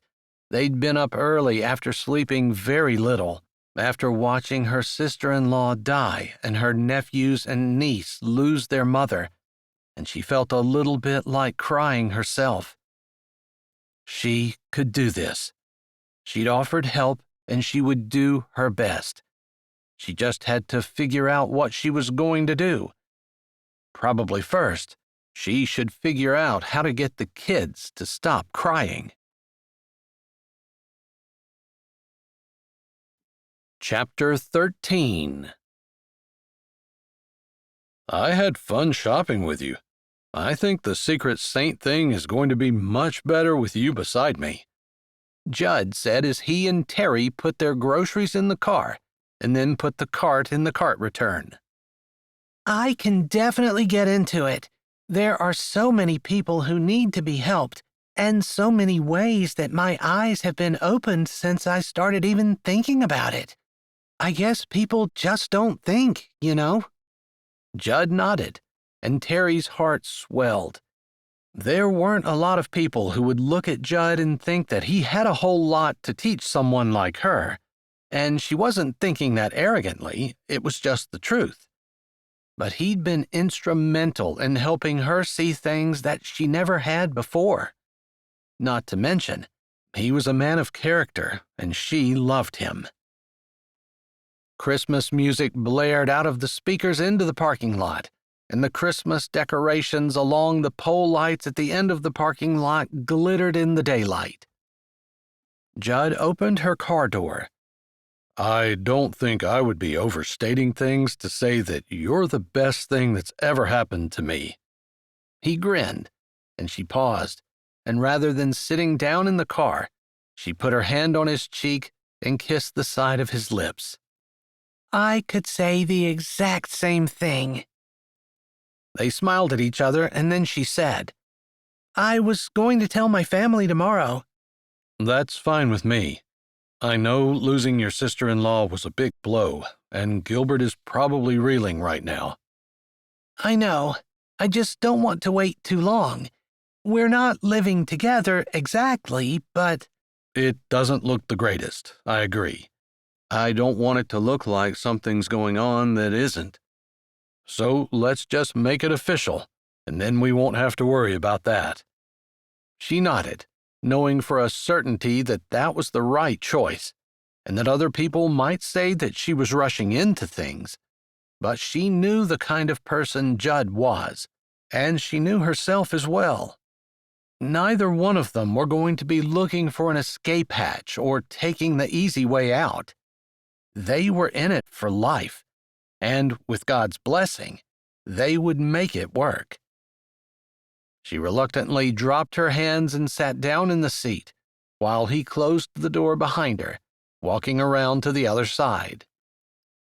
She waited until he had gotten in and started the car, and they were pulling out of the parking lot. Do you mind dropping me off at my family's house? It's not that I don't want to help you deliver these. No, I know that things have been kind of unsettled there lately, and you feel pulled to help. As much as I want to spend all of my waking hours with you, and all of your off-duty hours, I understand. All right, I appreciate that, she said as he pulled out onto the highway, and they started toward her mother's house. She couldn't believe the way her life had changed so crazily in just a month. But even harder things had happened to her family, and now that she was home, she wanted to be there for them. They chatted a bit until he got to her mother's house and pulled in. You don't have to get out unless you want to. It doesn't look like there's anyone here, but there's a light on inside. You want me to wait? No, you go on. I'll text you if it turns out that someone just forgot to shut it off. All right. I love you, he said, and she leaned across her seat toward him and kissed him, wishing she didn't have to get out, didn't have to leave, could sit here and just spend the entire day with him. But it wasn't very often that a person actually got to do exactly what they wanted to, and that was probably for the best. She pulled the latch and got out of the car. Almost immediately, she could hear crying. No, it sounded like screaming, from a little child. She waved as Judd drove away and saw his hand go up in return. Then she turned toward the house and rushed up the walk. Whatever was going on inside, she was a part of this family, and she was going to help if she could. Opening the door, she saw Amy standing in the dining room, hand on one hip, Jasper crying at her feet. She was in the process of kneeling down, probably to talk to Jasper. She ended up picking up Landon and pulling Jasper toward her. Neither one of the boys had stopped crying, and it looked a little bit like Amy was going to start crying too. Amy must have seen movement, because she certainly couldn't have heard the door open over all of the wailing that was going on. But her head lifted up, and the relief that stole across her face was unmistakable. I am so happy to see you. Please tell me you're here to stay for at least, I don't know, until he stops crying, she said, her words a little bit funny, but her need for help obvious. I'm here to stay as long as you need me today. I want to talk to you anyway. Perfect. would you mind bringing the diaper bag over? Isadora said there were diapers in there, and I think this little guy needs to be changed." They were talking loudly to be heard over the crying, but even though the children probably had good reason to cry, Terry knew they wouldn't cry forever. Eventually, they would stop, even if nothing was done, but they could do their very best to try to help them, and of course they would. She set the diaper bag down and scooped up Jasper. "What are you doing, little guy? Didn't you know Grandma wasn't here? Where's your mom?" She didn't mention anything about his dad. She figured that Jasper was probably too little to understand that his dad had left, and maybe he didn't even know. Actually, Terry didn't even know the latest. Why was Isadora here? Had she moved in?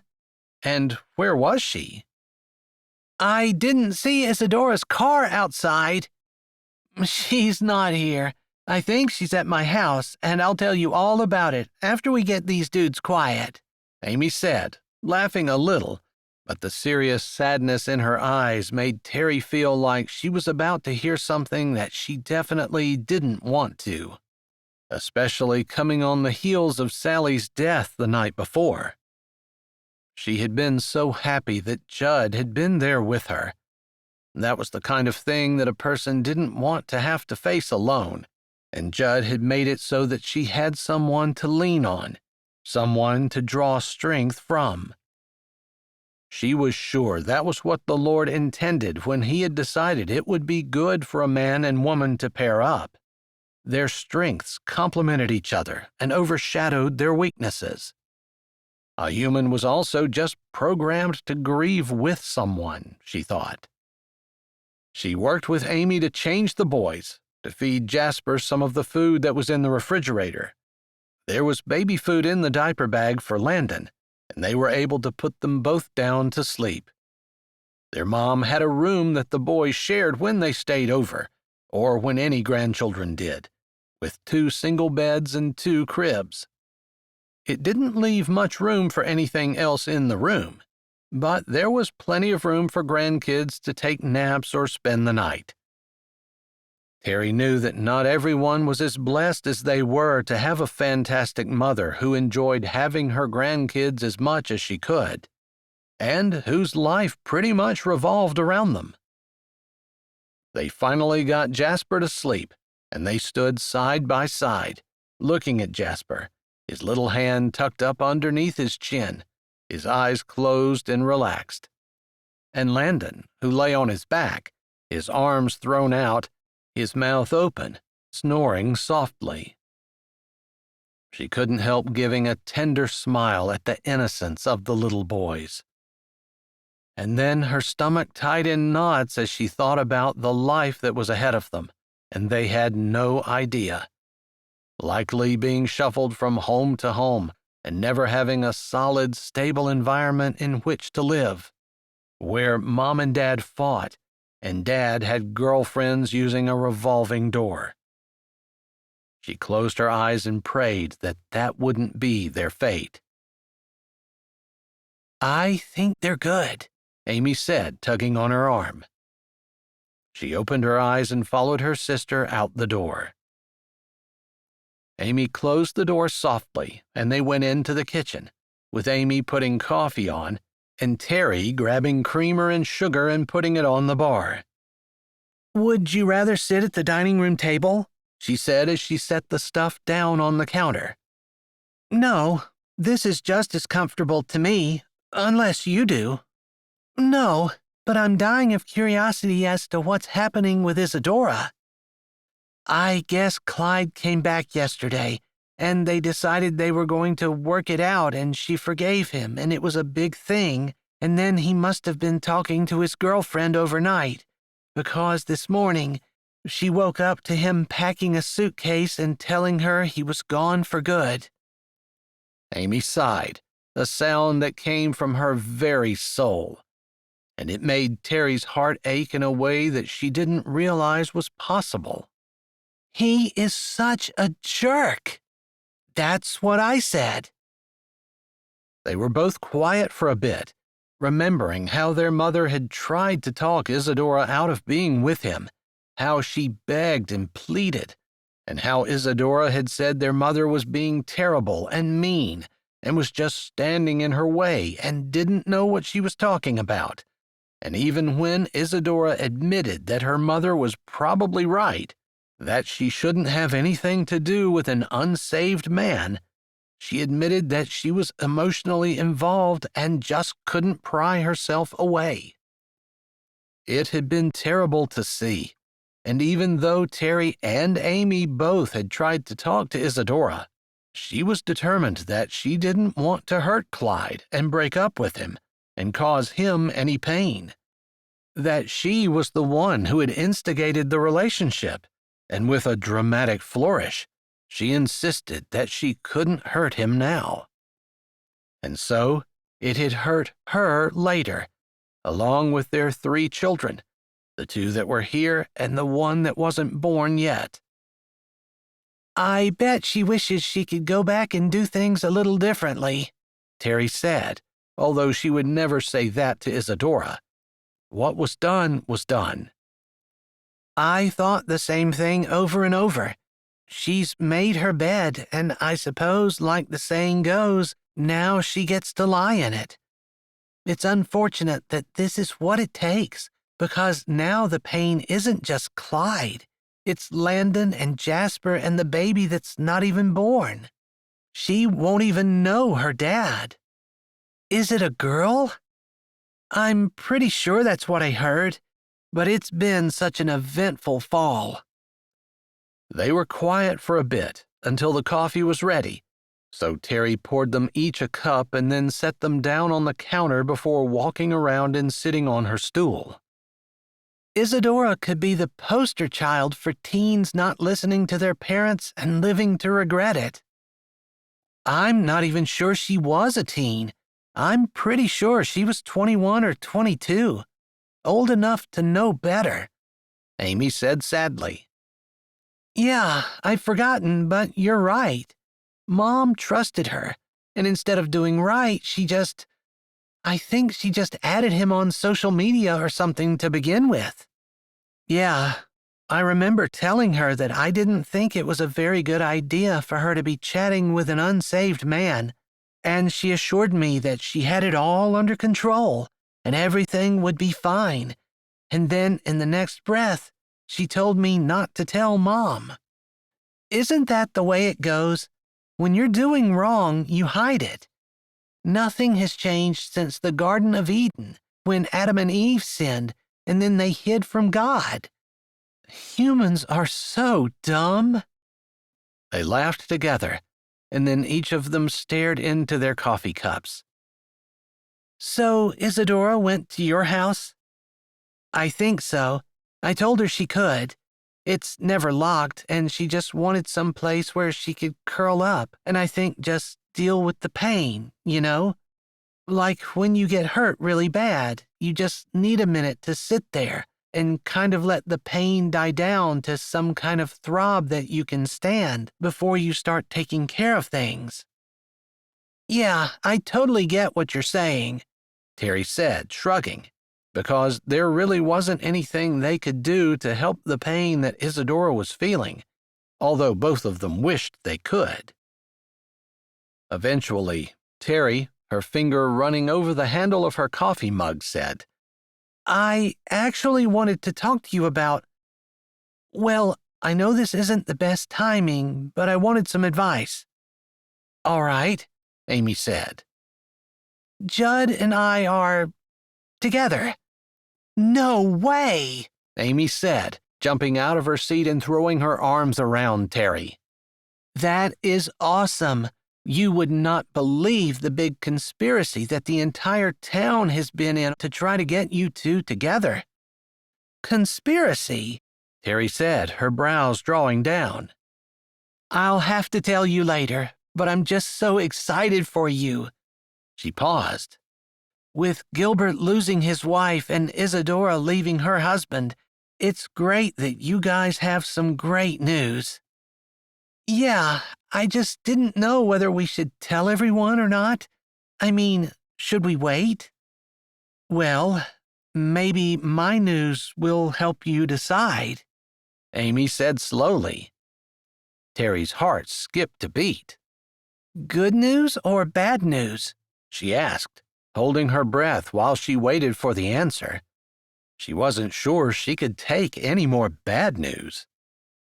Good news, I'm pretty sure, Amy said, unable to contain her smile. Okay, but I have to start at the beginning. Do you have time? I do. Judd is making some deliveries and doing some other things, and I have as much time as I need. Right. So, goodness, it feels like a year ago, but just last month, Joan's aunt passed away. It was the one who wasn't talking to his parents. They got in a big fight back when Jones was around 10. I remember a little bit about that. Wasn't she wealthy? She was, very wealthy, and she left $10 million to Jones. You are kidding, Terry said. Unbelievable. It was her turn to smile and put her hand on her sister's forearm. That is so great for Jones. I know he really wants to get his vet school bills paid off, and that will more than do it. Right?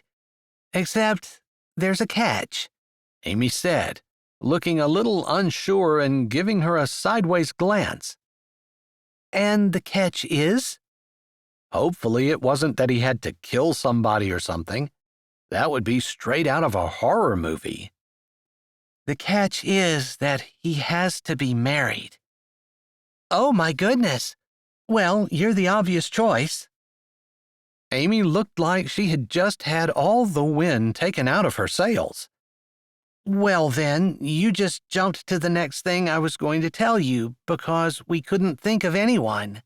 No one was good enough, and that's what everyone kept saying, that I was the obvious choice.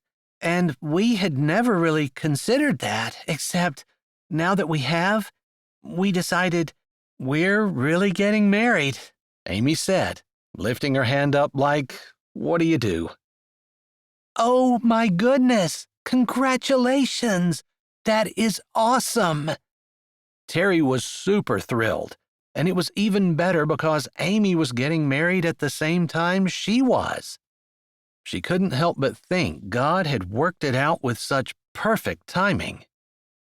And so that brings me to my problem, Amy said, and Terry sobered right away. She'd forgotten there was even a problem. Yeah, so the catch was he had to be married, and he had to do it within a month of her death. That's Friday.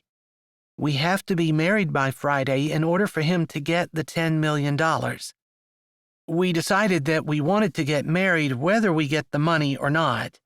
But if there's no money, we might take it slower. You know, we haven't really thought about being boyfriend and girlfriend and more, and so I think it would take us a little bit of time to get used to that. But we can hurry it up for the money. Except Sally passing away, the 3 kids don't have a mom, being so close to Christmas, now Isadora having her husband walk out, and yeah. Plus I don't want to steal your thunder. I don't want to step in and keep you from getting the attention you deserve with your engagement with Judd. I mean, this is only going to happen once in your lifetime. You want to make it special. Right? I do want it to be special, but I'm not worried about you stealing my thunder. I don't need any thunder, she said, trying to be empathetic about it. She didn't want her sister to not have money, not be able to do what she needed to do, just because she was concerned about Terry. Make me the least of your worries, okay? She said easily. This is not something that you even need to give 2 thoughts about. We can have a double wedding if you want, although I don't know what kind of wedding you're thinking about, and I don't know how Judd feels about that. I think we just wanted something small, something with just the family, she said. Same for us. although I'm guessing that we'll invite Jones's parents. They probably won't come, although they might. I don't know. They went to his graduation, both college and vet school and high school, so maybe weddings and graduations are things they attend. Amy didn't have to say anything more. Terry had been there. She'd seen how disinterested Joan's parents had been. It was similar to Judd's parents, except Judd's parents had money, and they still weren't interested in their son. What is it with parents not really caring about their children? I don't understand that. Me either, but our society isn't very supportive, either of children or parents having great bonds. Like it seems like it's always trying to rip the children away from the parents, send them to school, make school days longer, make school years longer, keep them there longer, get them into sports and other activities that take them away from their parents, send them to summer camps, and like you just don't see families doing things together like they used to. And then, of course, both parents have to have jobs, especially mom's, and she's not there to be the glue that keeps the family together, you know? So just a lot of factors that seem to come together to make it so that what used to be something that was a no-brainer becomes something that is almost non-existent, a nuclear family that stays together for a lifetime. Yeah, used to be that they had a farm, and the kids grew up and worked on the farm. It doesn't even happen that way anymore. So sad. Their voices trailed off, but then Terry didn't want them to sit around and be sad about stuff that they couldn't do anything about. So there are as many good things going on as there are bad things. I wonder if it would be too terrible to try to focus on the good. Good for you and me, but I don't want to not be respectful of Gilbert's grief or Isidore's pain, and I want to be cognizant that their children are suffering. That's so true, Terry said, knowing Amy was right. As much as she was a solid, focus on the positive kind of person, she didn't want to just ramrod over other people's trials and tribulations. So I don't know what to do. I mean, you don't have a choice. You have to get married. That's just it. We don't. I mean, we can, and we'll get $10 million if we do. But is the $10 million worth being tone deaf to the pain of my family? And there is a funeral on Friday. Do we want to have a wedding on Thursday? What day did you have to be married by? Friday. Have you looked it up and are 100% sure? It's been busy since then. Jones got called out, and we've been helping with the children, and today is just as busy as every other day.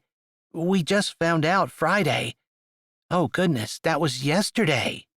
Well, I know, a lot has happened, and I know it's been kind of fast, but Jones and I have been friends forever. You don't have to explain it to me.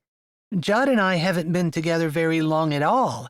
And we haven't been good friends. We just bonded quickly, I think.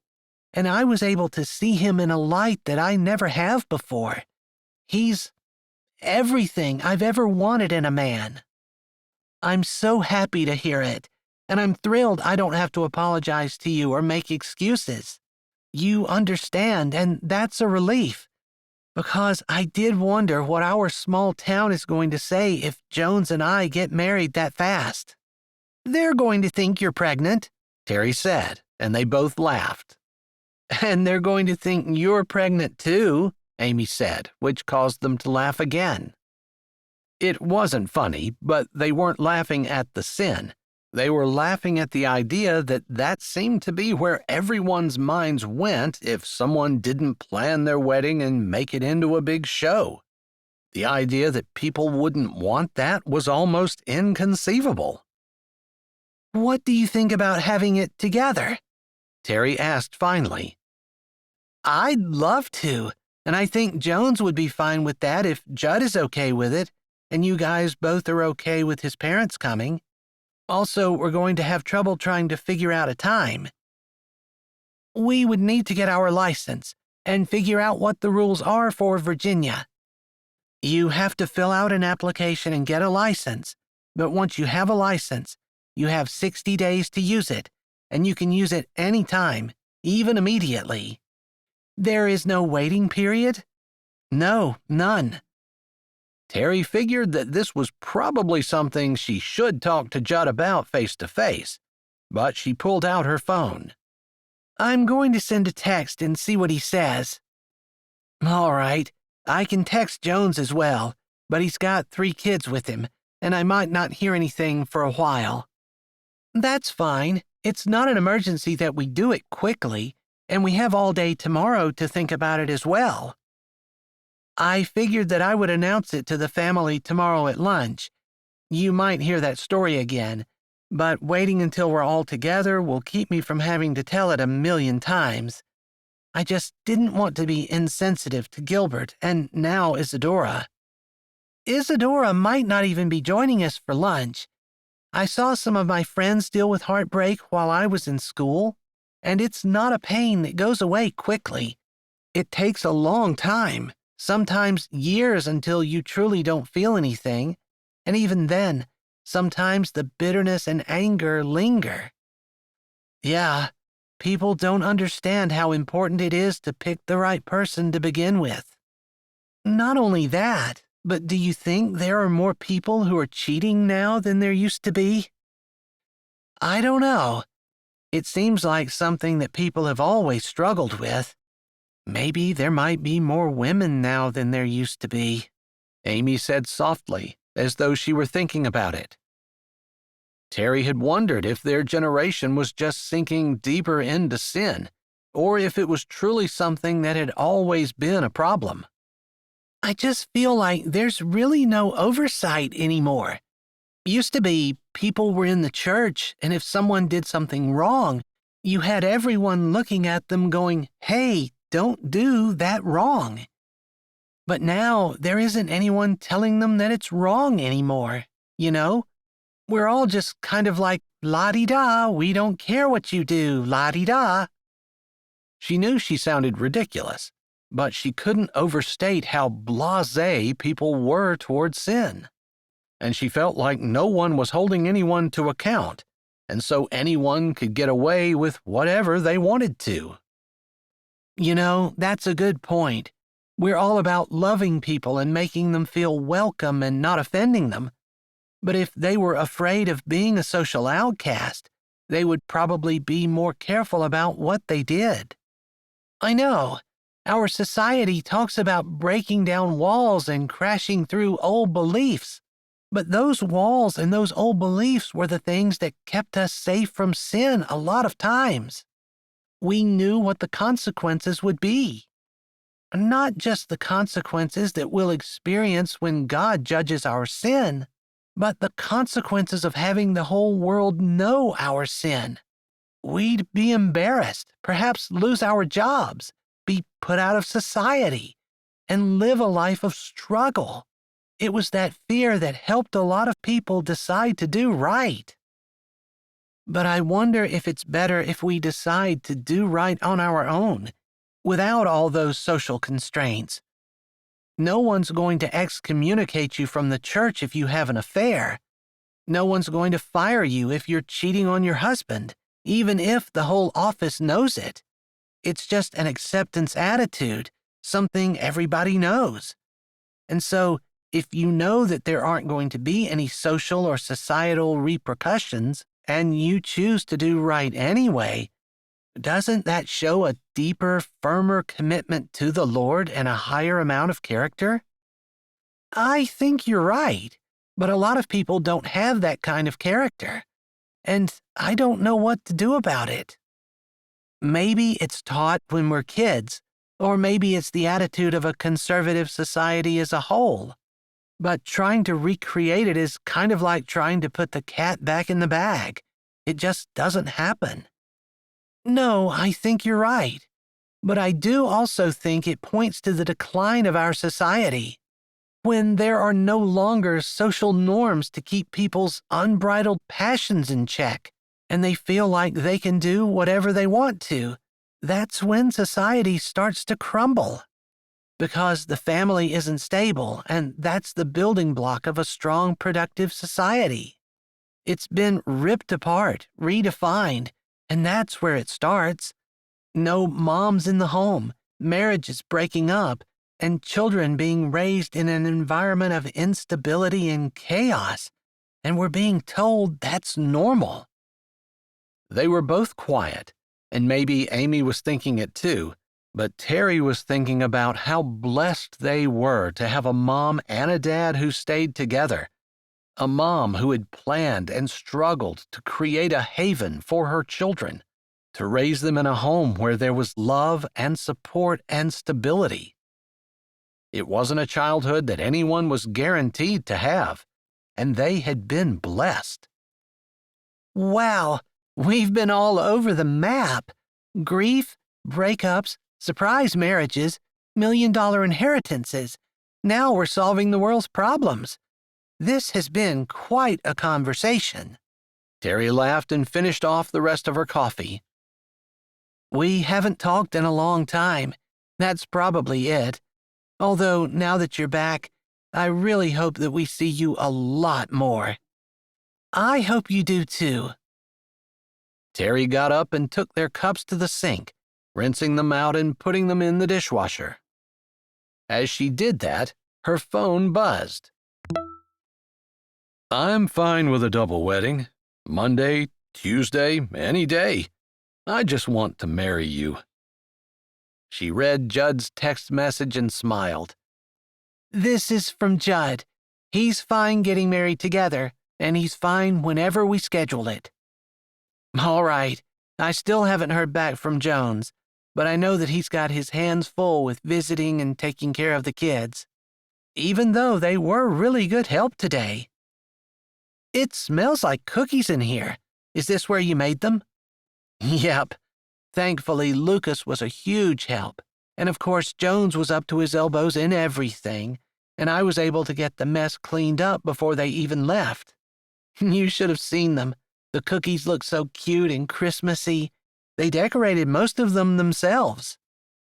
I'm glad that you were able to do something with them to try to get their mind off of losing their mom. I think a lot of times when something like this happens, families kind of sit around and just do nothing, waiting for the funeral or something. I don't know. We might do that later when Mom and Gilbert get back, although the kids have writing therapy at 2, so hopefully there won't be much moping. But I think it's good for them to hear different ways of coping so they can find something that they can tell themselves. Yeah, to shape the way they think, and to frame it in a way that helps them get through it. Exactly. So maybe that's the point of everyone sitting around, because it does feel like a lot of times that's what happens. People just kind of congregate and hang out. Terry walked back from the sink. I know that Jones has to go to his clinic on Monday, and I have to go to mine, so Monday is probably going to be the day where you're going to need to be here as much as you can. If you need me to take over anything today or tomorrow, I can, she said, putting her hand over the top of Amy's. Let's see what happens when Mom and Gilbert get back. We can take it from there. Chapter 14. Jones pulled up at the horse riding stable where the kids had been going for horse riding therapy since Sally had gotten sick. They loved the place and piled out of the car almost before he came to a stop. "Well, I guess this is going to be one of those times we're running to catch up to them," he laughed as Amy and he got out of the car and hurried up to the children. Summer Lubbock, who owned and operated the ranch and did the therapy sessions, was waiting for the kids.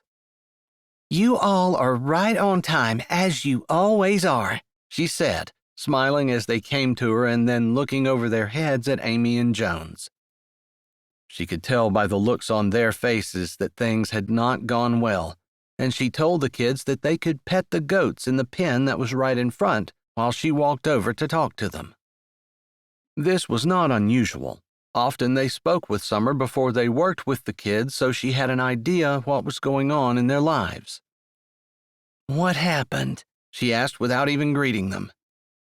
"Sally passed away last night," Amy said, her voice pitched low, even as she watched for any indication in the children that they could hear them. They were all looking at the goats that were heavy with the babies that would be born in the spring. "No, that's terrible," she said, and then she said, "Is Gilbert okay?" Amy kind of thought that Summer would have been good for Gilbert. They had known each other in high school, and Summer had a bit of a crush on him, she thought. But nothing ever came of it, of course, and now Summer was most likely asking out of concern.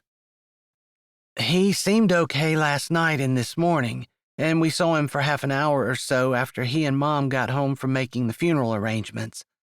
It's going to be Friday," she said, just in case Summer wanted to go. "Thanks for letting me know. I have enough time that I can rearrange my schedule. Is it in the afternoon?" "5 in the evening. The viewing is before that for 2 hours. He didn't want to do a viewing, but being how young she was, the funeral director recommended it, saying that there would be a lot of people who would want to see her. I guess I can understand that. Also, it's going to be at our church, not the funeral home." "All right. Thanks for the info. I'll pass it along to anyone who asks and plan to be there myself. How are the kids doing?" she asked, turning around to look at them. Lucas stood by himself with his hands in his pockets, staring at the goats but not as into it as the 2 younger ones. "It seems to hit them in waves. Sometimes they're doing fine. Then Marissa especially will start crying for no reason. Robert will say, 'Why can't my mom come home?'" Amy nodded at Joan's description. Then she added, "And then other times you think from the way he's acting that he didn't even know that he had a mom. It's just hard." Lucas kinda has withdrawn in himself, although Judd has been working some to get him to do some things.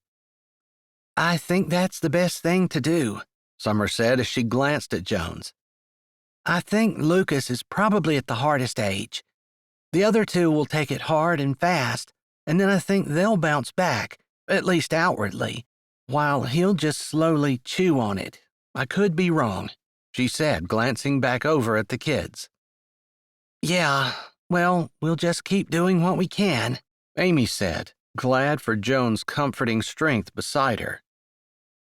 "All right, I'm ready to get started. Thanks for the info," she said, and she moved off, her cowboy boots bringing up little puffs of dust on the ground as she walked. Her arms seemed to move stiffly at her sides, probably because of the sadness and pain she felt for the children. "She's so good with them," Joan said as she bent down to talk to the children, and all of their faces turned up to her, smiling and eager.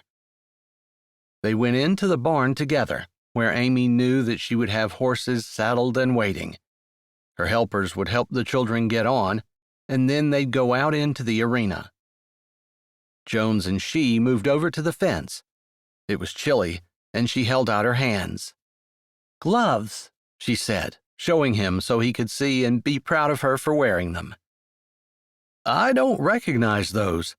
I bet your sister Terry grabbed you as you were walking out the door and probably made you put them on." "I'm still wearing them," she said, amazed at how well he knew her, knew her family, knew everything about her. She loved it, loved that he wasn't just interested or casually knowledgeable about what was going on in her life, but knew every detail. "How did things go with the visitation?" she asked. "It went well. Robert had one meltdown, thankfully, as we were walking back to the car, and I think it was because the little kid's mom had hugged him and told him how cute his cookie was, and it made Robert think about his own mom. I'm not sure. Lucas didn't have a whole lot to say, and Marissa cried occasionally, but never loud." "Yeah, those loud cries are kind of hard." "For everyone, including Marissa." It seems like it went okay, although I don't know if we're doing the right thing. What else can we do? Keep them all in the house and make them sit around and think about it? Yeah, I guess put that way, I'd definitely rather be out doing something, and they seem happy now. Which was true, as all three of the kids came riding out on horses, while Summer was on her own horse, giving instructions.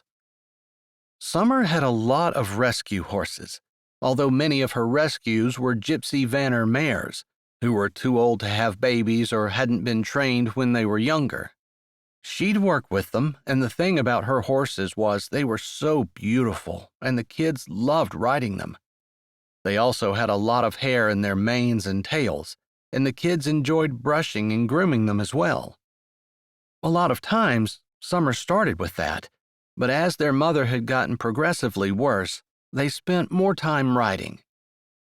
This always helps the kids. I know when they come home from this, it always seems to soothe their souls somehow.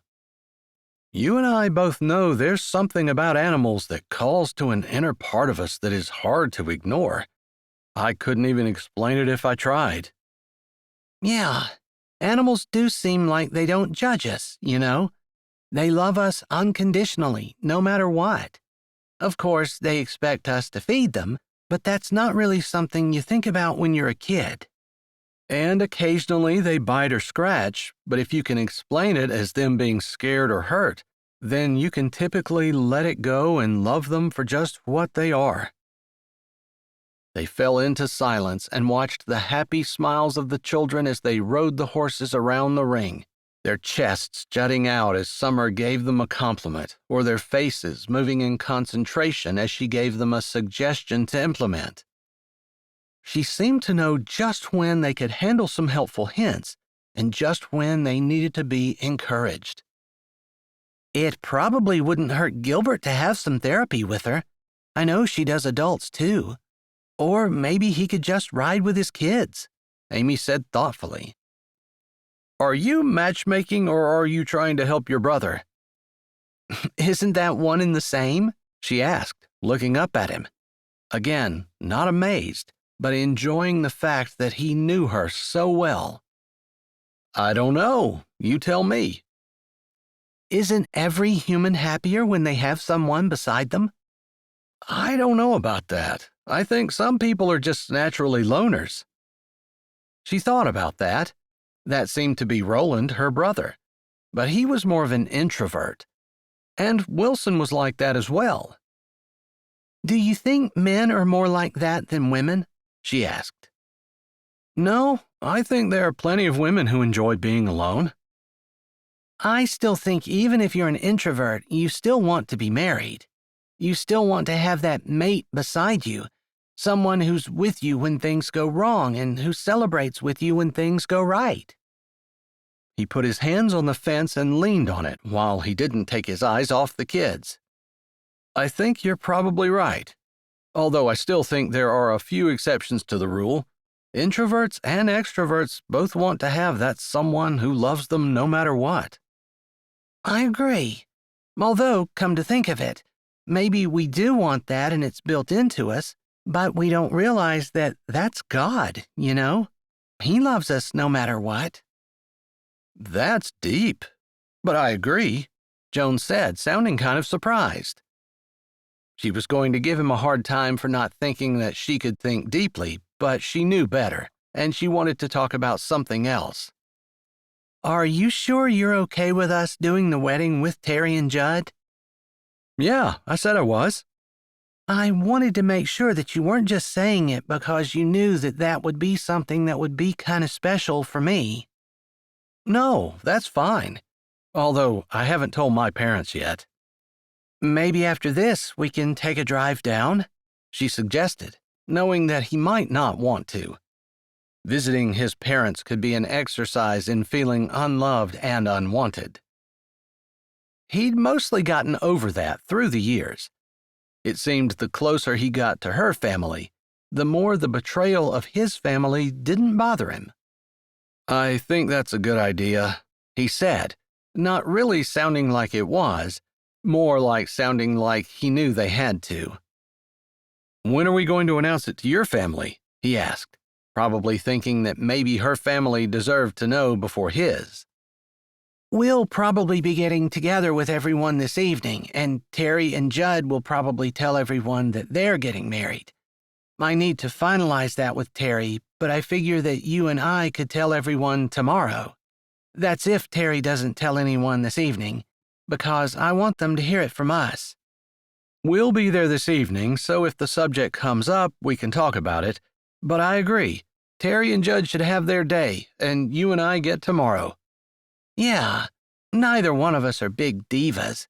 I know for sure that I don't really care about having my own day or whatever, but I do care about my family knowing and about me telling them.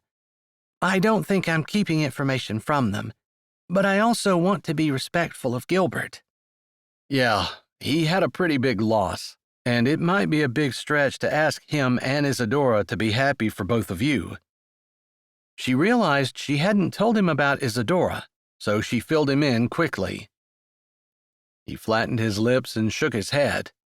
I remember her fighting with your mom, and your mom watching as she walked out of the house, determined to do things her own way, and your mom just collapsing in a chair and crying. And I thought at first that she was upset because Isadora wouldn't listen and she was being disobedient. But I think she was crying because she could see all of this coming. Yeah, I know that's why. And I know Isadora knows that she should have listened. I think she probably knew it a long time ago and has been regretting it ever since. She will regret it the rest of her life. But we can't fix that, you know. I mean, we can't go back and get her to listen. At the time, there just wasn't anything you could say that would change her mind, and it makes me wonder if I'm ever like that. He grinned at her. Sometimes you do kind of get the bit in your mouth and go running off thinking that you've got the next new greatest idea, and nothing anybody says is going to convince you that you're wrong. You could convince me, she said, and she really felt confident about that, although she was kind of scared that she would become like Isadora and not listen to the people who were trying to help her, but instead go to her friends who would tell her what she wanted to hear. Jones was a friend. You know, the story about Rehoboam in the Bible, Solomon's son, and how when he took over from Solomon and he asked the elders what he should do, and then he asked his friends, and he ended up taking his friends' advice. He was foolish. I don't even know if Isadora had heard that and been able to apply it to herself, if she would have been able to make herself do right. She admitted that she knew that she was not making a wise decision, but she wanted to do it anyway. You know what? I think there are a lot of people like that. Probably more than what we know. People who know that they're sinning and they do it anyway. Yeah, I think it goes back to what Terry and I were talking about earlier today. It didn't have anything to do with all the things that were going on. Maybe we just needed to distract ourselves. But we talked about how in society today that there aren't any limitations.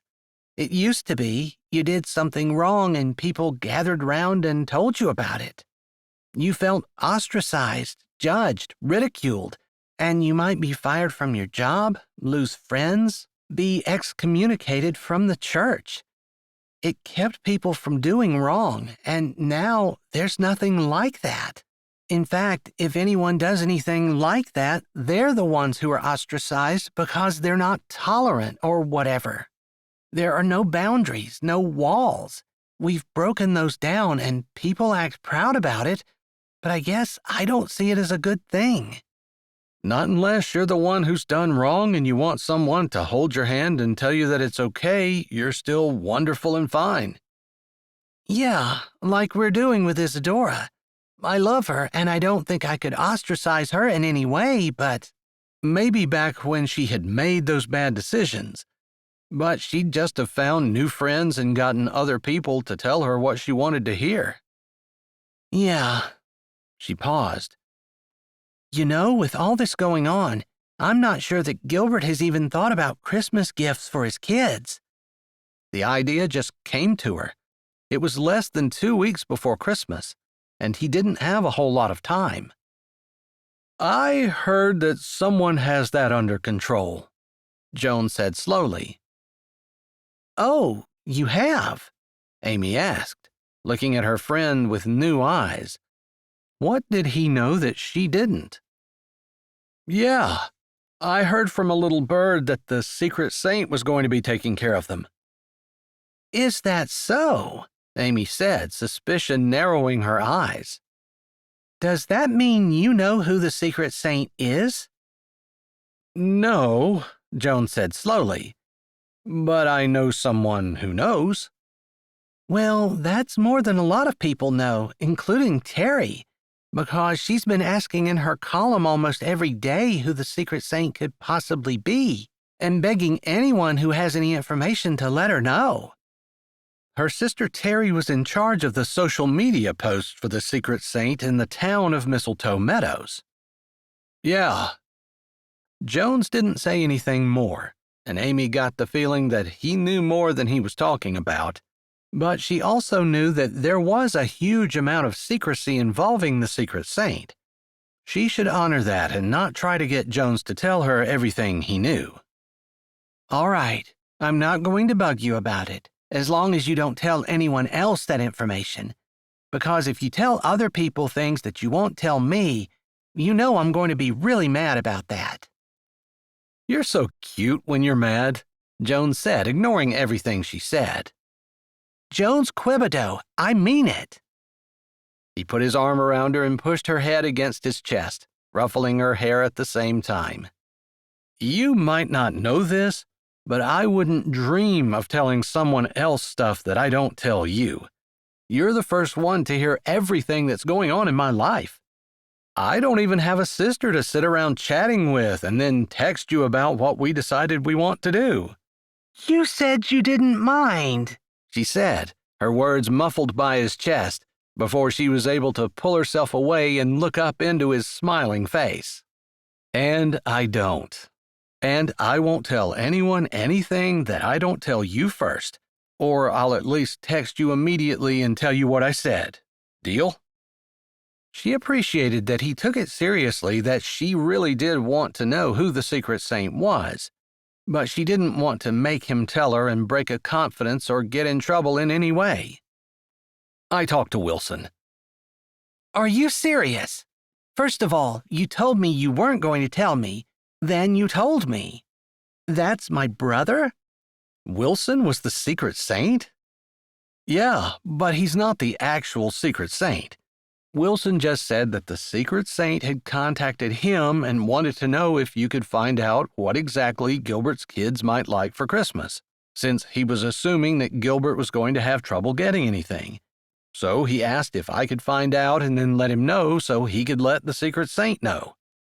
Like playing telephone where all the information is scrambled up by the time it goes through too many people? Yeah?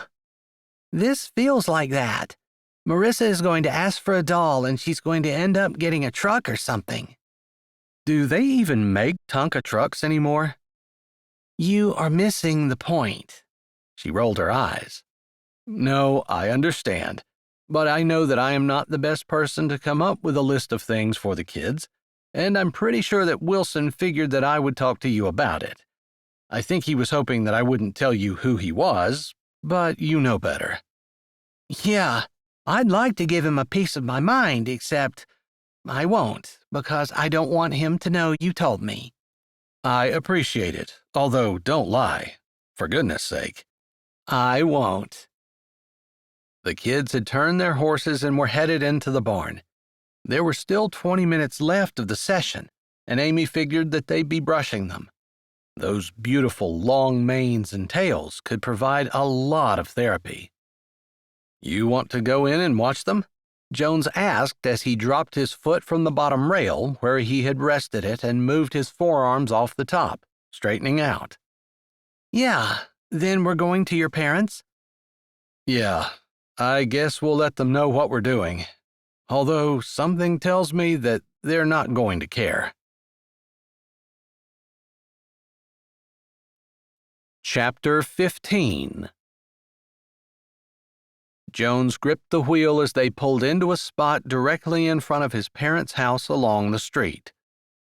If Mistletoe Meadows had a bad side of town, this would be it. It hadn't been terrible growing up, and that thought hadn't really occurred to him until he had grown up and moved out of the house. Still, there was no yard to speak of, and the houses on either side were right next door. He could reach out his window and touch hands with the person who lived beside him. Sometimes he'd lie in bed and wonder how in the world they'd made the houses. How had they gotten them so close? How did they manage to put them up without even enough room for scaffolding on the outside? Regardless, they'd done it, and they built a house that had been able to stand for his entire lifetime so far, anyway. At least his parents had stayed together. A lot of kids had gone through divorces or been raised by single parents, shuffled back and forth. It had been hard for them, although some of them acted like it was normal. For them, it was. It wasn't the way it was supposed to be. Are you okay? Amy asked as she got out of her car and shut the door while he walked around. I'm fine. It's never pleasant. No matter how much I've accomplished, it never feels like it's enough.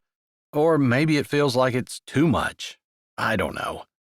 I just know they're not going to care, and I don't know why I do sometimes. He hated that he still wanted his parents' approval, even though they never really seemed interested in him. He'd have thought he'd learned by now, but it seemed like it was something that was hardwired into kids to want their parents' love and approval. Because you love them. Love them, and no matter how they treat you, you've always been kind to them and good to them. Far better than they deserve, she said, coming along beside him and, after a pause, tentatively slipping her hand into his. That made him smile. He liked this new dimension to their relationship. He was sure about the way it was going, sure they were doing the right thing, but it was still new and a little tentative on both their parts. He thought they were probably going to be rushing things a bit by getting married so soon, but nothing said they had to change anything about the relationship before they were ready. They would just have a marriage certificate between them. He intended to talk to Amy about that, too. Not that he minded kissing her, because he didn't, and he thought about it pretty much all the time now. But even though he was thinking about it, it didn't mean that he was ready to shift gears and take off in an entirely new direction. He felt like he just wanted to ease into it, and he was pretty sure that was how Amy felt, too. They walked up the porch together, her fingers tight around his. Whether she was scared, nervous, or trying to give him strength, he wasn't quite sure. Maybe it was a combination of all of it. He was sure his parents were home. Their car was out front. They shared one, since his mom was able to walk to work at the local dollar store just down the street. That was when she decided to work. She'd been hired and fired from there at least 4 different times. And in the meantime, she'd worked as a bartender, at a drugstore, and as a part-time babysitter, which kind of scared him. Not that she had ever abused him, but her apathy towards children didn't tend to make him think that she would make the best babysitter. Of course, she'd raised him and he hadn't died, so maybe he was judging her too harshly. "You ready?" he asked, feeling like he'd already said that in the car, but maybe he needed just one more second. "Let's do this thing," she said, giving him a smile that projected confidence, and he appreciated that about her. He opened the door, calling out, "Mom! Dad! It's Jones!" as they walked in, and he carefully shut the door behind them. The TV blasted, and the house smelled faintly of cigarette smoke, although he couldn't remember his parents ever smoking. It had smelled like that for as long as he could remember. Perhaps from the people who lived there before. The carpet was the same that he'd grown up with, and maybe that was where the scent came from. His mom wasn't a terrible housekeeper, although she didn't do any more than was strictly necessary. "Mom? Dad?" He took a step in the entryway and leaned in, looking in the living room. There were steps up to his right and a hall that went back to the kitchen. It was a bigger house than the apartment he lived in right now over the garage of his clinic, but every time he walked in, it seemed smaller, even though there were no children here since he'd grown up and moved out. They kept their eyes on the TV set until he said one more time, maybe a little bit louder, "Mom? Dad?" "Jones, and that's Amy," his mom said, peeling her eyes away from the TV, a little bit of interest lighting her eyes. He wasn't sure if his dad's eyes flicked to him or not. "Duffy, look away from the TV. Jones is here." His dad grunted, but he did what his wife asked. "Is there something going on?" she asked, and he felt a little bit bad. Did he really visit that seldom? "Amy and I are going to get married this week." There, he got the news out, and he noted that his dad didn't seem the slightest bit surprised, and while his mom's eyes might have flickered, she nodded.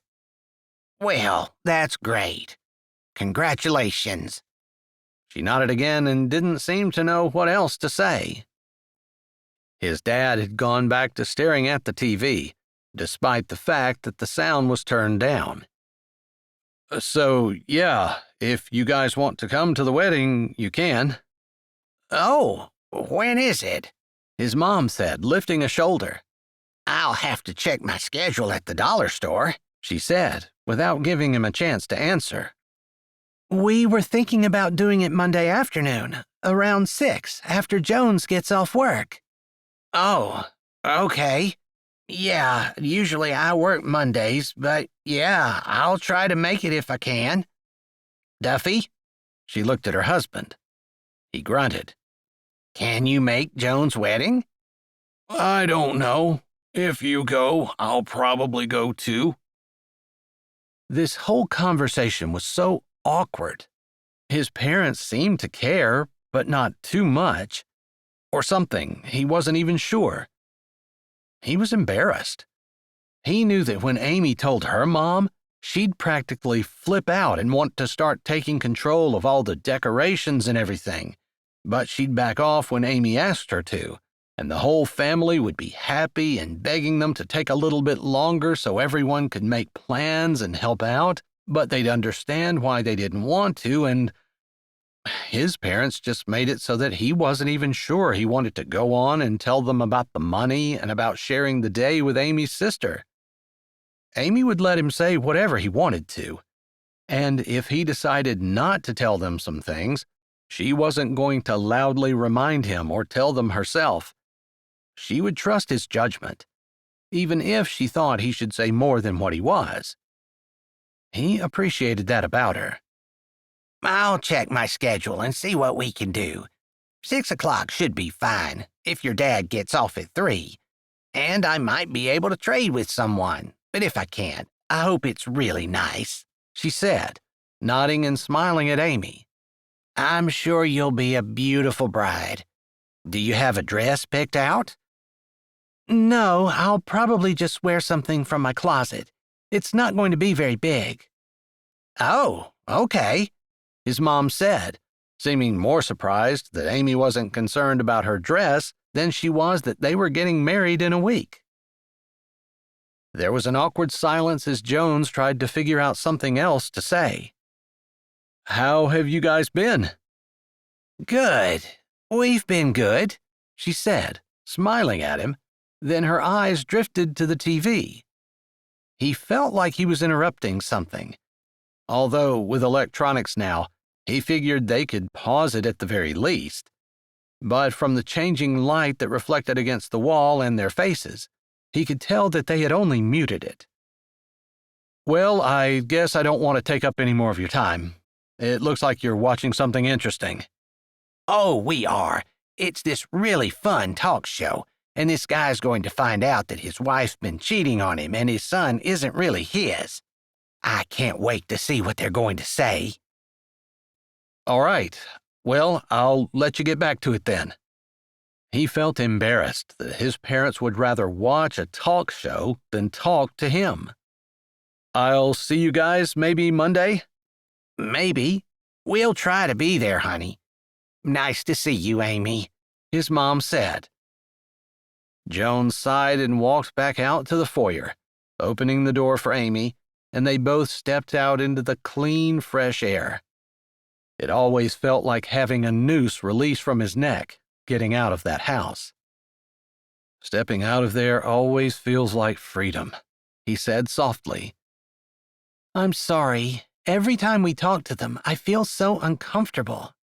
Because I know they're just hurting you, and I can't do anything about it. There's a lot of pain in this world, and we can't do anything about a lot of it. I know, but that doesn't change the fact that I want to, you know?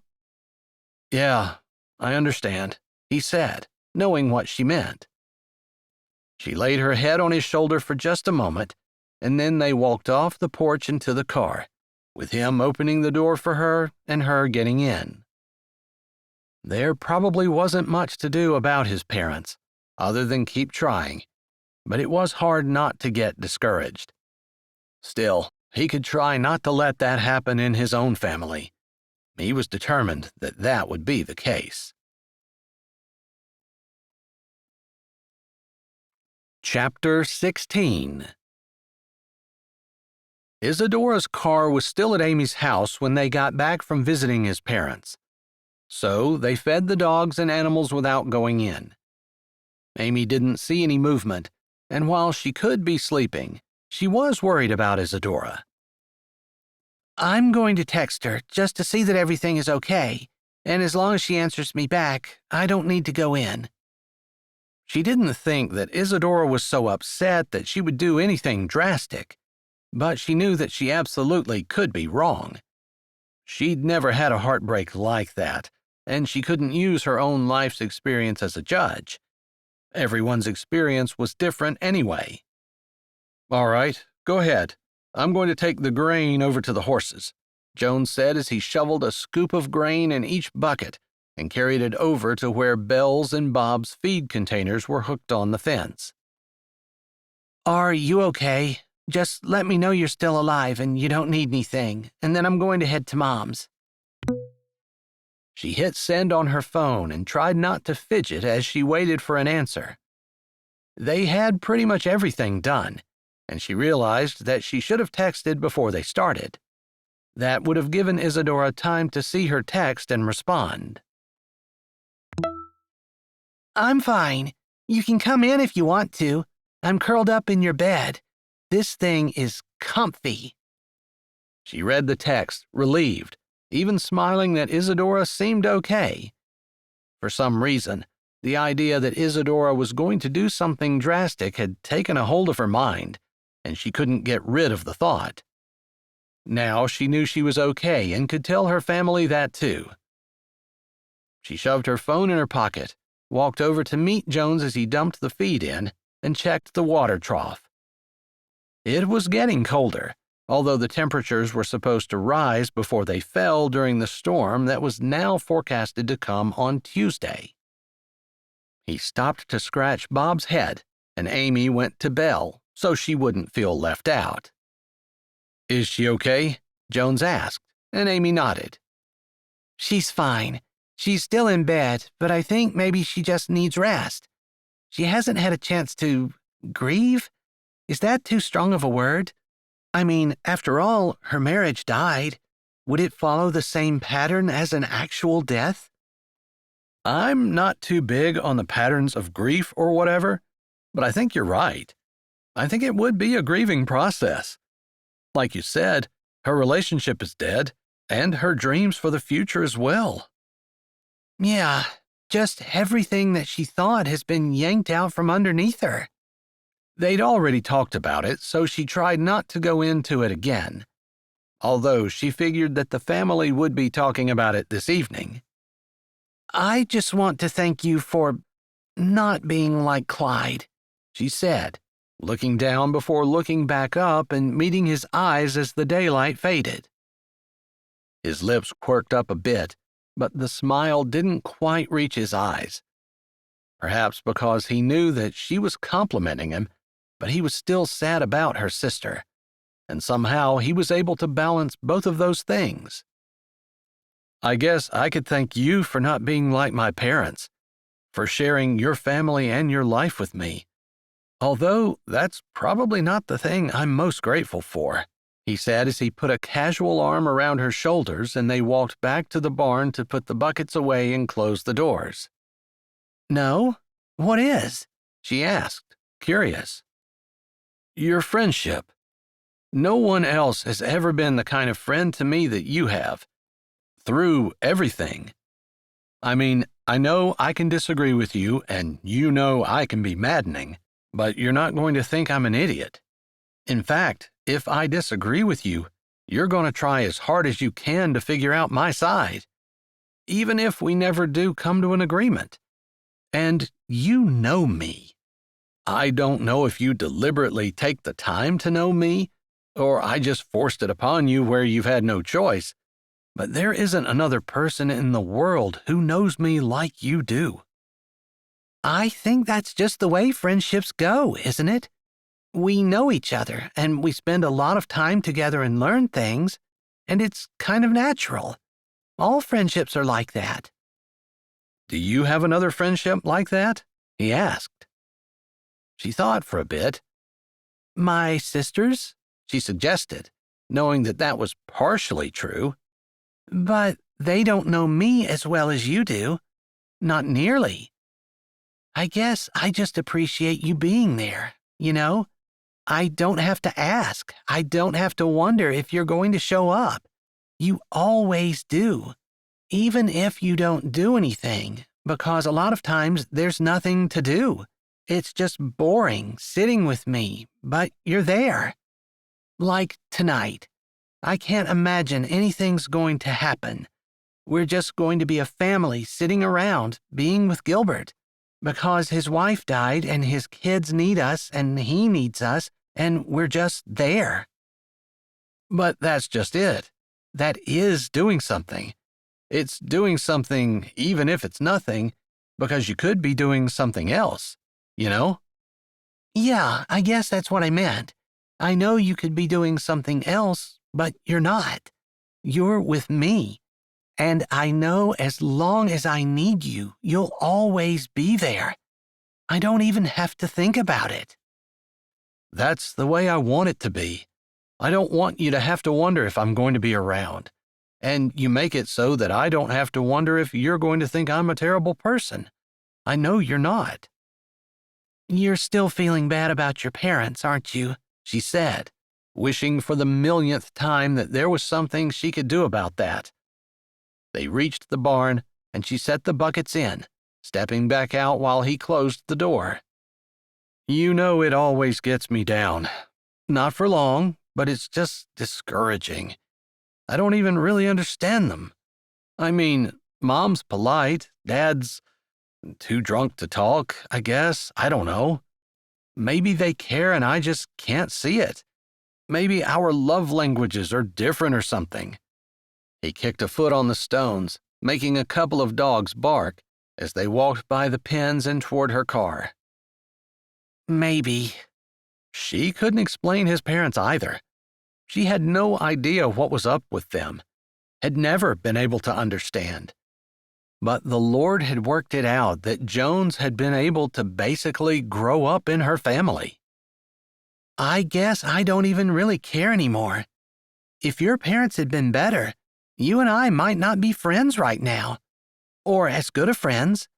You'd have spent more time with your parents. Maybe they'd have had more kids.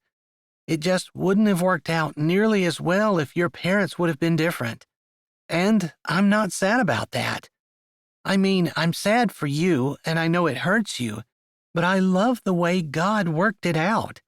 He took something that could have been terrible, and he gave me a best friend because of it. He gave me a best friend because of it, too. He paused, and then he said, and a wife. Wow, that's pretty unbelievable, isn't it? It's too fast. We don't have to do it, No, that wasn't what I was saying. I want to do it. Not just for the money, but I would want to do it anyway. Now that we thought about it, it's just, wow. He nodded as he reached the car, walking over to her side and opening her door. This is new, she said, glinting her eyes at him and smiling a bit. I know. I thought about it, and I don't know. It seems like when we were just friends, I didn't really think about it, but now I think I should be treating you a little bit differently. Not changing anything, and that's why I didn't talk about it, just changing the position that you have in my life. It's always been best friend, but it's a little bit more now, you know? His thought warmed her to her toes. He truly had thought about it, and he'd done something to show that he had thought about it. Not just thought about it and then never let her know what was going on in his head. It meant a lot to her that he took action to go along with his words. Saying something was so easy, but doing something, that showed he truly meant it, at least to her. Of course, he could have truly meant it without doing anything, but she loved that he wasn't the kind of man who didn't have actions to follow his words. She could see that in Clyde back when Isadora had him around before they were married. Clyde talked a big talk about how much he loved her and all that, but when it came down to the little things, things that someone in love might do for the person that they loved, he didn't do any of those little things. It wasn't glaringly obvious, but it definitely stopped her and made her think. They got in the car and he started the engine, backing out slowly and heading toward her parents' house. So we're going to try not to tell anyone about you and me until tomorrow because we're leaving tonight for Terry and Judd. Am I right? He said, and she appreciated that he was trying to make sure that he was in the loop and doing the right thing. That's right, but if it comes out, and we're not going to get concerned about it. Terry already said that she's okay, but that one shoe dropping at a time is probably better than 2 shoes dropping at once.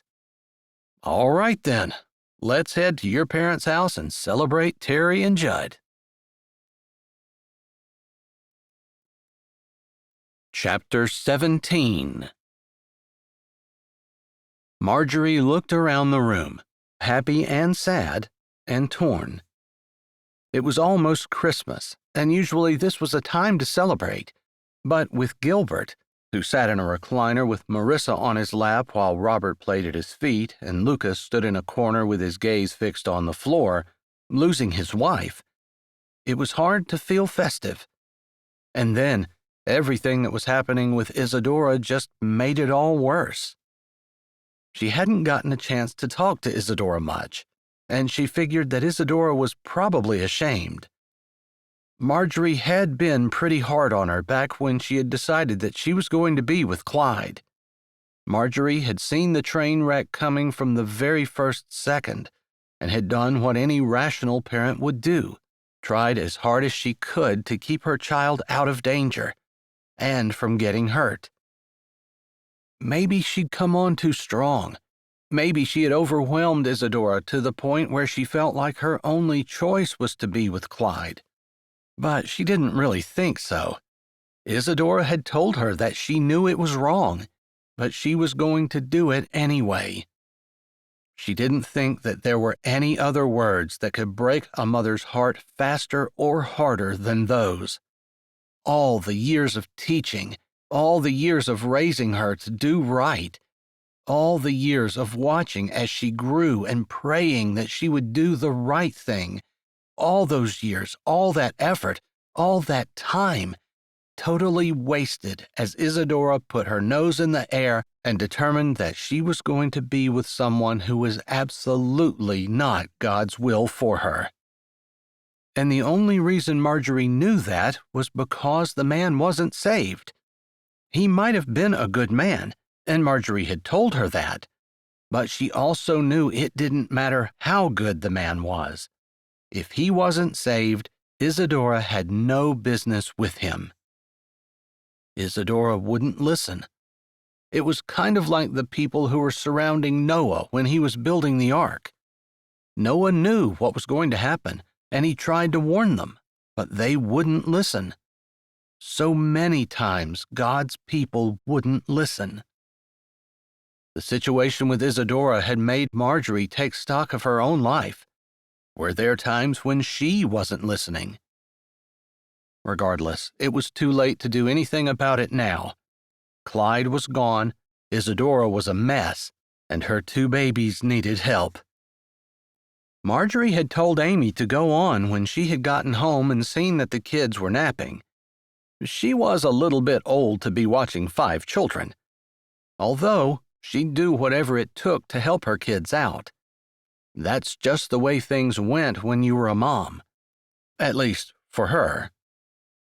Still, she thought Terry and Judd might have some good news for them. They had been talking and smiling at each other, and Marjorie was happy for them. Judd was a good man, and Terry deserved someone just like him. She loved what he'd been doing with kids on Sundays, bringing them to church in his wagon. The church had brought plenty of food in. Someone had brought a vegetable tray, and Marjorie knew that her kids loved the dill pickle dip with their vegetables, along with the ranch dip that had been provided. So she went over to the refrigerator and checked to see if she had the ingredients. It was extremely simple, and she got the dill pickles out, intending to chop them up. She liked them in small pieces, small enough to be picked up easily when a person dipped their veggie sticks in. The door opened and her head came up. Wilson. He'd gotten lost in the shuffle, and she wondered what was going on with him. They hadn't had a chat for a while, and she didn't really know what was happening in his life. She smiled, though, when she saw he had brought his guitar. Fond memories of when the kids were little and they used to sing together filled her heart and mind, and she hoped that they would sing some tonight. Singing was a balm to the soul, and she knew that even in the deepest trials, God still wanted to hear them praise Him. Her kids had never sung anything except for praise to the Lord, and she knew those were the kinds of songs that would help them now. "Can I give you a hand, Mom?" Terry said, coming around the counter and standing beside her. "I'm making dill pickle dip, and you can help if you'd like, but you can just stand there and chat if you want." She smiled at her daughter. She knew Terry was so happy to be home. She wanted to be able to help, and it had killed her when she had been away so long. "I'm glad I'm back. There are so many things happening, and I would be dying if I weren't here." She spoke as she opened the refrigerator and got out the cream cheese and sour cream. "You know, the Lord works these things out. Things were pretty much smooth sailing while you were gone, other than the debacle with Isadora, but you're here now to see the fallout from that, so that's something. I wonder if I'd been here if I could have gotten her to listen to me. Maybe. You're her oldest sister, and I know she respected you, but I think her mind was made up. Sometimes I wonder if maybe the devil gets a hold of us and we don't even realize it. Do we open our minds in some way to him so that he has a foothold there? I know we have a spiritual war going on that we can't see, but I wouldn't hold yourself accountable because my head says it wouldn't have made any difference. Thanks. I know that makes things a little bit easier for me. I just feel so terrible for her, and what can you do? I know. There's nothing you can say, nothing you can do, other than sit there and listen when she wants to talk and just hold her. Watch her kid so that she can try to come to grips with the pain. Yeah, I think right now she really wants him back, even though he's cheated, and she has to hate him too. Marjorie felt bad saying that, but she thought it was true. Yeah, I hate him, that's for sure. If she wants him back, I'm not the person to talk to, because I would be more likely to talk about how to dissect his eyeballs or something. Oh, goodness. I'd say that's the doctor in you coming out, but I'm afraid it might be Mr. Hyde. It was a joke that not a whole lot of people would get, but Terry did, and she laughed. That was one of the best things about being with family and, in particular, with her children. She'd homeschooled them all for their first 18 years, and they had so many shared experiences they could tell inside jokes all day long. The door opened, and Amy and Jones came in.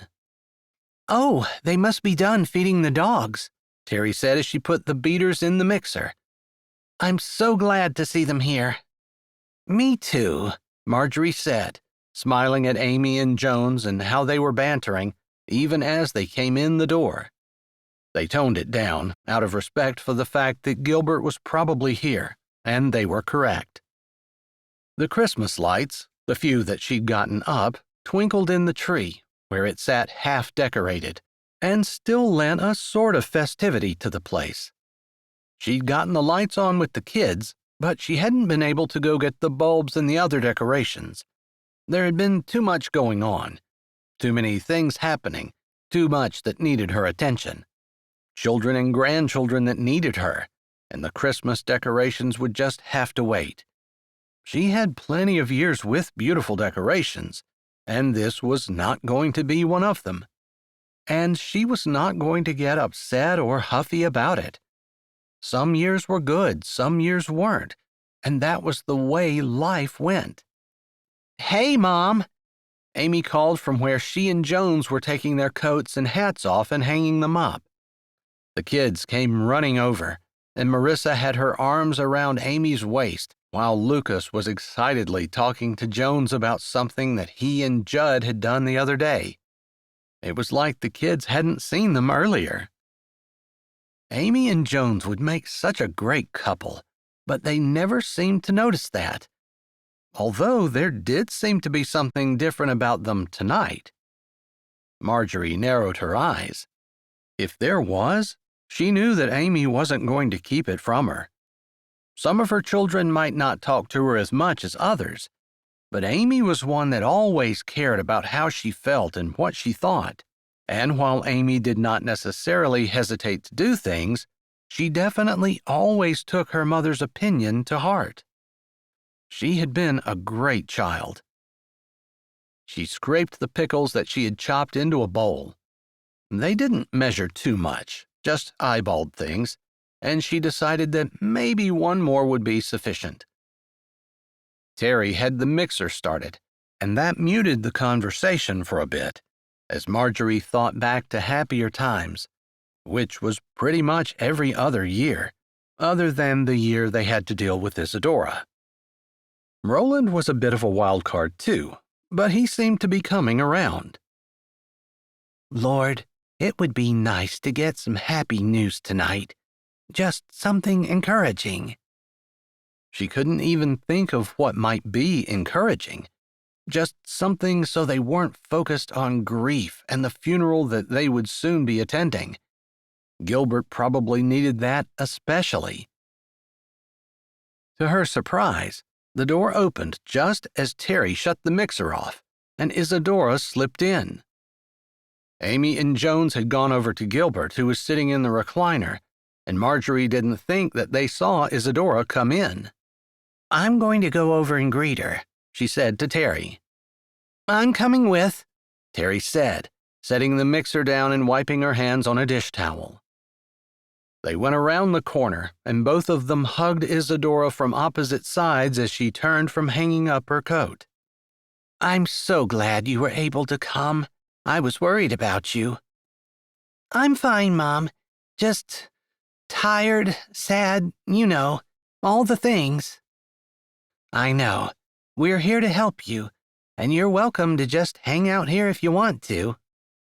I appreciate you all watching my children, she said as she looked around the room, seeing Jasper playing on the floor and Landon in a high chair in the kitchen where Marjorie had been working. He had Cheerios on the tray in front of him, and as she looked, he saw her and started hitting his tray and happily saying, "Mama! Mama!" They miss you, but they're happy when you're not here. They'd be happier with you. Marjorie hoped she was saying the right thing. She didn't want Isadora to think that her kids didn't care, but she also didn't want her to worry about them, because she would take good care of them until Isadora was able to do it herself. She understood how debilitating heartbreak could be. She had experienced it once herself. Of course, in different circumstances, but still. I know you don't understand. I lost your dad. I know how I felt then. I just wanted to get in bed and never get out. Maybe that's not the way you feel. It's exactly how I feel, Isadora said, but her eyes dropped. And then she said, But my pain was avoidable. I didn't listen. I just wanted you to know I'm sorry. And I want you to know that that is water under the bridge, and I don't care. It's too late to do anything about it. She didn't want Isadora to think that she wasn't going to let it go. They could talk about it if she wanted to, and sometimes Marjorie did wonder if there was something she could have done, something that would have convinced her to not do wrong. But then again, Isadora would have missed this, and maybe this was the growing experience that she needed to understand how to become a strong Christian without her mother there pushing her in the right direction. Although Marjorie didn't think there was anything at all wrong with parents pushing their children to do right. As they grew older, they could learn from the pain of others and not their own pain if they allowed themselves to be spared from it. If they didn't, they were the warning for other people. Come on in. Terry and I are making dill pickle dip, and we have plenty of food. I'm not hungry. I was not hungry after Dad died either. She paused, weighing her words, and then she said, But I wasn't pregnant. Isadora's mouth flattened, and then she grimaced. Good point, Mom. Thanks. You always have good advice. I just don't always listen. She tilted her head and met her mom's eyes, and Marjorie's heart just broke. There was so much pain and sadness and regret in Isadora's face that she could hardly stand it. God takes people's messes, and He makes beautiful things out of them. We just have to trust Him and hold on tight.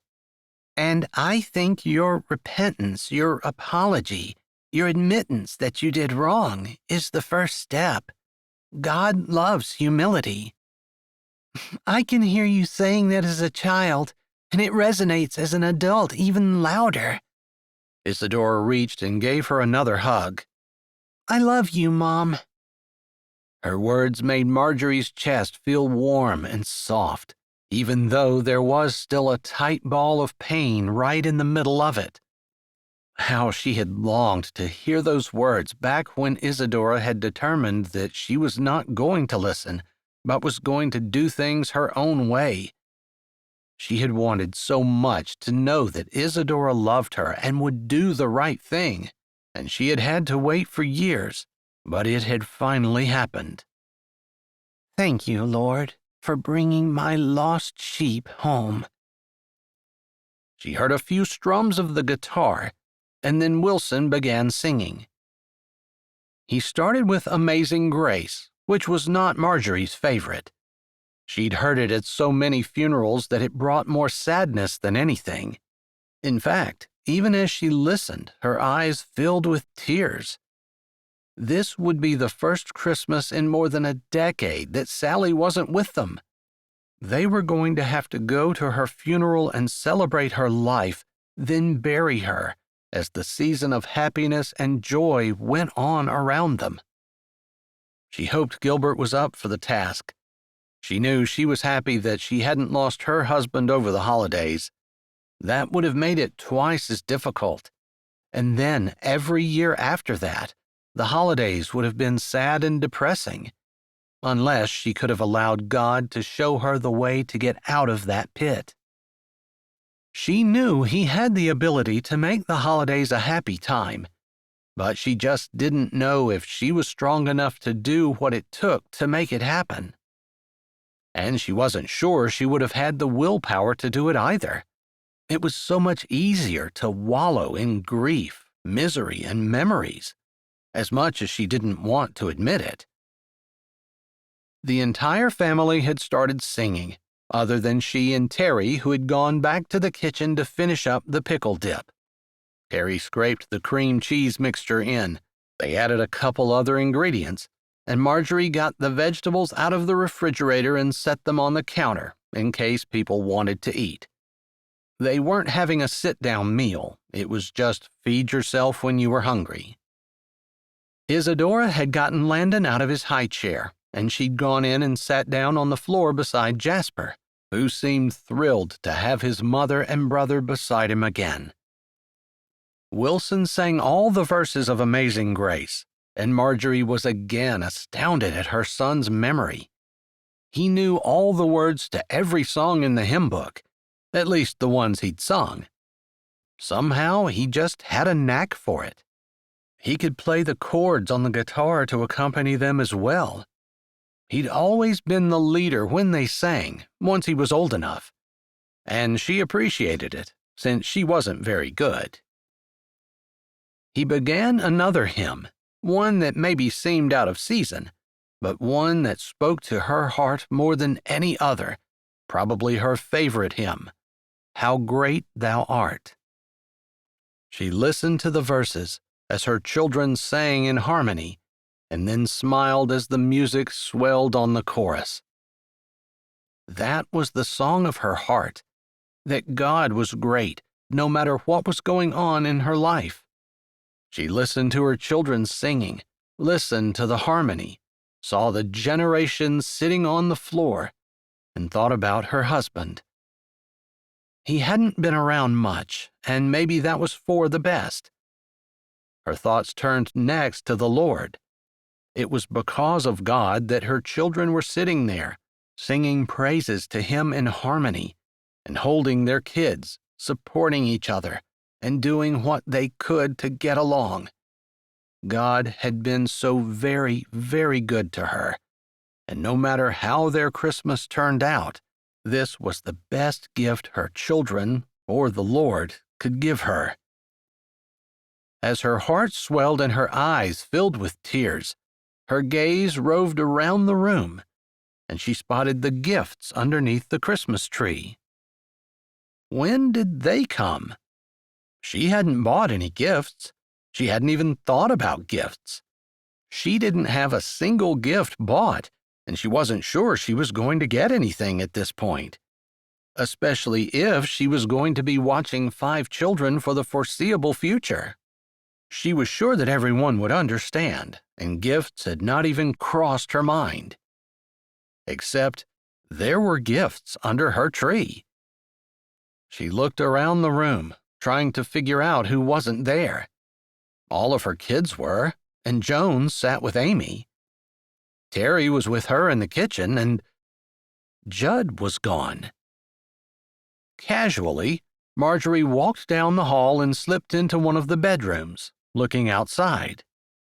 At first, there was a cloud over the moon, and she couldn't see anything. But as her eyes adjusted to the light, and she continued to look, she saw a dark figure, one that looked suspiciously like Judd, with a bag over his shoulder, walking up the steps of the back porch.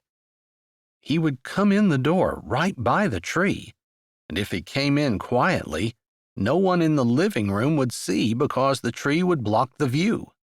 If she was working in the kitchen with her back to it, or even if she were looking into the living room, she would miss him. She watched as he finished walking up the steps and slipped in the door. She walked quietly back down the hall and stood in the doorway, just in the shadows, watching as he carefully pulled gifts out of the bag and set them up quickly around the tree before retreating back out the door. He didn't even look to see if anyone was looking. He just did it quickly, and maybe he thought that that would be the saving grace. So fast that no one noticed. She thought about the articles that she'd read on social media. She hadn't seen them all because who had time, but she'd seen a few. Written by Terry, of all people. Judd was the secret saint. She would almost bet on it. Did Terry know Judd was the secret saint that she wrote about? Surely she had to. She'd seen them talking quietly together several times, and there seemed to be something between them. She smiled, pleased at how quickly God had answered her prayer. Sometimes a person had to wait a long time for an answer. I needed some good news, Lord, and you came through, better than I could even have thought. Wow, whether Judd is the secret saint or not, thank you for sending him to be with our family at this time. I know that the kids are going to be over the moon excited. They had never done Santa Claus when her kids were little, and her kids had continued that non-tradition. She didn't judge people who did, but she just wanted to keep Christmas about Jesus, making things look pretty, creating their own traditions, and knowing that God giving Jesus as his gift to mankind was the reason that they exchanged gifts with each other. She set the meat and rolls out, along with condiments, in case someone wanted to make a sandwich, and then slipped into the living room, sitting down in the opening so that she could catch Landon if he thought to crawl out. Isadora saw her and smiled her thanks. "Excuse me," Judd said over her shoulder as he stepped into the living room. "Of course," she said, trying not to smile any bigger at him than she normally would have. It looked like he had just gone to the restroom, but she knew better, although she didn't say anything. "Before we sing anything else, I wanted to make an announcement," Terry said, standing up and waiting for Judd to reach her side. He stopped beside her and put his arm around her, and she leaned into him like they were a couple. "Lord, more good news?" Marjorie could hardly contain herself. If this was what she thought it was, God had really outdone himself. Terry looked at Judd, and there seemed to be some kind of silent messaging going on between them before he nodded. "I've asked Terry to marry me, and she said yes." Conversation and cheers erupted in the living room as Terry's siblings congratulated her and showed their surprise. Amy didn't look overly shocked, and Marjorie wondered if maybe Amy had known beforehand. Amy and Jones were looking kind of cozy, but Amy didn't stand up with her own announcement. "Now for the really shocking news," Terry said, and the family groaned. What could be more shocking than that? Marjorie held her breath. This could go either way, good news or bad. She would be happy about a baby, but she would be more happy if they were already married. It was just the way she felt about sin, but she wasn't going to rain on anyone's parade by giving a lecture on morality when an announcement about a new grandchild had been made. The lectures on morality that she had given to her children were over and done with. It was up to them to make their decisions about their lives and to go to her for advice if they wanted it. She tried not to offer it unsolicited. "Are you going to tell us or not?" Roland asked, raising his voice to be heard above everyone else. "Of course. So Judd and I decided that we weren't going to sit around waiting with the long engagement. We're already in the same house, and it's not really set up like a duplex, and it makes both of us a little bit uncomfortable.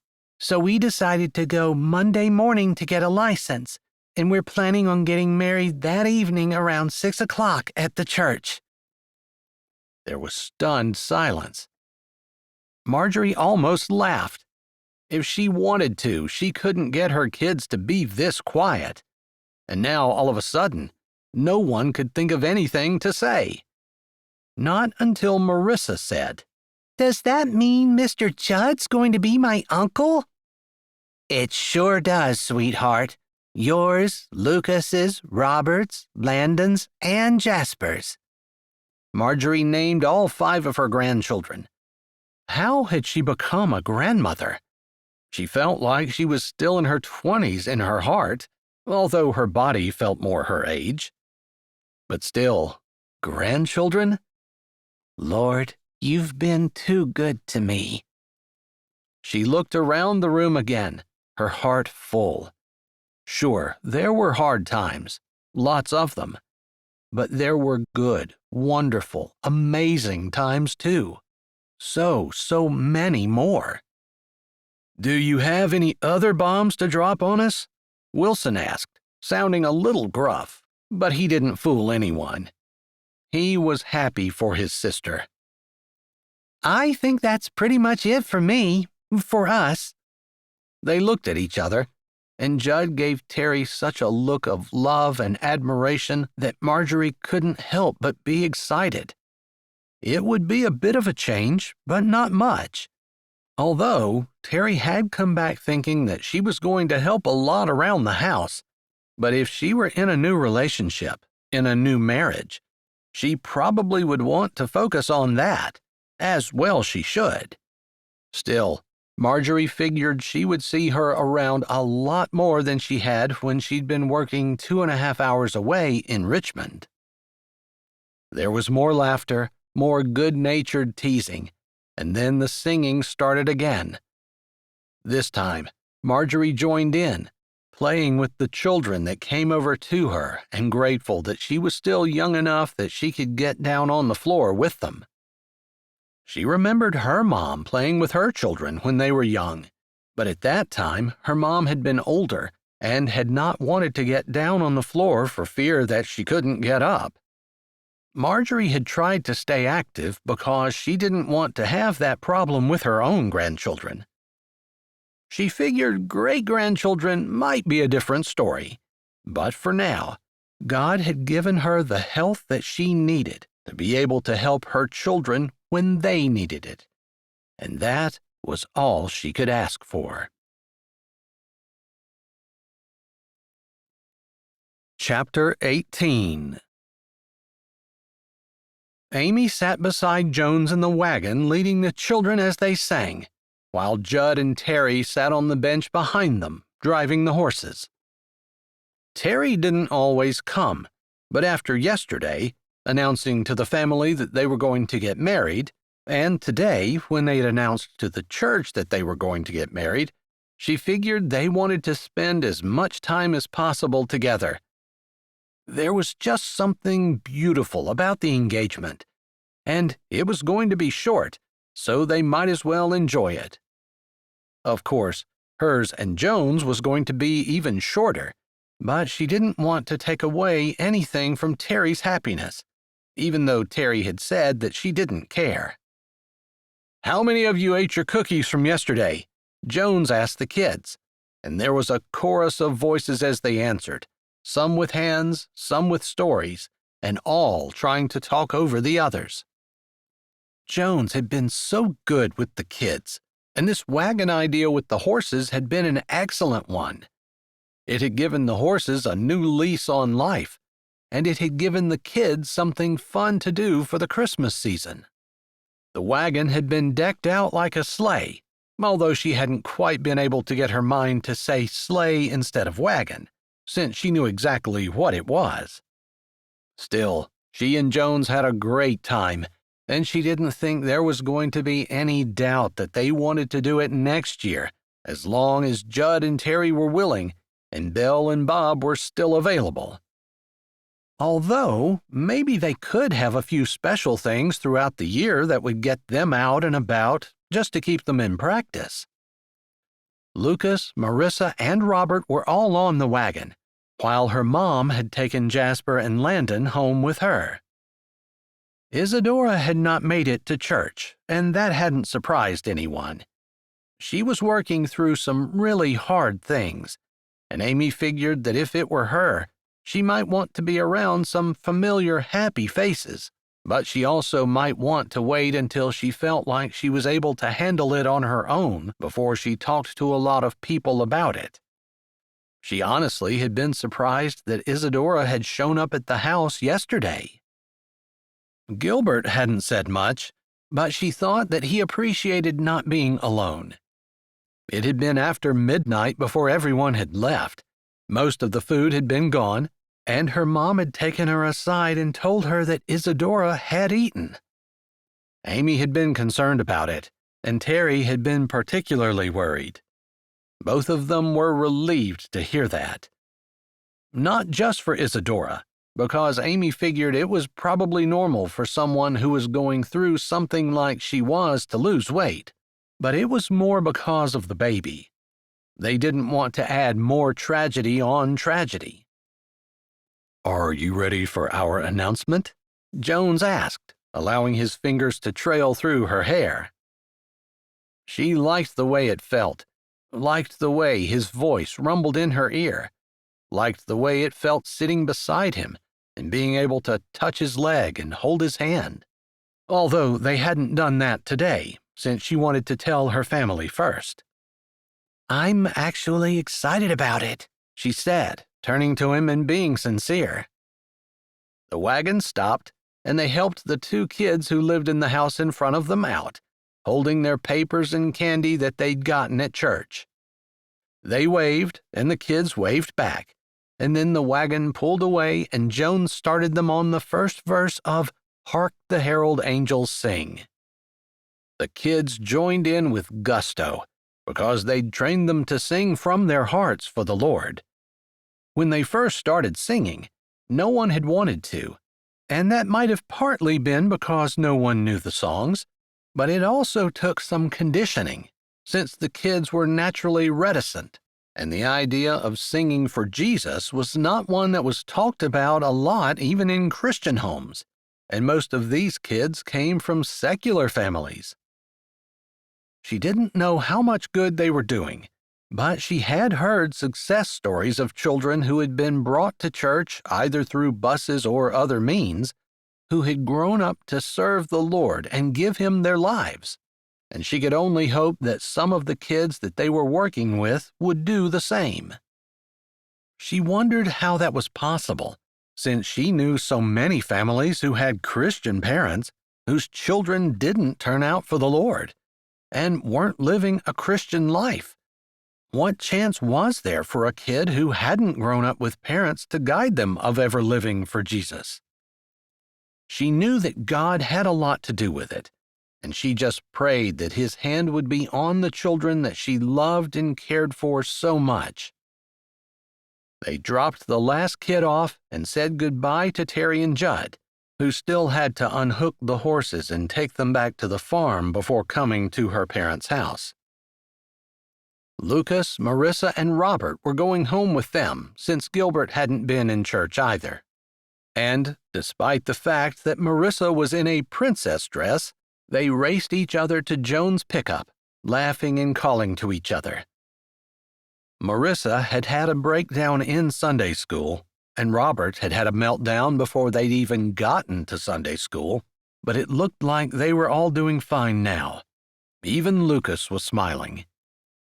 "Did you see someone manage to get gifts under the tree last night?" "I did," Amy said as they walked well behind the children. Not holding hands. But they were walking close enough that they could talk low even though there wasn't anyone left other than the pastor and chatty folks, who still hadn't made it out of the building yet, and their arms brushed occasionally. "I can't believe that they were able to do it without me seeing. I was watching for it, but I went out to get a sandwich, then there they were." "I tried to keep an eye out for him, but then we started singing and I didn't even think about it." "He's good at what he does, that's for sure," she said. Then they shared a knowing glance as Jones went to her side of the truck and opened the door for her. The kids were already in the back. "Thank you," she said, giving him a smile. He touched her arm and then let his fingers trail down and grab her hand quickly for a squeeze before he said, "My pleasure." and shut her door. It was crazy the way he could make her tingle, and she hadn't even thought about it before. But the look in his eyes, the tone of his voice, the trail of his fingers, it definitely made her heart beat faster and her mind feel like mush. She wanted to tell him not to do that to her, but she actually kind of liked it. They drove to her parents' house and got out. Amy hadn't made anything because their house was full of leftovers and meat trays that people had dropped off because of Gilbert and because of Sally's passing. The kids hopped out and ran in the house, and she and Joan smiled into each other's eyes as they walked up the sidewalk. They did not hold hands, but Amy told herself that it could be the last time they ever walked up the sidewalk not holding hands. She knew that was probably unreasonable. There would be plenty of times where they might have kids or packages, or maybe they would even be angry at each other, although she hoped not. She hoped they could continue the friendship that they'd had, the one that was respectful and kind, and where they understood each other and didn't get angry about dumb things that didn't matter. He opened the door for her, and she walked in, eager to tell her family her good news. Chapter 19. Jones waited until everyone was seated at the table, after they said grace and after the food had been passed. Marjorie had heated up a casserole that they had gotten yesterday for dinner. It smelled good, though he doubted it would be as good as Marjorie's cooking. She had a real talent in that area, and there weren't too many things she made that he didn't love. There had been vegetables left over, and they'd made fresh dill pickle dip, and it was on the table as well. Another one of his favorites. He didn't even need vegetables. He could just eat the dip. Although, if he did that, Amy would elbow him and tell him that it was weird, and they'd end up in a squabbling match that Marjorie would have to regulate, except they'd be laughing too, and they'd all be joking. They'd done that plenty of times over the years, as the dip had become a staple as soon as Marjorie realized it was his favorite. She'd been like a mom to him, far more of a mom than his own mom, and yet his mom knew that he was planning on getting married before Marjorie. And if Marjorie knew that, she wouldn't be upset at all, because that was just the kind of woman she was. She understood that not everybody could be first, and she was happy taking a place at the back. He admired that about her and knew Amy was like that as well. She didn't always have to be first, although it made him smile when he remembered how she had told him that he better not tell anybody else if he wasn't going to tell her. And he knew that was partly because she wanted to be special to him. Not like she didn't already know that she was. She surely did, but he understood. When you told someone else something first, it made it seem like they were more important. Regardless, he took a breath, then pushed his chair back away from the table and stood up. When he just stood there, everyone looked at him.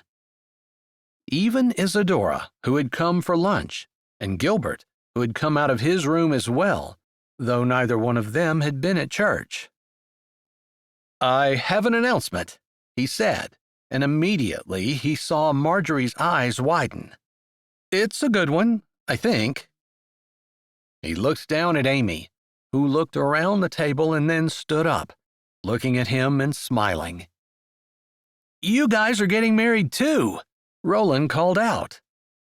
"Well, yep, that was my announcement," Jones said, nodding at Roland. "Thanks for making it easy for me there, bro," he said, not upset at all. Roland was the youngest of 6, and Jones had often figured that he felt like he got lost in the crowd. It was probably true he did. Even now that he was an adult, he probably still felt that way at times, like nothing he did was ever matching anything that anyone else did. Jones actually remembered having several conversations with him about that when Roland was still in high school. He just felt like he never stood out for himself. Jones made a note to try to talk to him later. It was probably overwhelming to lose a sister-in-law, have a sister lose her husband, and then have two sisters get married. He might be feeling the same. And while Jones wasn't exactly sure what to do about it, he could at least reach out, see if he thought of anything, or he could chat with him for a bit, make sure he was okay. "Congratulations," Marjorie said, breaking the silence that had descended, maybe from shock. That seemed to be the instigation that everyone needed, and chatter broke out around the table, with congratulations and questions called from different ends of the table. Jones put a hand up. "You guys know that Amy and I have been good friends forever, and there's a little bit more to the story." He and Amy had talked about it and decided that it would be best for them to just be straight up honest about the reasons for getting married. They had also decided that they weren't going to give a figure on the money that he was inheriting, just so that that little bit remained private. "You guys can keep eating if you want to. I didn't want to hold up the meal, but we wanted to tell you for a reason." He looked around the table, then at Amy. She was going to tag team with him, he was pretty sure. "It started with the mistletoe kiss for me. That was your fault, Robert." She smiled down at her nephew, sitting at the other end of the table. "You were the one who brought the mistletoe over, and Jones kissed me. That got me thinking. I had never thought of him like that before." "That was pretty fast, because that was Friday," Wilson said, not looking upset but still sounding surprised. "I know, but we've been friends for years. I know him better than anyone. He knows me better than anyone, and it just seemed natural once we started talking about it." "And your mom knows that we got a letter saying that one of my aunts died and left us money, and it said that I would inherit money from her, but I had to be married. I was looking for someone to marry, and Amy was helping me. Until that moment, I hadn't really considered that Amy would be the perfect one. But after that, it was obvious." "Yeah, we all knew it," Gilbert said, and Jones figured that was probably a good thing that he was at least invested in this, and it didn't seem to be making him feel bad. Maybe it wasn't going to be hard for him to hear. "Anyway, you're right. It was obvious to everyone but us. But the other stipulation in the will said that it had to be within 1 month of her dying. That's Friday." There were gasps around the table. "I talked to Terry, and we found out that we were both thinking about getting married soon, and we said, why don't we do it together?" "So you're getting married tomorrow, too?" Marjorie said, her hands at her throat. "I'm sorry if that bothers you, Mom. Normally, I would ask for your advice, but it doesn't feel like there's any choice in the matter." "It doesn't bother me at all," she said. "Why would it bother me? I'm thrilled for you guys." "Well, there's not going to be any wedding to plan, obviously. We're just going to go to the church tomorrow and get married. It's not going to be a big deal, and it's just going to be the family, although Jones's parents are invited as well." No one had anything to say about that. They all knew how his parents could be. They might show up, but they probably wouldn't. "Well, we have all this food that everybody's been bringing, and now we have a reason to eat it and celebrate. You could invite people from the church to come over after you're married, for a better reception if you want," Gilbert said, and Jones almost swallowed his tongue. Gilbert was almost acting like he had forgotten that his wife died. Or maybe he just needed to. Maybe he needed to be like the kids and have periods of normalcy followed by periods of deep sadness.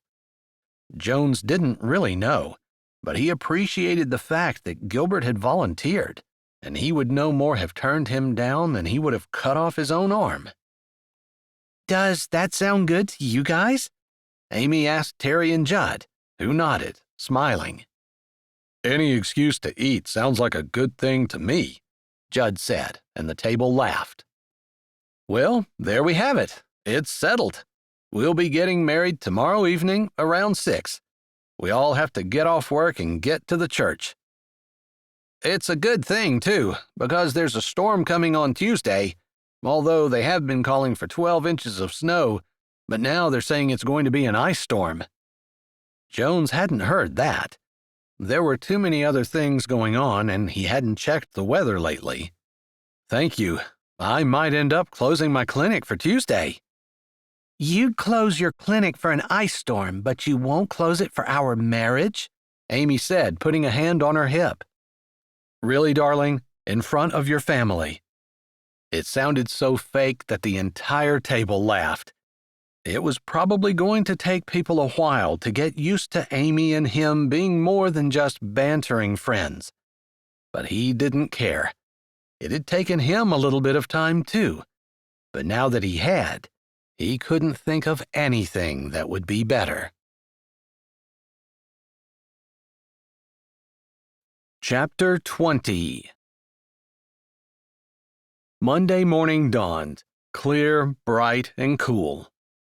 Isadora told Amy she was going back to their mom's house because of Amy's upcoming nuptials, knowing that they were probably going to live in Amy's house, which was correct. Her mom had promised that she would watch the children, and Isadora could have as much time to herself as she needed, although Amy could see the worry in her mother's eyes when she said that. Still, Amy couldn't deny that she did appreciate it, since she'd spent Saturday night on her mom's couch, and it was nice to be back in her own bed. She took the sheets off when she got up and threw them in the washer before putting her clothes on and going outside. Jones was already at work feeding the dogs. It wasn't unusual, exactly, for him to get there before her, but she wondered if maybe he was a little nervous. She saw a steaming coffee cup sitting on the nearest post to the house, and she grabbed it as she walked around the kennel, petting some wet noses and taking a sip of the strong coffee, which warmed her the whole way to her stomach and back. Good morning, she said, smiling at Jones as he carried the bucket down the aisle, putting the correct amount of dog food in each automatic feeder. Hey there, beautiful. It's your wedding day. I know. And the groom isn't supposed to see the bride on their wedding day, is he? If you believe that, you should have stayed inside when you saw my truck out here. And let you do all the work? That sounds like more bad luck than you seeing me. She didn't believe in luck at all, but if she did, she certainly would think it would be more important to help him than to stay hidden somewhere. Well, I have to say I appreciate the fact that you think that way, since that'll make this morning a little easier for me. No doubt, she agreed, grabbing her own scoop, going down, and giving him a hand with every other dog. You know, it's occurred to me that maybe we do this backward. Perhaps you should think about cleaning their pens before you feed them. I used to do it that way, but I found that if I feed them first, they're more likely to poop on their walk, and it saves me a little bit of work in cleaning things up. Plus, it gives them a new place to mark as their territory or whatever they do, she said. He nodded. Then she figured he was making conversation because he really was nervous. She wasn't quite sure what to do about that, though. She was nervous, too. You know, we really didn't talk about where we were going to stay after our wedding, and it's okay with me if I don't even move in. He didn't look at her while he was talking, and she wondered if maybe he was changing his mind about something. Do you want to move in? She asked, pausing with her scoop in her hands, hoping that that wasn't the wrong question, and hoping that it was a question that she could ask and expect an honest answer to. He'd always been very forthright with her, and she didn't think that he had changed, but maybe she was wrong. "I want to," he said quickly before she could think of too much else. "But I just thought that maybe you were uncomfortable." I'm uncomfortable, but you're right, we haven't really talked about it.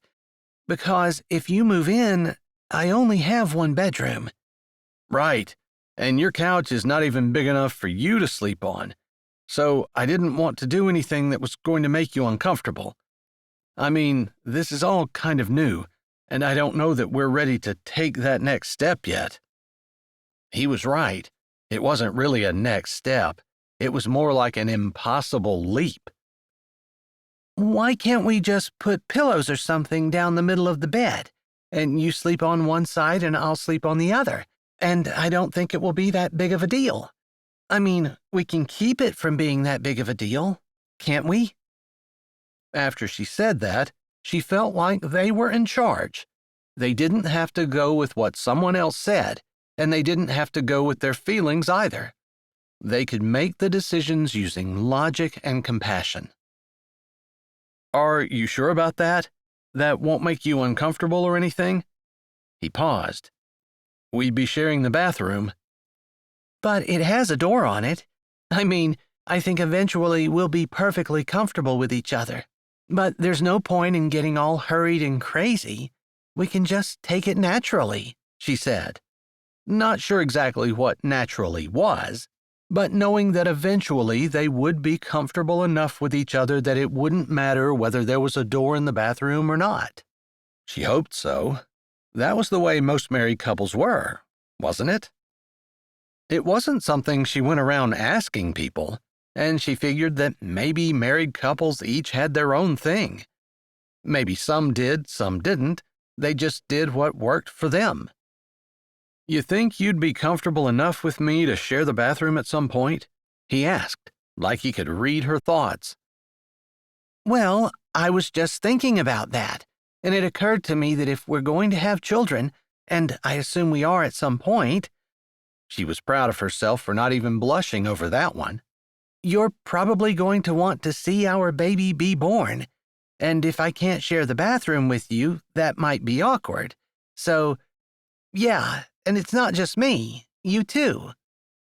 "I see. So you're not scared?" Should I be? Then she laughed. Never mind. I've been around when you're going to the bathroom before, and you're right. I probably ought to be scared. Maybe that might be taking it a little bit too far. It was his turn to laugh, and he knew she was joking. For her, marriage meant everything, not just the things that made a person comfortable. But because they were doing this in an uncommonly fast way, they didn't have to do everything right away. "All right, then I suppose I ought to pack my shaving kit and some clothes and the stuff that I'd need if I were going to be gone for a few days, and put them in my truck and bring them here after the wedding." Or I can do it.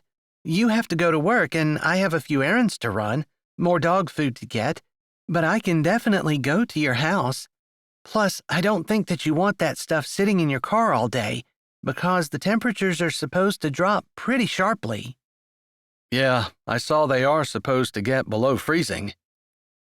Wilson said that he would come out and feed the dogs in the morning so that we can sleep in if you want to, but I figured if you're going to go to work, I might as well get up and feed the dogs, but I thought I would talk to you about it before I replied to his text. "Let him come. I'm going to have Cheryl, my secretary, call and cancel all appointments tomorrow. Whether we get stormy weather or we don't, you are right. How can I think of canceling for a storm when I wouldn't cancel for my marriage?" I was kidding, she said as they walked back to fill their buckets full of dog food again. "I know, but it just made me think. Also, we need to take a honeymoon, so pick your dates and I'll clear my calendar." I don't need a honeymoon, she said. "If we're getting the $10 million, we might as well spend it on something good." A clinic for you, she said emphatically. "And dog kennels for you," he said, making sure she wasn't going to leave herself out of the equation.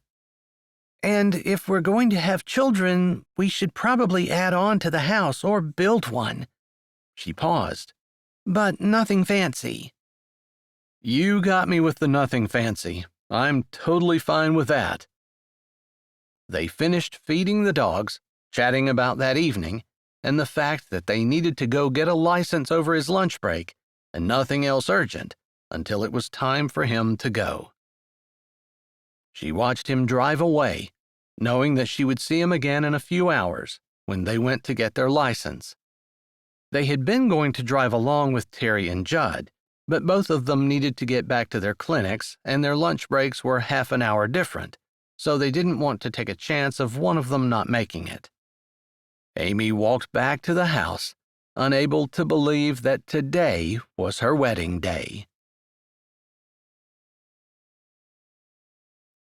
Chapter 21. They got the licenses without incident, and Amy decided that she would do the unusual thing of taking a bath rather than a quick shower after she made their bed and take her time getting ready for the wedding. She just had one nice dress, and it wasn't exactly a Christmas dress, but she put it on anyway. It would look more like spring than winter, and with a storm coming the next day, she felt a little foolish. But she found a sweater that didn't look too bad with it, and decided that she'd rather have a pretty dress on and be a little bit chilly than wear a sweater and a skirt and feel a little underdressed for her own wedding.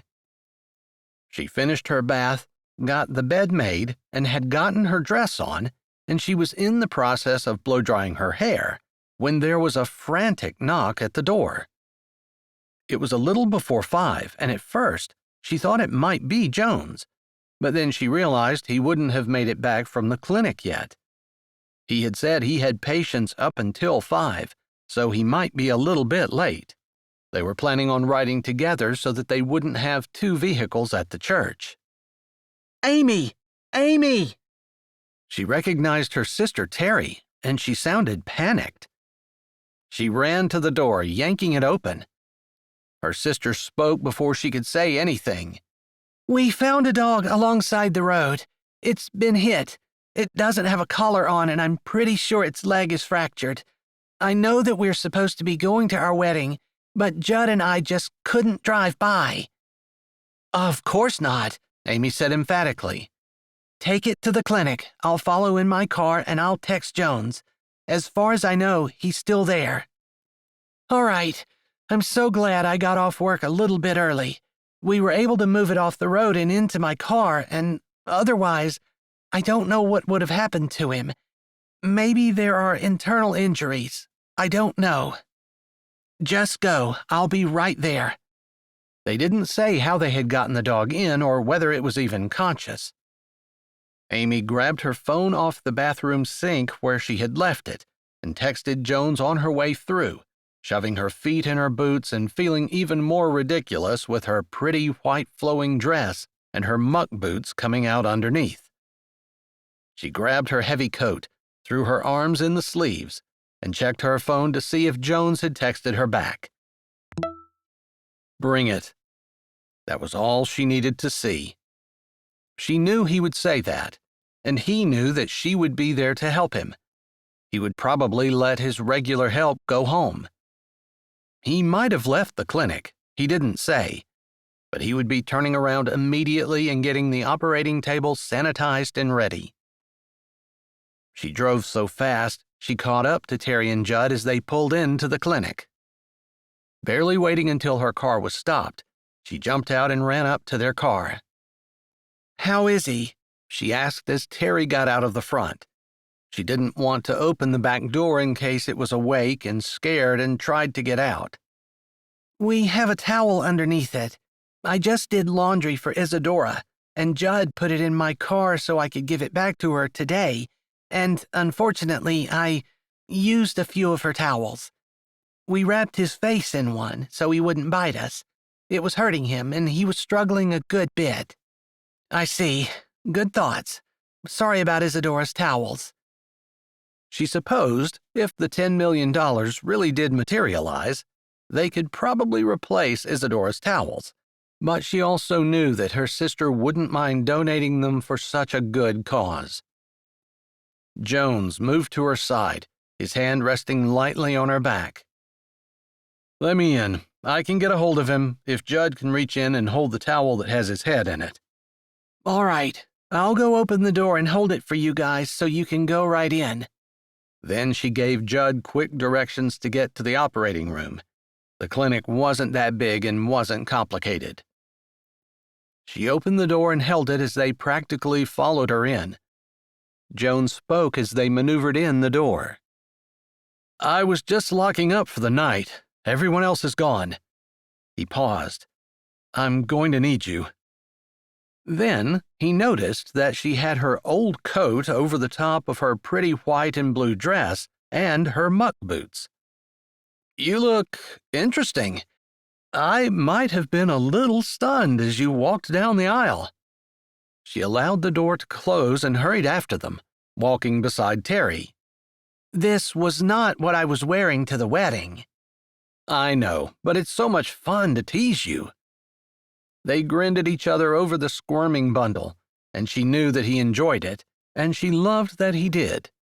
Even at a time like this, where she felt like every second was imperative, and she was concerned about the welfare of the dog, she liked that he was able to keep things light enough so that she didn't get lost in her head. They made it into the operating theater. Jones didn't have a whole lot of fancy equipment, but he did have a portable X-ray machine, which he had gotten set up. Jones started murmuring low, describing what he was going to do. He paused for a moment, and Terry said, If you don't mind, I'm going to text the pastor and our family and just tell them everything that's going on here. She paused and then added, And we'll just get married here, if that's okay. Amy blinked and met Jones' gaze over the whimpering dog. He gave a slight shrug. Sure, that's fabulous. It wasn't in her plan, but since they didn't have a whole lot of plans, it wasn't that hard to adjust her mindset. Thank you. And then, as Terry turned to leave, Amy added, Would you text Jones' parents, please? I don't know if they're planning on coming. I haven't heard from them. She looked at Jones, who shook his head and lifted a shoulder before looking back down at the dog and paying attention to what he was doing. Of course. I have her number. Don't worry about it. We'll be in the waiting room if you need us. Thank you, she said, and turned back to Jones. Thank you for doing this. I'm sorry I screwed up our wedding. You didn't screw it up. You made it so that it's totally a part of what you and I do. I didn't mean to, but I guess it worked out. They worked on the dog for 40 minutes or so, until Terry came to the door and said that everyone was crowded in the waiting room and that any time that they could take a break, the pastor was ready to do the nuptials. Jones finished up what he was doing and then looked at the dog. I think he'll be stable until we get back. I hate to tell the pastor to hurry, but I might. For some reason, that made Amy want to giggle. I think he'll understand, she said. Or we could just have him do the vows in here while we work. That would probably be the weirdest wedding he's ever officiated, wouldn't it? Well, your choice. I think I want to hold your hand while I say my vows, if that's okay with you. He'll be okay here. All right, that sounds good. She had blood on her dress. Jones had changed into a button-down shirt and dress pants before he left the clinic, and they were covered in blood as well. Neither one of them had taken the time to put a lab coat on. But it was okay. The clothes were expendable, but the dog's life was not. Shall we? He asked, pulling his gloves off and holding out his hand for her. Yeah, let's do it. Also, before I forget, I think you should become a vet tech. When we build our new facility, we'll just put a nursery right beside the operating room, which will also face the back of the receptionist area, and we'll both be able to see the kids wherever we are, and we'll be in here together every day. That's about the best idea I've heard in a long time. Better than the idea of marrying me? He asked, and maybe there was a note of insecurity in his tone. She wasn't quite sure. Regardless, it wasn't necessary for it to be there.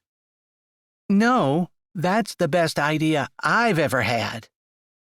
Hold up there, kiddo. I'm pretty sure that was my idea. No way. It was mine, all the way. I don't even know why you're trying to take the credit. You would never in a million years have thought of it. That's not the slightest bit true. I was on the verge of figuring this out, and I was going to— Guys, maybe not on your wedding day. Marjorie stood, her hands full, holding one grandchild on her hip and holding the hand of another one beside her. But still, she had that mothering look that she used on both Amy and Jones to good effect. "Sorry, Mom," Jones said. "He started it," Amy said, and everyone laughed. Terry and Judd were already at the makeshift altar, with the pastor standing beyond them, so Amy and Jones made their way there and stood in front of the pastor. "You ready?"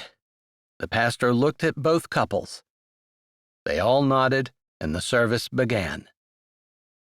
Amy had been to more romantic weddings. She'd been to weddings with a better message. She probably had even been to weddings where the decorations had been more sparse. But she had never been to a wedding with more love in the room, and she figured that was the most important thing. Chapter 22. Thanks for taking care of the dog today. Amy sat at the table where they'd eaten their wedding supper. It had been food that their mother had given them from the stash that people had been bringing to her. But they didn't mind the leftovers. It was nice to not have to cook. "You knew I'd do it. No problem. It's my job." "I know. You never even questioned me." "Because it's you, Amy. You're special." He knew she knew that, or at least he thought he did, but he wanted her to be sure of it. He might be kind to other people, but it wasn't the same. Amy held a special place in his life, as well as his heart. He would do anything for her, anything at all. And that made her different from his other friends. It was late, after 9. They'd wanted the dog to be stable and awake from surgery before they left him. They might even get up in the middle of the night and go check, or just leave early in the morning. Jones hadn't decided yet. It might depend on the ice storm, too. "I hope you can get to the clinic in the morning." "If I can't, the couple I'm renting the garage from said they would go out and check. Also, they told me that they had an offer on their house. They said if they accepted it, closing would be in 60 days. Wow, that's February. I know. I don't know if we can get another clinic set up in that amount of time or not. If not, I might have to shut down for a little bit. That might be a good time for us to go on a honeymoon."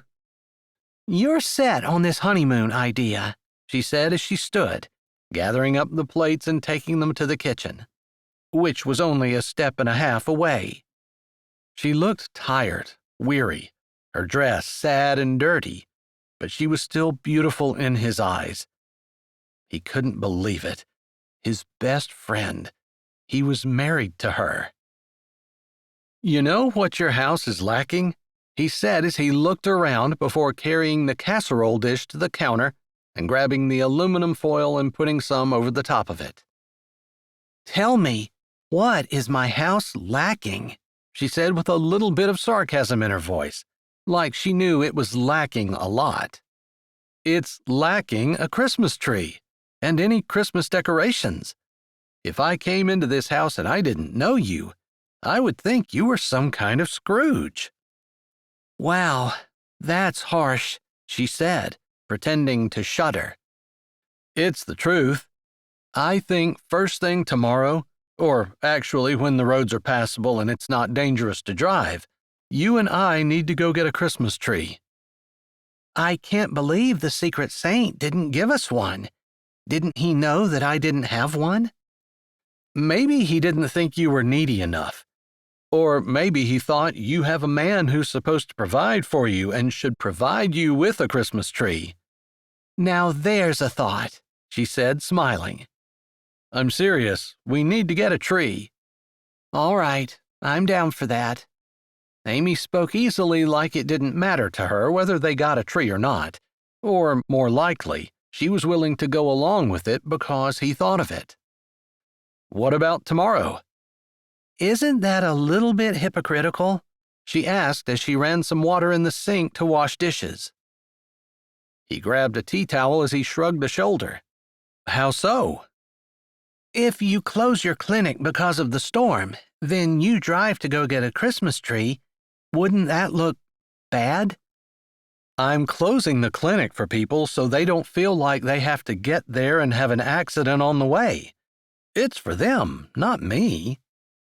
That seemed perfectly reasonable, but Amy snorted, and he figured she probably knew he was being slightly sarcastic.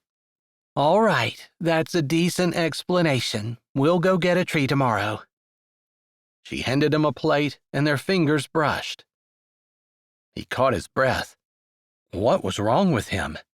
He'd touched Amy plenty of times before, but he found himself staring at her as she turned nonchalantly back to the sink like she didn't feel a thing. It was an awkward few seconds before he remembered he was supposed to be drying the plate and started to rub it with his tea towel. What had they been talking about? He couldn't remember, but he wanted to talk about something completely different, like what they were going to be doing tonight. They'd had that conversation about dividing the bed in two so each of them got a side, but they also said that they wanted to have a real marriage. Was she thinking they would have a real marriage tonight? The idea sent a sliver of excitement down his spine, and something sweet and warm chimed in his stomach. He castigated himself for wanting to focus on that, but they were married, and that was the natural progression of things. She was finished washing the next plate before he was done drying the first one, and she waited, plate in hand, giving him a concerned glance. Are you okay? This time, when he took the plate from her, he was careful not to brush her fingers. He wasn't sure what was going to be going on, but it had to be nothing, and he ought to at least try to control himself. That would be easier to do if he wasn't touching her. Crazy, since this was Amy, his best friend. Yeah, I'm fine. Why? He finally said, noticing that he sounded breathless. The idea that Amy might not notice was laughable. You sound funny, she said, turning back to the sink and burying her hands in the water. He was making everything awkward, and he hated that. Did I make you feel guilty for not being at the clinic? Because I'm not upset about that at all. I was just teasing you. I know you were, and no, I don't feel guilty. I don't feel guilty about that or spending time with my new bride. She laughed. The forks clanked as she used the rag to wipe them off. That's crazy, isn't it? Who would have ever thought? I think there are a lot of people who thought you and I were just a little slow on the uptake. Well, we speeded up quite nicely in the last few weeks, even if I do say so myself. That we did. He wanted to keep going fast, but he didn't want to say that and push her into something she wasn't ready for. But how did he ask her if she was ready? If she wanted to be more than friends with him? Maybe she wasn't thinking any such thing. Maybe she was thinking about the money. That's probably what he should be thinking about, and getting it as soon as he could just so she could get out of debt and breathe a little easier. So, do you or don't you want to do the Christmas tree tomorrow? He asked, finally deciding that he'd just change the subject. He tried to stop thinking about kissing her, and not make it so awkward that they had trouble remembering that they were supposed to be friends who were married, and he could let things take their natural course. When Amy was ready, she'd make a move. It was probably better for him to wait for her. I do. I'm kind of excited about it. And it would be nice to have some Christmas cheer. Not that our wedding wasn't a happy time, but if we have the house decorated after the funeral, it will be nice to come back to. Agreed. He'd kind of forgotten about the funeral. Amy was right. It would be nice to have a cheerful home to come back to, after the sadness of putting a mother of young children and the wife of someone he considered family to rest, even if she was celebrating in heaven. That must be what Amy was thinking about, and here he was thinking about other things, unable to focus on the needs of others or being considerate, because he was so busy thinking about what he wanted. Maybe he should cut himself a little bit of slack, because he was hardly the first bridegroom to spend his wedding day thinking about that. The water swished as she pulled the plug out of the drain and brought out the rag she had used. I'm exhausted, she said as she set the rag down on the counter. Sorry I'm not very good company. I wanted to tell you that you should go to bed. You look tired, and it's my job to take care of you. There. That marked the change in their relationship. They took care of each other before, but in marriage, the man was supposed to be the protector. He wanted to be someone she could depend on to take care of her. All right, then I'll shower first. She turned and looked at him, and he couldn't read anything in her eyes. He thought she had mentioned taking a bath earlier, and it seemed odd that she would take a shower the same day, although after taking care of the dog with all the blood, maybe she just felt like she needed it. Maybe he shouldn't be reading anything into it at all. Sure, you shower and I'll wipe the table and think about where we can put the Christmas tree. There aren't too many places. You'll have to get a little one. Last time I picked out a tree with you for your mother, it took 3 hours until you found the tree that you wanted. Maybe I should reconsider what I want to do tomorrow. You had a good time, she said, lifting a brow at him and putting one hand on her hip. I thought you were showering. He made shooing motions with his hands, but she shook her head. You're not fooling me. You had a good time and now you don't want to admit it. I did. That's what we do. I always have a good time with you. Maybe he wasn't supposed to be serious. Maybe they were supposed to continue their bantering, but he meant that with all his heart. It didn't matter what they were doing. If he was doing it with Amy, he knew he would enjoy himself. Whether it's fixing up a dog, on our wedding day no less, or picking out a Christmas tree, or even standing in front of my parents having the most awkward conversation ever, it's always better when it's with you. I'm the same, she said, and he was a little disappointed, but then she continued. Everything's better when I'm with you. She turned and walked into the bedroom while he grabbed the rag to go wipe the table. By the time he was done with his shower, she had gotten some pillows and put them down the middle of the bed. She lay on her side of the bed, looking up at him with worried eyes. Is this okay? She asked, jerking her head and indicating the pillows that split the bed in two. That's what we said we were going to do, he said easily, reminding himself of what he had said earlier, that he was going to let Amy take the lead and he would follow her. All right, I tried to make it so that your side was a little bit bigger, since you're bigger than I am. I can fit just fine. I want you to be comfortable, he said, pausing at the light switch. Is it okay if I shut this off? Yeah. I should have a lamp beside my bed. But I guess I never felt like this was a place I was going to stay at forever, and I just did the minimum. He flipped the light off, careful to keep his face neutral until the room was plunged into darkness. He didn't want her to know that he was disappointed. That's perfectly fine. It's not that hard to shut the light off and get in bed. Normally it's me, and I hate that you had to do it. Not that big a deal, I promise. He sat down on the bed and then lifted the blankets, carefully stretching out on his side and not touching the pillows at all. There was less room than what it looked like there was going to be. The bed would be cozy if they were sharing it together. He had been encouraged as she left the kitchen that they both agreed that everything they did was better if they did it together. But he supposed that wasn't romantic in any way. It was just talking about good friends.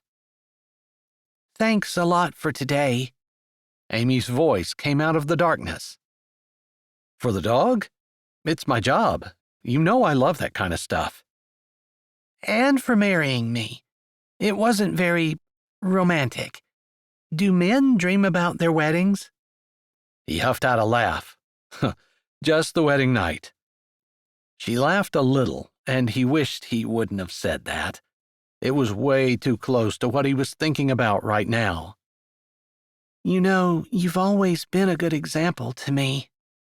Her voice was soft, almost as though she were thinking. He wasn't the slightest bit sleepy, and welcomed a conversation. I thought it was the other way around. After all, you share your family. You taught me how to be a good sibling, even though I didn't have any. Then you showed me, by letting me see your parents, what a mom and dad should really be like. No, I meant you. Just being selfless. Just always thinking about others. We were laughing a little earlier about you closing the clinic for other people so they didn't get hurt, rather than you. But that's really true. That's the kind of person you are. You put others first the way Jesus did. It's inspiring. He hadn't realized she thought that. They'd never even spoken about it before, and he had no idea that she'd been watching him. You do the same thing, although I suppose you do it with animals. Maybe I treat animals better than I treat people? She mused thoughtfully. Is there a problem with that? The Bible doesn't really tell us how we have to treat animals other than regarding their life. But it is people who are made in the image of God. I don't know whether animals go to heaven or what happens to them, and the Bible doesn't really tell us, but it's very clear about people. That's who Jesus came to save. That's who we're supposed to be reaching.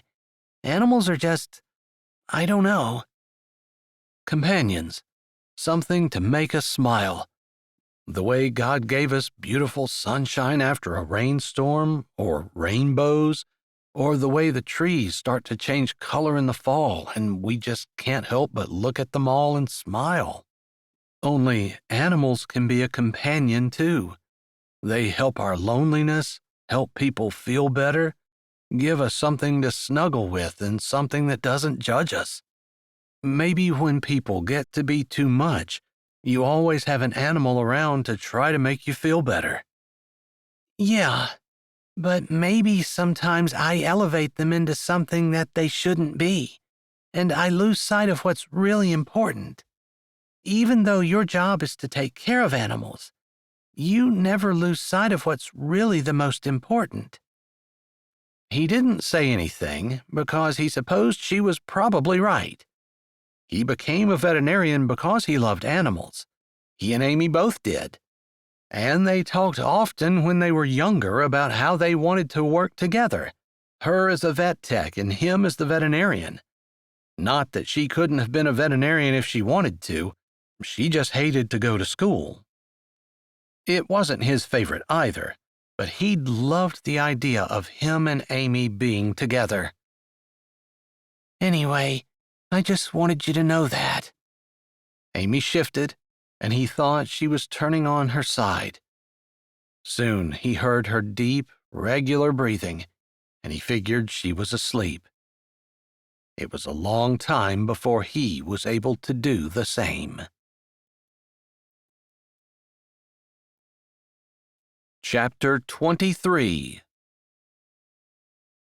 It wasn't quite what she was expecting, Amy thought, as she flipped the pancakes on the griddle the next morning. Jones had braved the 4 inches of snow that had fallen to drive to the clinic to check on the dog he'd operated on the night before. The snow had stopped, and it was beautiful outside. What a wonderful sight to wake up to on her first day of being married. Except she didn't really feel married, and she wasn't sure how Jones felt about her. And that bothered her more than what she thought it was going to. She stuck the spatula underneath the pancake and flipped it, putting it on a plate and carefully pouring more batter on the griddle. She had decided that she would just let Jones take the lead, but she had been hoping that he would do something. Kiss her or something. But maybe he just didn't feel like that with her. Maybe all they ever would be was friends. Maybe she'd developed this huge crush on him, tingling when he touched her, barely able to keep from jerking her fingers back when they accidentally brushed while they were doing dishes. Doing dishes, of all things. It was crazy. She had to get a hold of herself, since Jones seemed to be perfectly okay. He hadn't said much while they'd been feeding the dogs that morning, and before he left, he just said that he was still planning on getting a Christmas tree if that was okay with her. She nodded and said she'd cook breakfast. Just mundane things that would make her feel more married than ever, except... He came back not long afterwards, reporting that the dog was doing as well as could have been expected, and they ate without talking too much.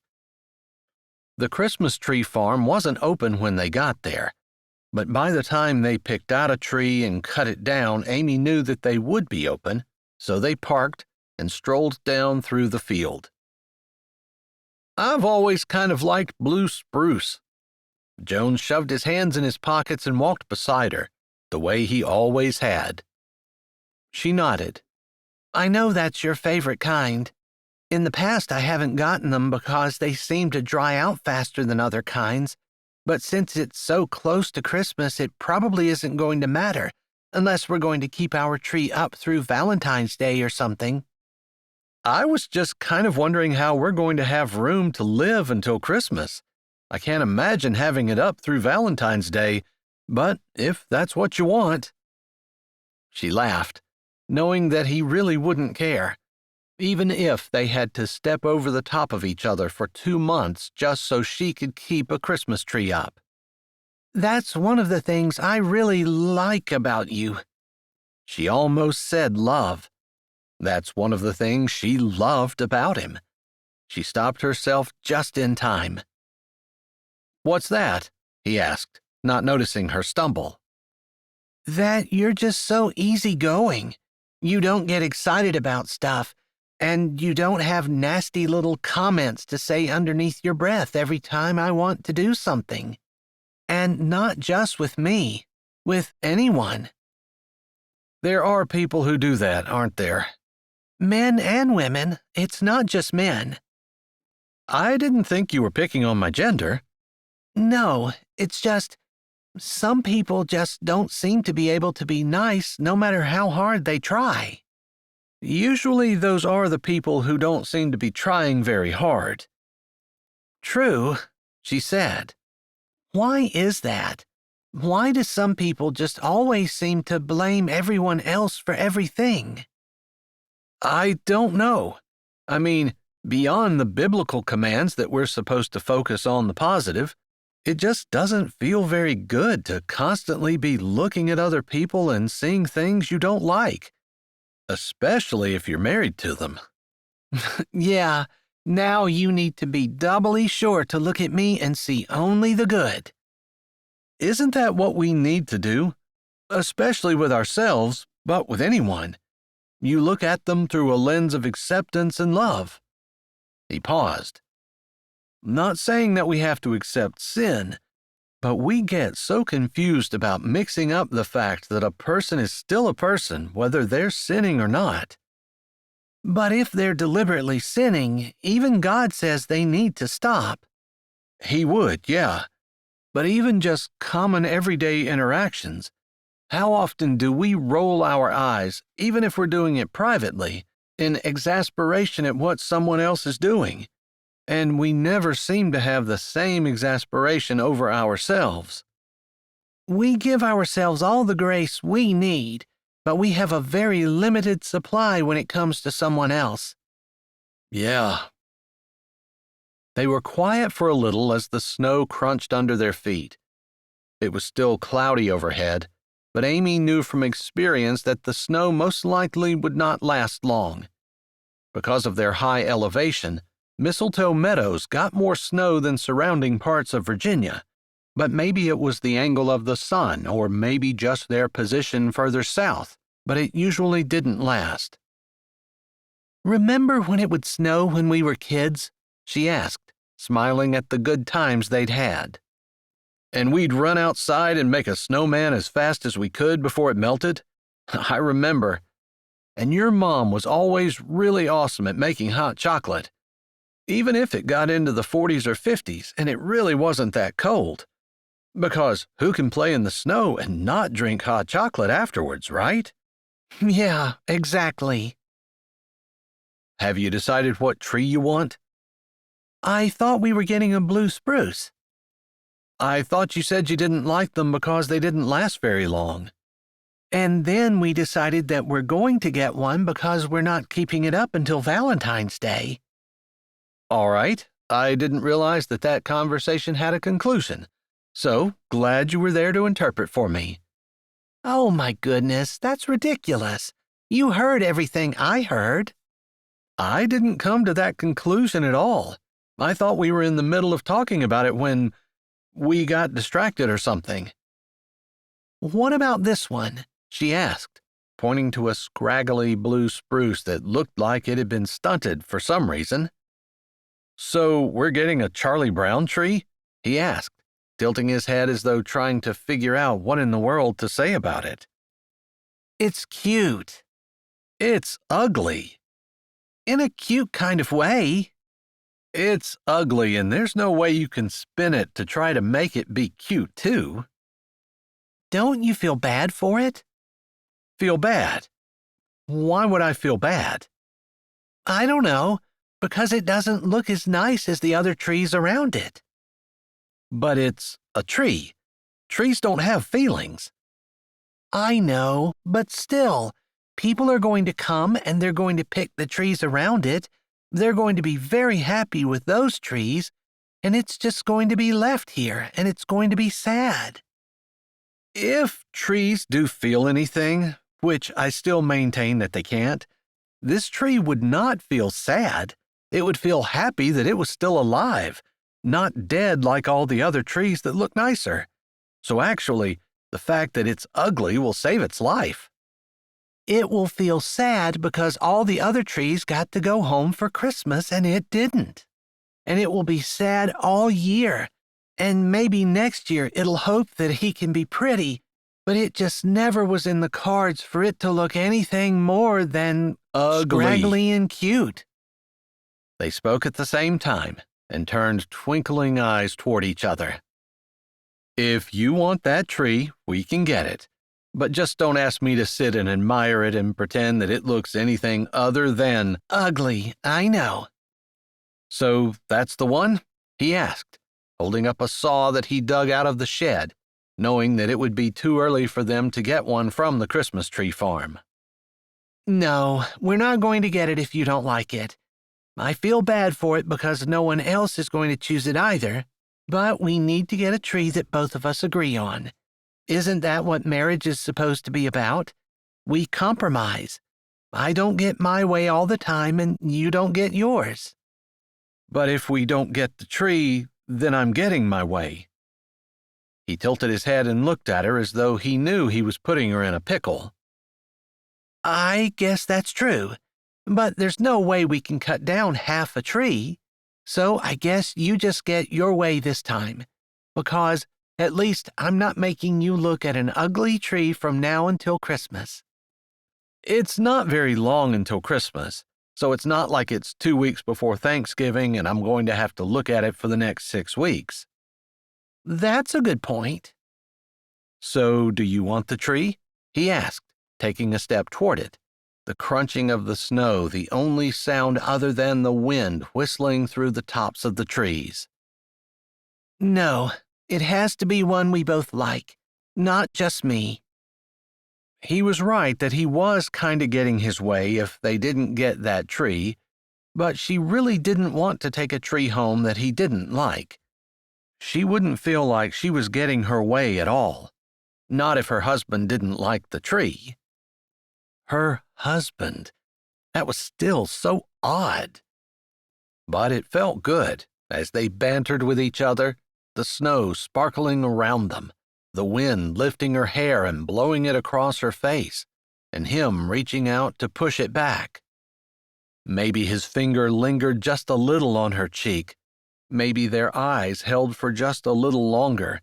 Or maybe he felt the same oddly good twirling sensation in his stomach that she did. Maybe not. Maybe if he did, he would do something about it. Kiss her. But he didn't make any move to do that and started walking again without looking at her. "What kind of tree is your favorite?" he asked as he moved along. I like white pine. They're pretty. "They're not your favorite." He said that as a statement and took 2 steps before he said, "Douglas fir, that's your favorite." You're right, but we don't have to get Douglas fir. We can do that next year if we get our tree a little earlier. "Maybe we'll have a house that actually has room for a tree next year," he said as he turned, heading toward the field with the Douglas fir in it. Jones, let's get a blue spruce. "I want a Douglas fir." And I want a blue spruce. They stopped, and she put her hands on her hips. She wasn't going to allow him to not get a blue spruce just because she liked Douglas fir. It didn't always have to be what she wanted. "You're the one who likes Christmas trees." You're the one who suggested we get one. "But you're the one who wants the house to look like Christmas when we come home from the funeral." That's true, I said that, but you're the one who suggested the tree in the first place. "All right, we'll compromise." He nodded his head, and she narrowed her eyes, reading that look from a mile away. He had something tricky up his sleeve. All right, she said cautiously.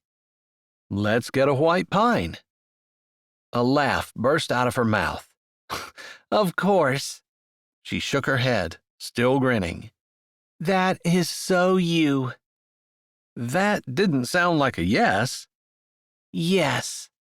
His solution was perfect.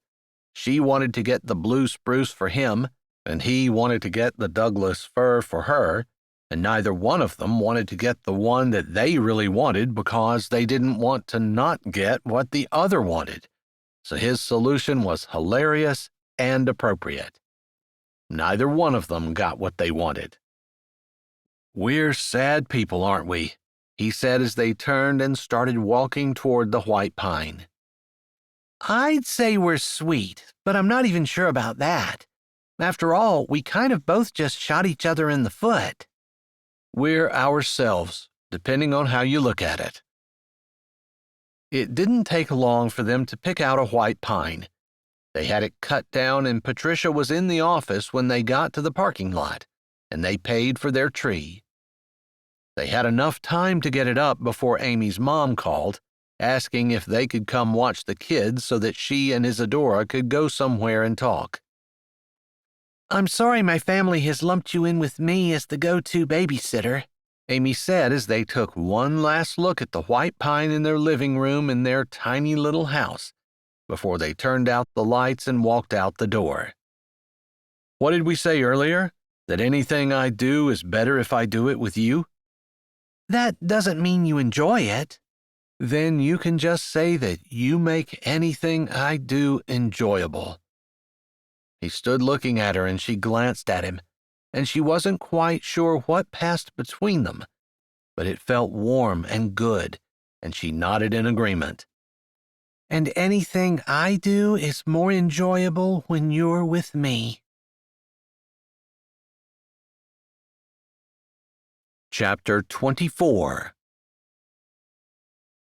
Jones stood by himself at the side of the church, watching as people milled about at the meal that had been provided for the family after the funeral. The funeral had been sad, no doubt, and hard for Gilbert and the children. It had been hard for Amy's mom to watch, too, Jones would have said. He couldn't imagine watching his child suffer like that. But Marjorie had been strong throughout all of it, and the pillar that her children could lean on. The kids had gathered around him and Amy at times, and they also found comfort in Judd and Terry. Isadora seemed to be dealing with her own issues, and had left halfway through when one of her children had not been able to sit still.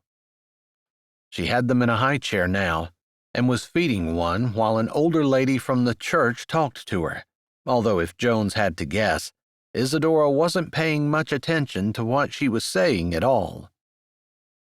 His parents hadn't shown up, not that he expected them to.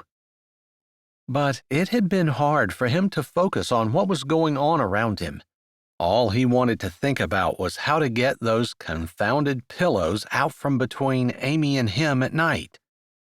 "Hey there," Judd said, clamping a hand on his shoulder as he walked up to Jones. "You found yourself a quiet corner, huh?" "I guess. Sometimes it's nice to just stand back and take it in." And Amy had been grabbed by one of the ladies in the church who wanted her to do something for the Christmas Eve service. He'd be spending Christmas Eve with Amy. Not like they had never spent Christmas Eve together before, but it was different this year, and he knew it. "How's married life treating you?" Judd said, smiling some, as though he knew it was really good. "Looks like you're enjoying it," Jones said, not wanting to say that he didn't seem to know how to move past friendship with his wife, and part of him was scared to. "I am. I guess it wouldn't be nearly so enjoyable with the wrong woman, but I've got a wonderful one, and I certainly think the next 50 years are going to be pretty stinking good." He only wished he felt that way. The next 50 years stretched out intolerably before him, a pillow always between Amy and he, or the other scenario, where he moved too fast and ruined what they had, and they ended up awkward and disliking each other. "Yeah," he finally said, knowing he paused way too long. "So, I guess I should admit that Terry wanted me to come over and say something to you." Jones huffed out a laugh. That was just like Terry. She'd been gone for a while, but he remembered her as a typical oldest child, always trying to control everything and making sure her siblings were taken care of. "Wonder why," he said, just to give Judd an opening, since Judd wasn't exactly known for his great conversational skills. It was a testament to how much he loved his wife that he was even standing there to begin with. "She's worried that you and Amy are having trouble figuring out how to be more than friends." It was tempting for Jones to deny that, and he probably would have, or changed the subject or skirted around it, if it hadn't been Judd and Terry, Amy's beloved older sister. "I love Amy, but I'm having some issues. I don't know that there's anything to be worried about, but I just don't want to ruin what we have, by forcing more than what she wants." "You're not sure what she wants?" "Yeah. Although we agreed that our marriage would be real, that we'd have children, I guess I just don't know what she wants right now." "What do you want?" "I want to get rid of the pillows." Judd looked confused. She put pillows down the middle of the bed to make us both comfortable. That's what she said. I would be more comfortable without them. You don't like pillows? No, it's what the pillows represent. It's a whole thing in my head now that's between Amy and me. And she's the one who wanted the pillows, so it makes me feel like she's not ready for more. Why don't you ask her? Because that will make everything awkward. And Amy and I have such a great relationship, I don't want awkwardness. You and Amy have such a great relationship. Do you think the awkwardness will last for the next 50 years? Like, it might be awkward for a little bit if you want more than what she does, or, as Terry and I suspect, you both want the same thing, but both of you are scared to death of what you just said, ruining what you have. And you're not getting into the idea that what you have could be made even better by moving forward. Better, Jones said, lifting his brows. He couldn't imagine what he and Amy had being any better, although maybe intimacy would make it better, or add another level to it. Is she selfish? Is she hard to get along with? Has she ever gotten upset with something you said or over something stupid without taking into consideration your point of view? No. He had needed someone to ask him those questions. I guess I couldn't articulate that myself, but the picture just came into focus as you said that. He shrugged his shoulders. It's silly for me to be sitting around wondering when, yeah, it's going to be awkward if we're not on the same page, but it's not going to last. And we're not going to get upset with each other. We agreed to this marriage, and both of us knew what it would mean going into it. Exactly. Judd grinned. That was easier than I thought it was going to be. He paused, and then he said, We've been friends for so long, I was afraid that my question was going to make things awkward between us. It took a second before Jones realized that the usually taciturn Judd was teasing him.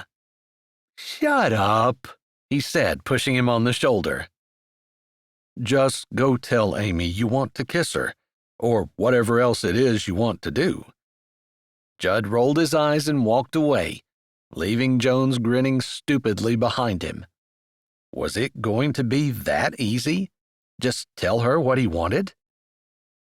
He hadn't figured out how to say it before the funeral meal was over, and maybe that was a good thing, since a funeral wasn't the best place to bring up that conversation anyway.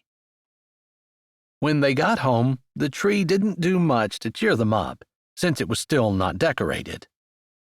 It was a nice idea, Amy said as she glanced at the tree, before turning to him. Is it okay if I get a shower? Sure. He nodded, wanting to ask, but finding his tongue stuck to the roof of his mouth. It was Amy. He could ask her anything. Except, apparently, whether or not she would be okay if he kissed her. Plus, shouldn't a kiss have a romantic setting? Especially if it was going to be their first kiss.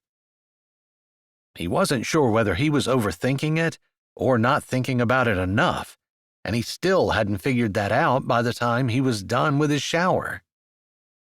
But instead of coming out of the bathroom fully dressed, he came out with just a towel around his waist. Seeing Amy do a double take was more than worth the few moments of anxiety that doing that had induced in him.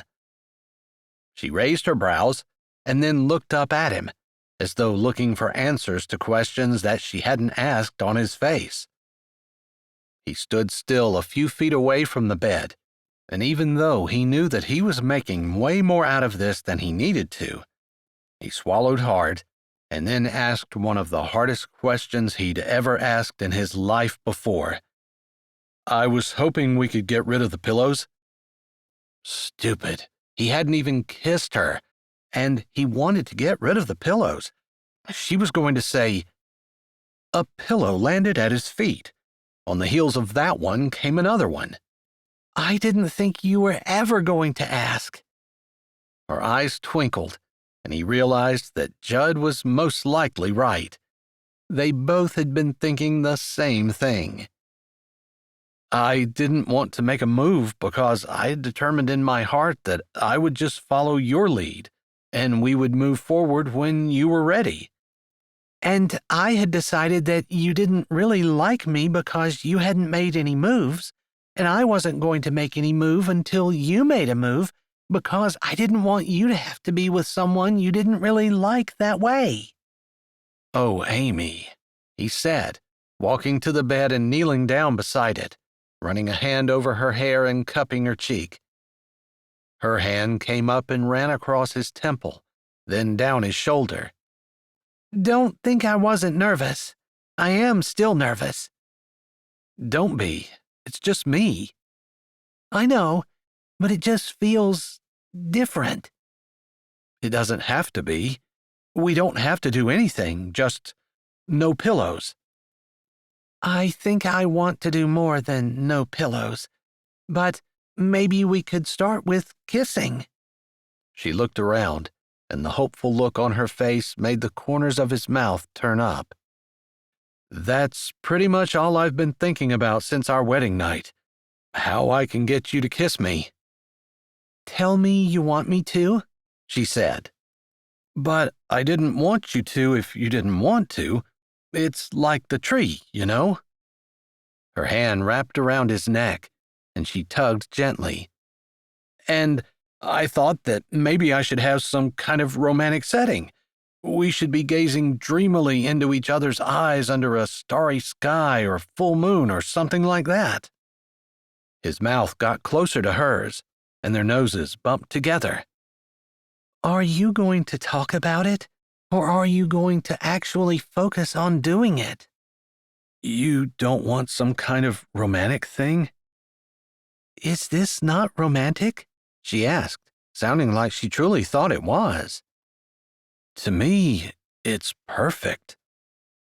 It's not perfect until your lips are on mine, she said, and she leaned forward just a bit, touching the corner of his mouth with hers.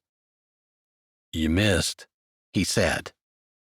She giggled, and with that, it didn't feel awkward anymore, and he didn't know about her, but his nervousness fled away as well. It was Amy, and they would do what they always did, laugh and have fun, even if it was kissing, because he couldn't imagine anything being better than kissing his best friend. Then, as to prove that she wasn't going to miss, her lips landed on his, and he knew, at that point for sure, that there truly wasn't anything better than kissing his best friend.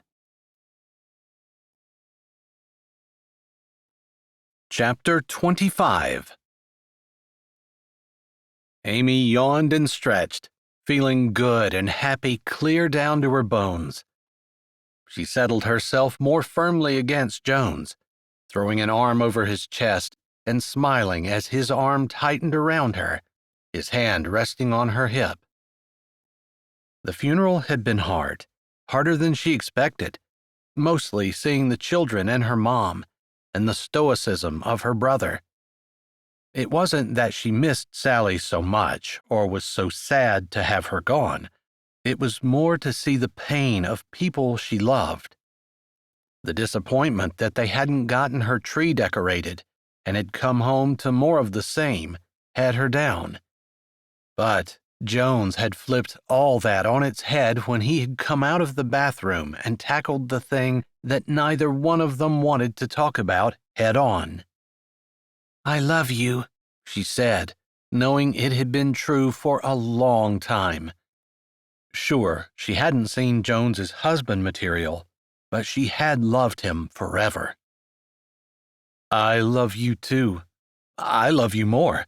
I love you forever. His words made her smile, partly because she might have said it first, but he said it better, and partly because she didn't think she'd ever get tired of hearing him say that.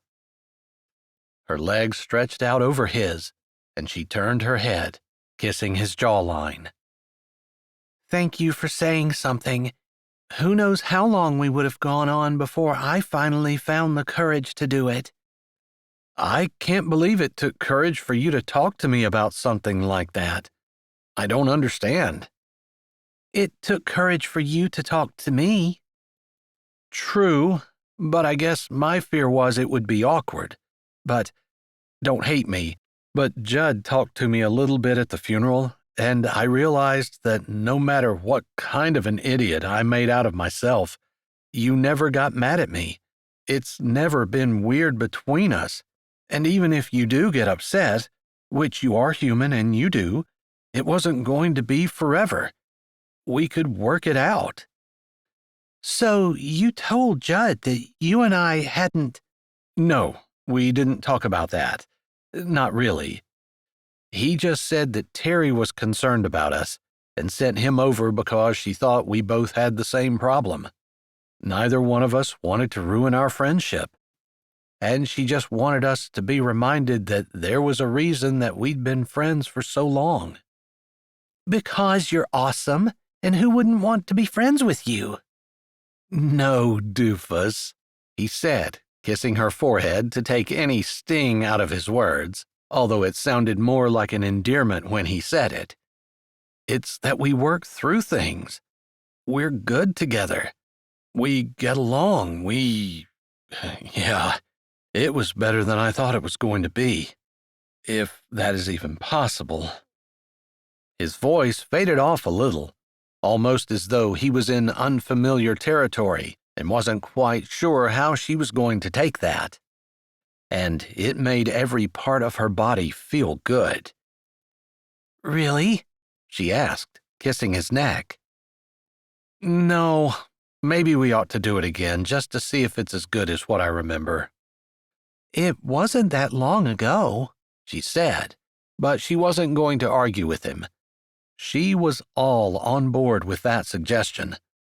Not that she wouldn't be on board with all of his suggestions, because marriage wouldn't be any fun if it was all about her, and she wasn't doing everything she could to encourage and uplift and be the best wife she could be to the man she married. Was that a no? He asked, his fingers trailing along her hip. That was a yes. Sorry I wasn't more clear. It was a yes, please, and I'll help you get started, she said, as her fingers moved along his abs. This could get interesting, he said, and she smiled. What she said about everything being more fun with Jones was absolutely true. She should have known that it would apply to everything. Chapter 26. I don't think I'm going to be able to be the secret saint anymore. Wilson McBride stacked the last piece of wood he and Judd had delivered to a family who needed it and couldn't afford it for their stove.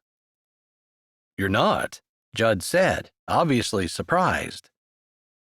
Wilson hated breaking it to him like this, but he'd been thinking about it for a while. He wanted to help as many people as he could, but more and more, he'd been thinking that maybe that wasn't the right approach. Or maybe he should say, it wasn't the approach that God wanted him to have. I think I need to go in a different direction. All right. I'm not going to try to stop you if that's what you think. Judd paused, throwing his last piece down and dusting his gloves off. I know you wouldn't be doing it without a lot of prayer and without feeling like your direction was coming from the Lord. Yeah, although what I'm thinking about is so crazy, I'm not sure I can justify it with anything. All right, is it a secret? I'm not telling too many people, but I figure I owe you an explanation. I'm listening, Judd said as they walked slowly back through the dark toward the truck. The family had been away for the day, and they weren't worried about anyone seeing them. When we first started this, I knew that I could do a little for a lot of people versus doing a lot for just one person. Yeah, I can see that. There's just so much need, and it's hard not to want to spread everything around, but sometimes you feel like you're just putting Band-Aids on a gaping wound, and you're not making much of a difference. I feel like that a lot, and I wish there was more I could do. But if you focus on one person, then you feel like you're leaving others behind. Yes, only in my case, do you remember Charity Ames? With the 5 kids, her husband ran off with his girlfriend to Australia so that he didn't have to pay child support. Of course. I've been thinking about her a lot, and those kids. That poor woman, she's about to lose everything, and she's scared she's going to lose her children because she can't take care of their home and she's just had so much hardship. I know I can help her, but that means I'm going to have to give up helping everyone else. How are you going to help her? I'm going to marry her.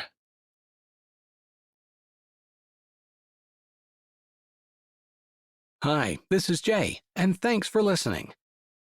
If you're ready for another great audiobook, here's one we think you might like. Or check out the playlist with all our latest releases. Don't forget to subscribe to Say with Jay, give this video a thumbs up, and tell us what you liked in the comments.